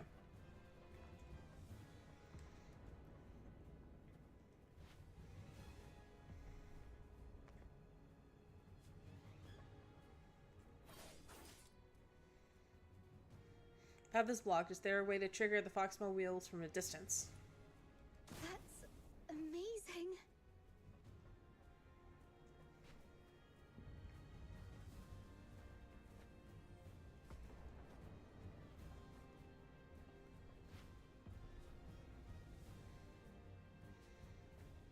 This room's big.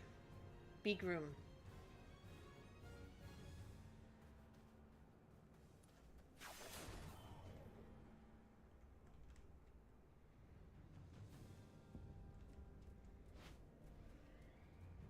Let's just get to the task at hand.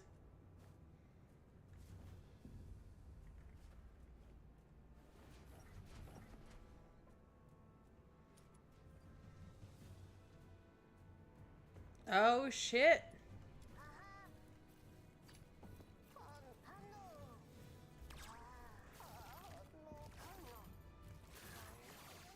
Aw, yeah.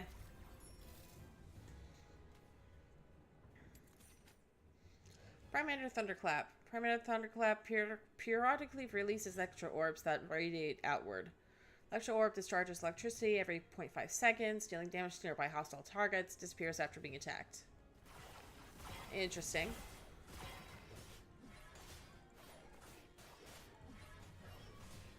This time, I will be the shield. Vanish.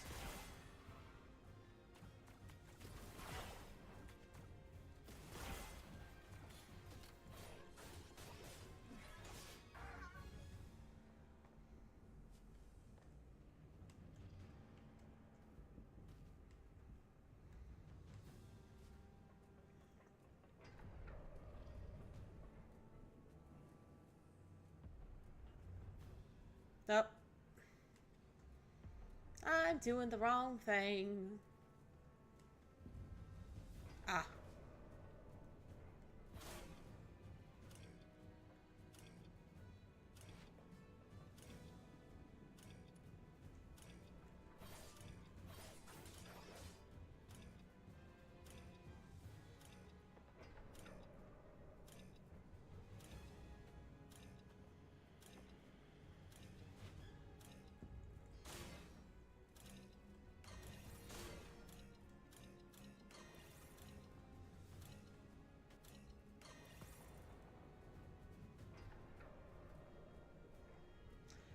North room, inspect the transformers, activate the south wheel cluster if rides in the mission area.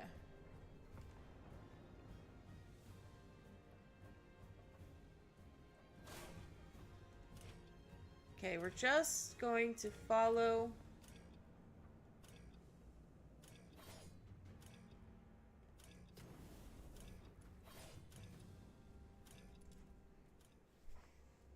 This set of Foxmo wheels appears to be on a timer. Activate them quickly. I'm trying to, but it's not letting you do it. I'm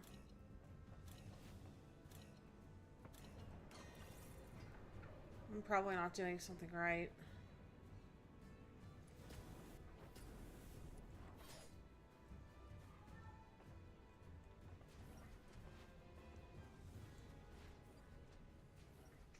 Is this glitched or something?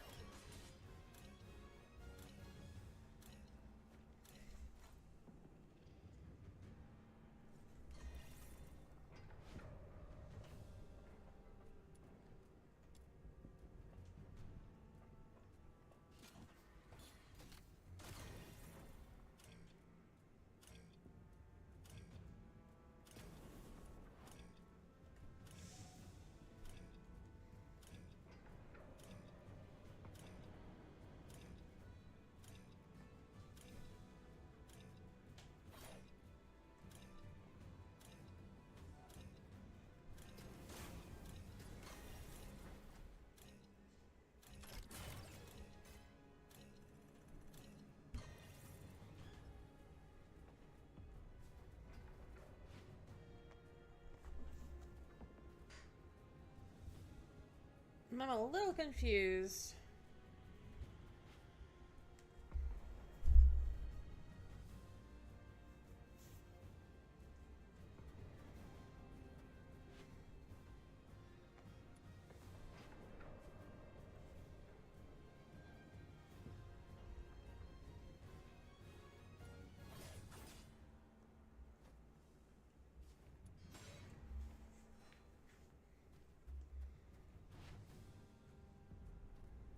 There's nothing else going on back here.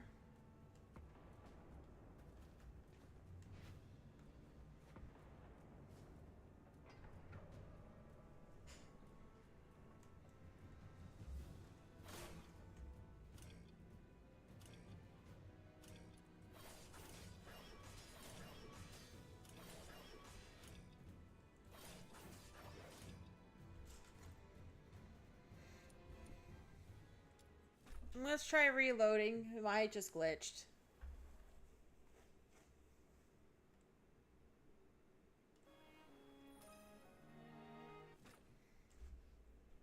I don't know how far back this is gonna take me, but oh well.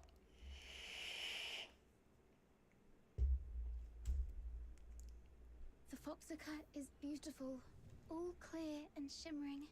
If only it wasn't used for killing people. Yeah.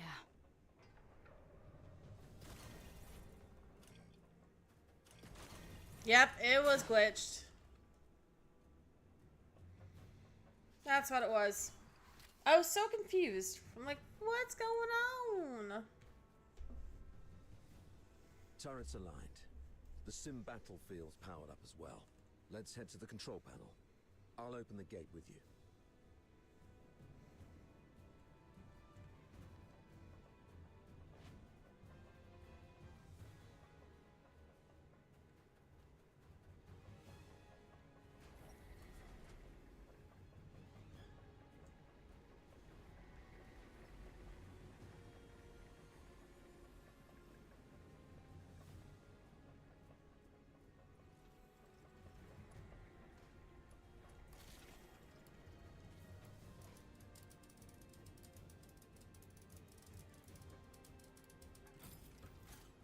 I like the puzzles. Or the little hack things. I like them. Welcome back, cutie butt. Welcome back, cutie butt. Cutie butt, cutie butt, cutie butt. They refer to this place as a simulated battlefield, saying that the theme this time is the defense of Ice Lake City. I heard that this Ice Lake City is covered in snow, something that I've never seen in my entire life. How I wish I could go there and see it myself. I mean, if by any chance I could make it out alive.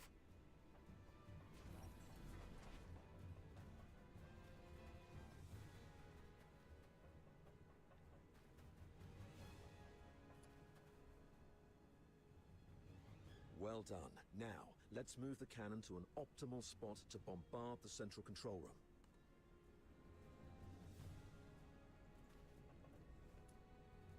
Keep the cannon from the filthoids.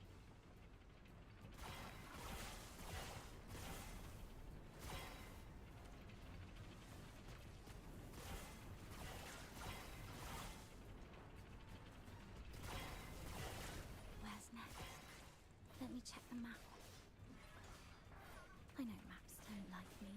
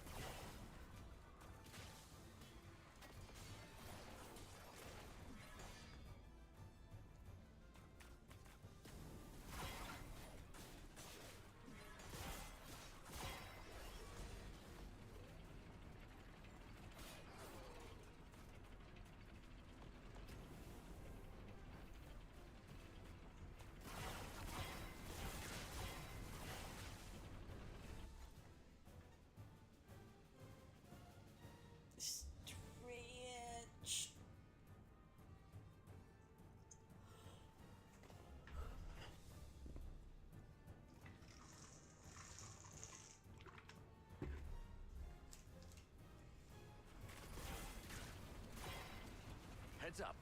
Filthoid's approaching.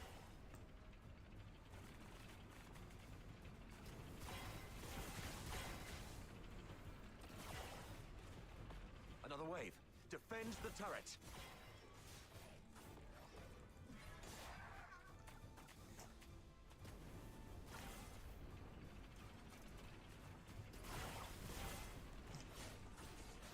Oh, we got a frostbite.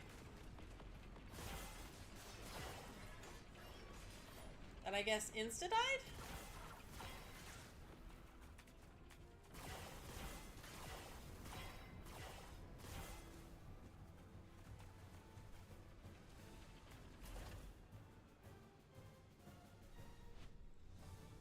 Locked and loaded. First turret 4 and press F to activate it. Turret F4 is equipped with high explosive shells and rapid fire rounds. High explosive shells deal area damage but have a longer reload time. Rapid fire rounds deal single target damage quickly but will cause overheating after a certain number of shots, temporarily preventing further firing. Take down the filthoids first. Don't let them distract you.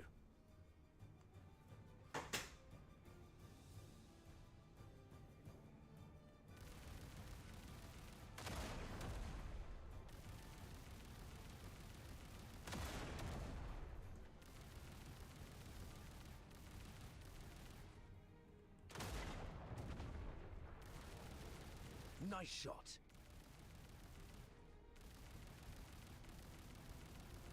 I have the power!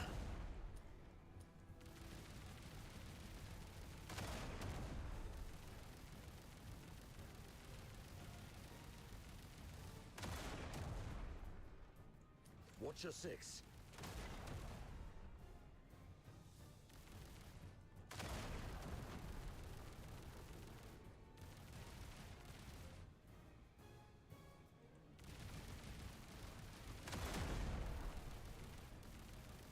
Now we got even more of them trying to pile in on me. Stay alert. They're coming from all sides.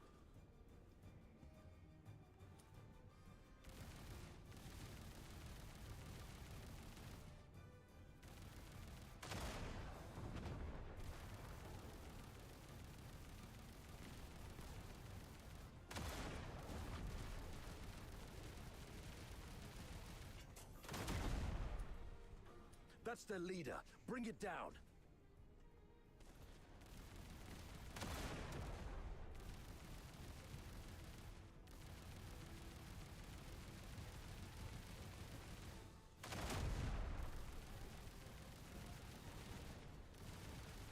All right. All cleared out. Nick, keep it up. Use the high explosive shells. I'll be an old man by the time you break the door with that. Go back. That's our cue. Move it.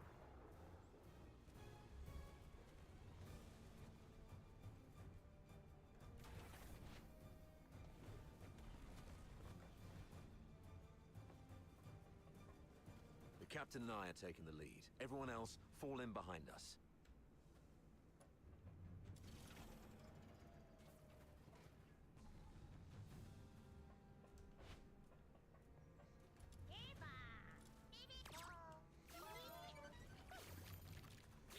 Friend or no friend? No friend.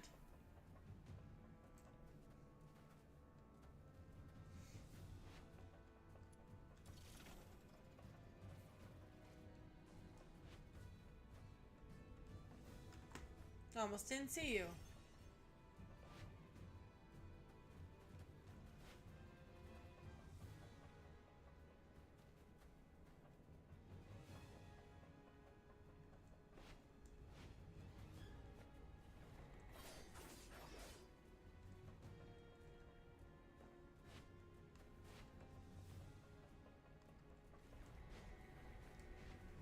Up.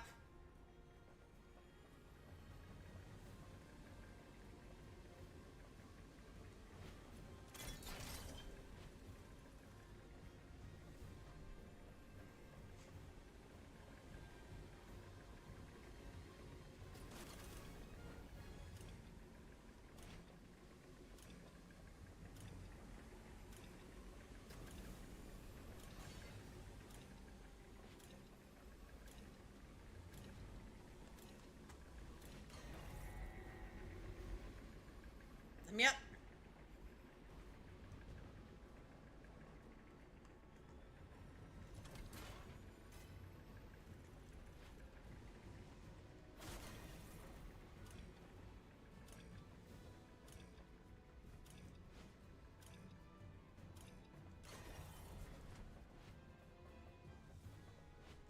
Shortcut.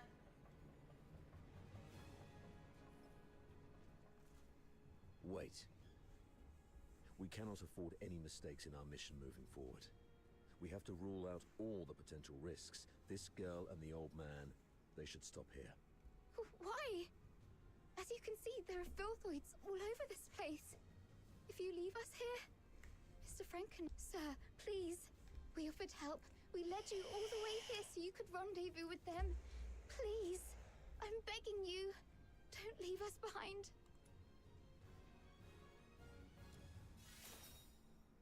Maybe you're overthinking it, sir. If they were enemies, misleading us in the sewer tunnels would be a better idea. But they didn't do that. What if they're up to something else? Don't you think that they are too familiar with everything in this fortress so far? The central control room is the core of Lonza Fortress. Even the Forsakens wouldn't let their enslaved labor in such an essential place. You're not supposed to know the routes so well. That's because... If you're so interested in acting, little girl, I suggest you find a job in the Grand Theatre in the capital. We're running out of time. Let's go. Leon, stay here and keep an eye on them.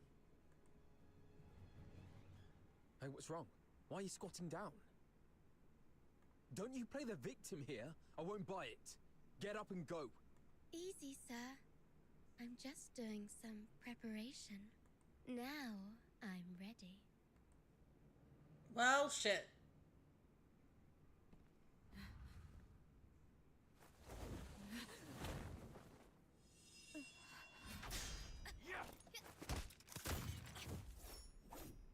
Well then.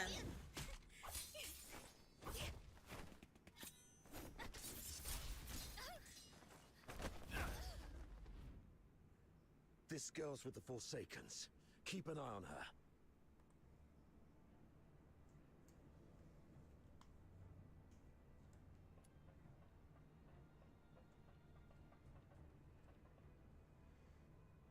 Magic girl transformation looking ass.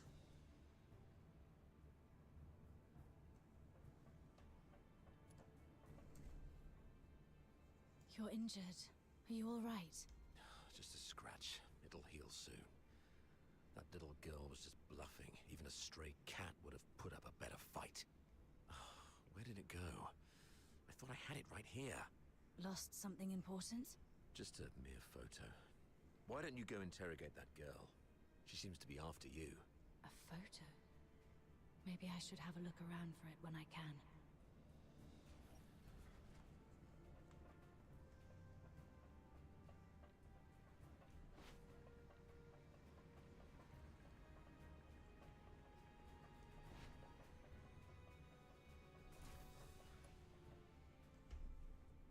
You crazy girl! What are you laughing at? Is this how you repay the captain's kindness? Don't you feel guilty at all? Guilty? Huh. Have you had too many alchemical concoctions from your academy that damaged your brain? Oh wait, I do feel guilty about one thing. To manipulate that stupid captain of yours. I lied about the Forsakens and blamed them for what the Empire did to us. I'm so sorry to the Forsakens. You... Oh, look what the cat dragged in. Hello, dear sir.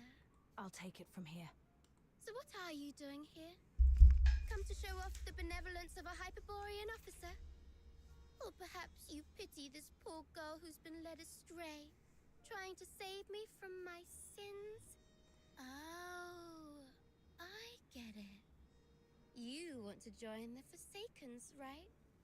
Need a reference? Hey, you guys hear that? Your captain wants to join the Forsakens.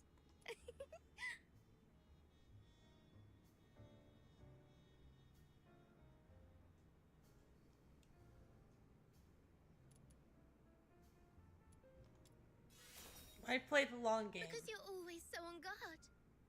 I couldn't find a chance, even while we were alone. I had to bide my time patiently. Even offered to help a couple of times to lower your guard. And it's more fun this way. Betrayal by a trusted friend is far more memorable than a stab from a stranger, isn't it? You. Oh, you look like an angry bull. I'm so sorry, sir. I forgot you like it better when I talk like this. Cut the act and answer my question. Sure. Ask away. I'll answer whenever I feel like it. I deserve to know why you stabbed us in the back after I helped you. Is it out of plain hatred for the Hyperborean Legion, or an assassination attempt targeting me specifically? If this is your question, sure, I can answer that. Given that you've been naive enough to fall for my trick. The Forsaken simply want all Hyperborean dogs to die here, and preferably at the hands of the killing machines they created. I hope you enjoyed our fiery gift. As for me, well, I personally came for you. I heard that you, the top graduate of the Imperial Military College, who was also known as the Pale Reaper, were coming to Lonza Fortress. How could I not come have a good look at the Pale Reaper myself? You've heard about me? Have we met before? That's for you to guess. My sources said that our great Miss Pale Reaper only has a few years' worth of memories. You know nothing of your past. You don't even know where you came from. Let's play a game then. Now, honey, take a guess. Was I your neighbor, an old nemesis, or a complete stranger? Maybe I just hate you for being one of Hyperborea's honorable people, and I simply wish to destroy that which they cherish. Your head hurts, right? The jabbering of this mad girl is worming through your skull like a leech sucking at your brains. See, you have a sword in your hand. That's right. It's the one you've wielded in countless battles. The hilt still carries your warmth. You're familiar with the slick feeling and the subtle tug of resistance when its blade slices through flesh. You can easily slit this creature's throat and make its detestable lips gurgle and whimper in pain. It's that voice again. Why now? Enough! Shut up! Okay. Looks like somebody needs anger management here. Leon, keep a close watch on her. Bring her back in one piece and make sure she doesn't harm herself. Use Frank as leverage if necessary. Yes, sir. Wait. Remember what I said back on our way to the turret? Your kindness will reap a just reward. Lend me your ear. I've got a secret that's just for you. Rest assured, you've just frisked me. I am really out of weapons. It may be extremely important to you. You sure you don't want to hear it? Leon, shut her up. Fine.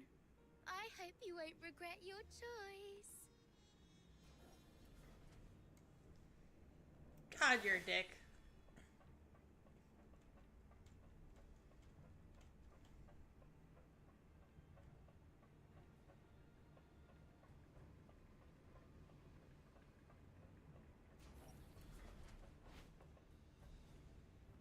Okay. Well, my loves, I think I'm actually going to be leaving a stream here for today.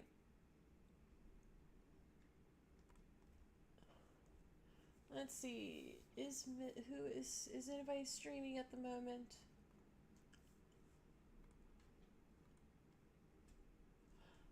Ah, the Miss Airi Zezu do be doing the streaming. So we'll go say hi to help Miss Airi.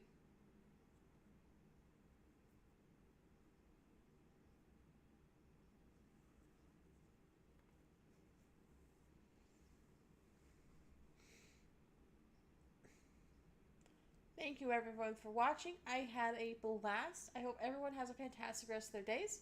And I'll catch you tomorrow. Until then, bye for now.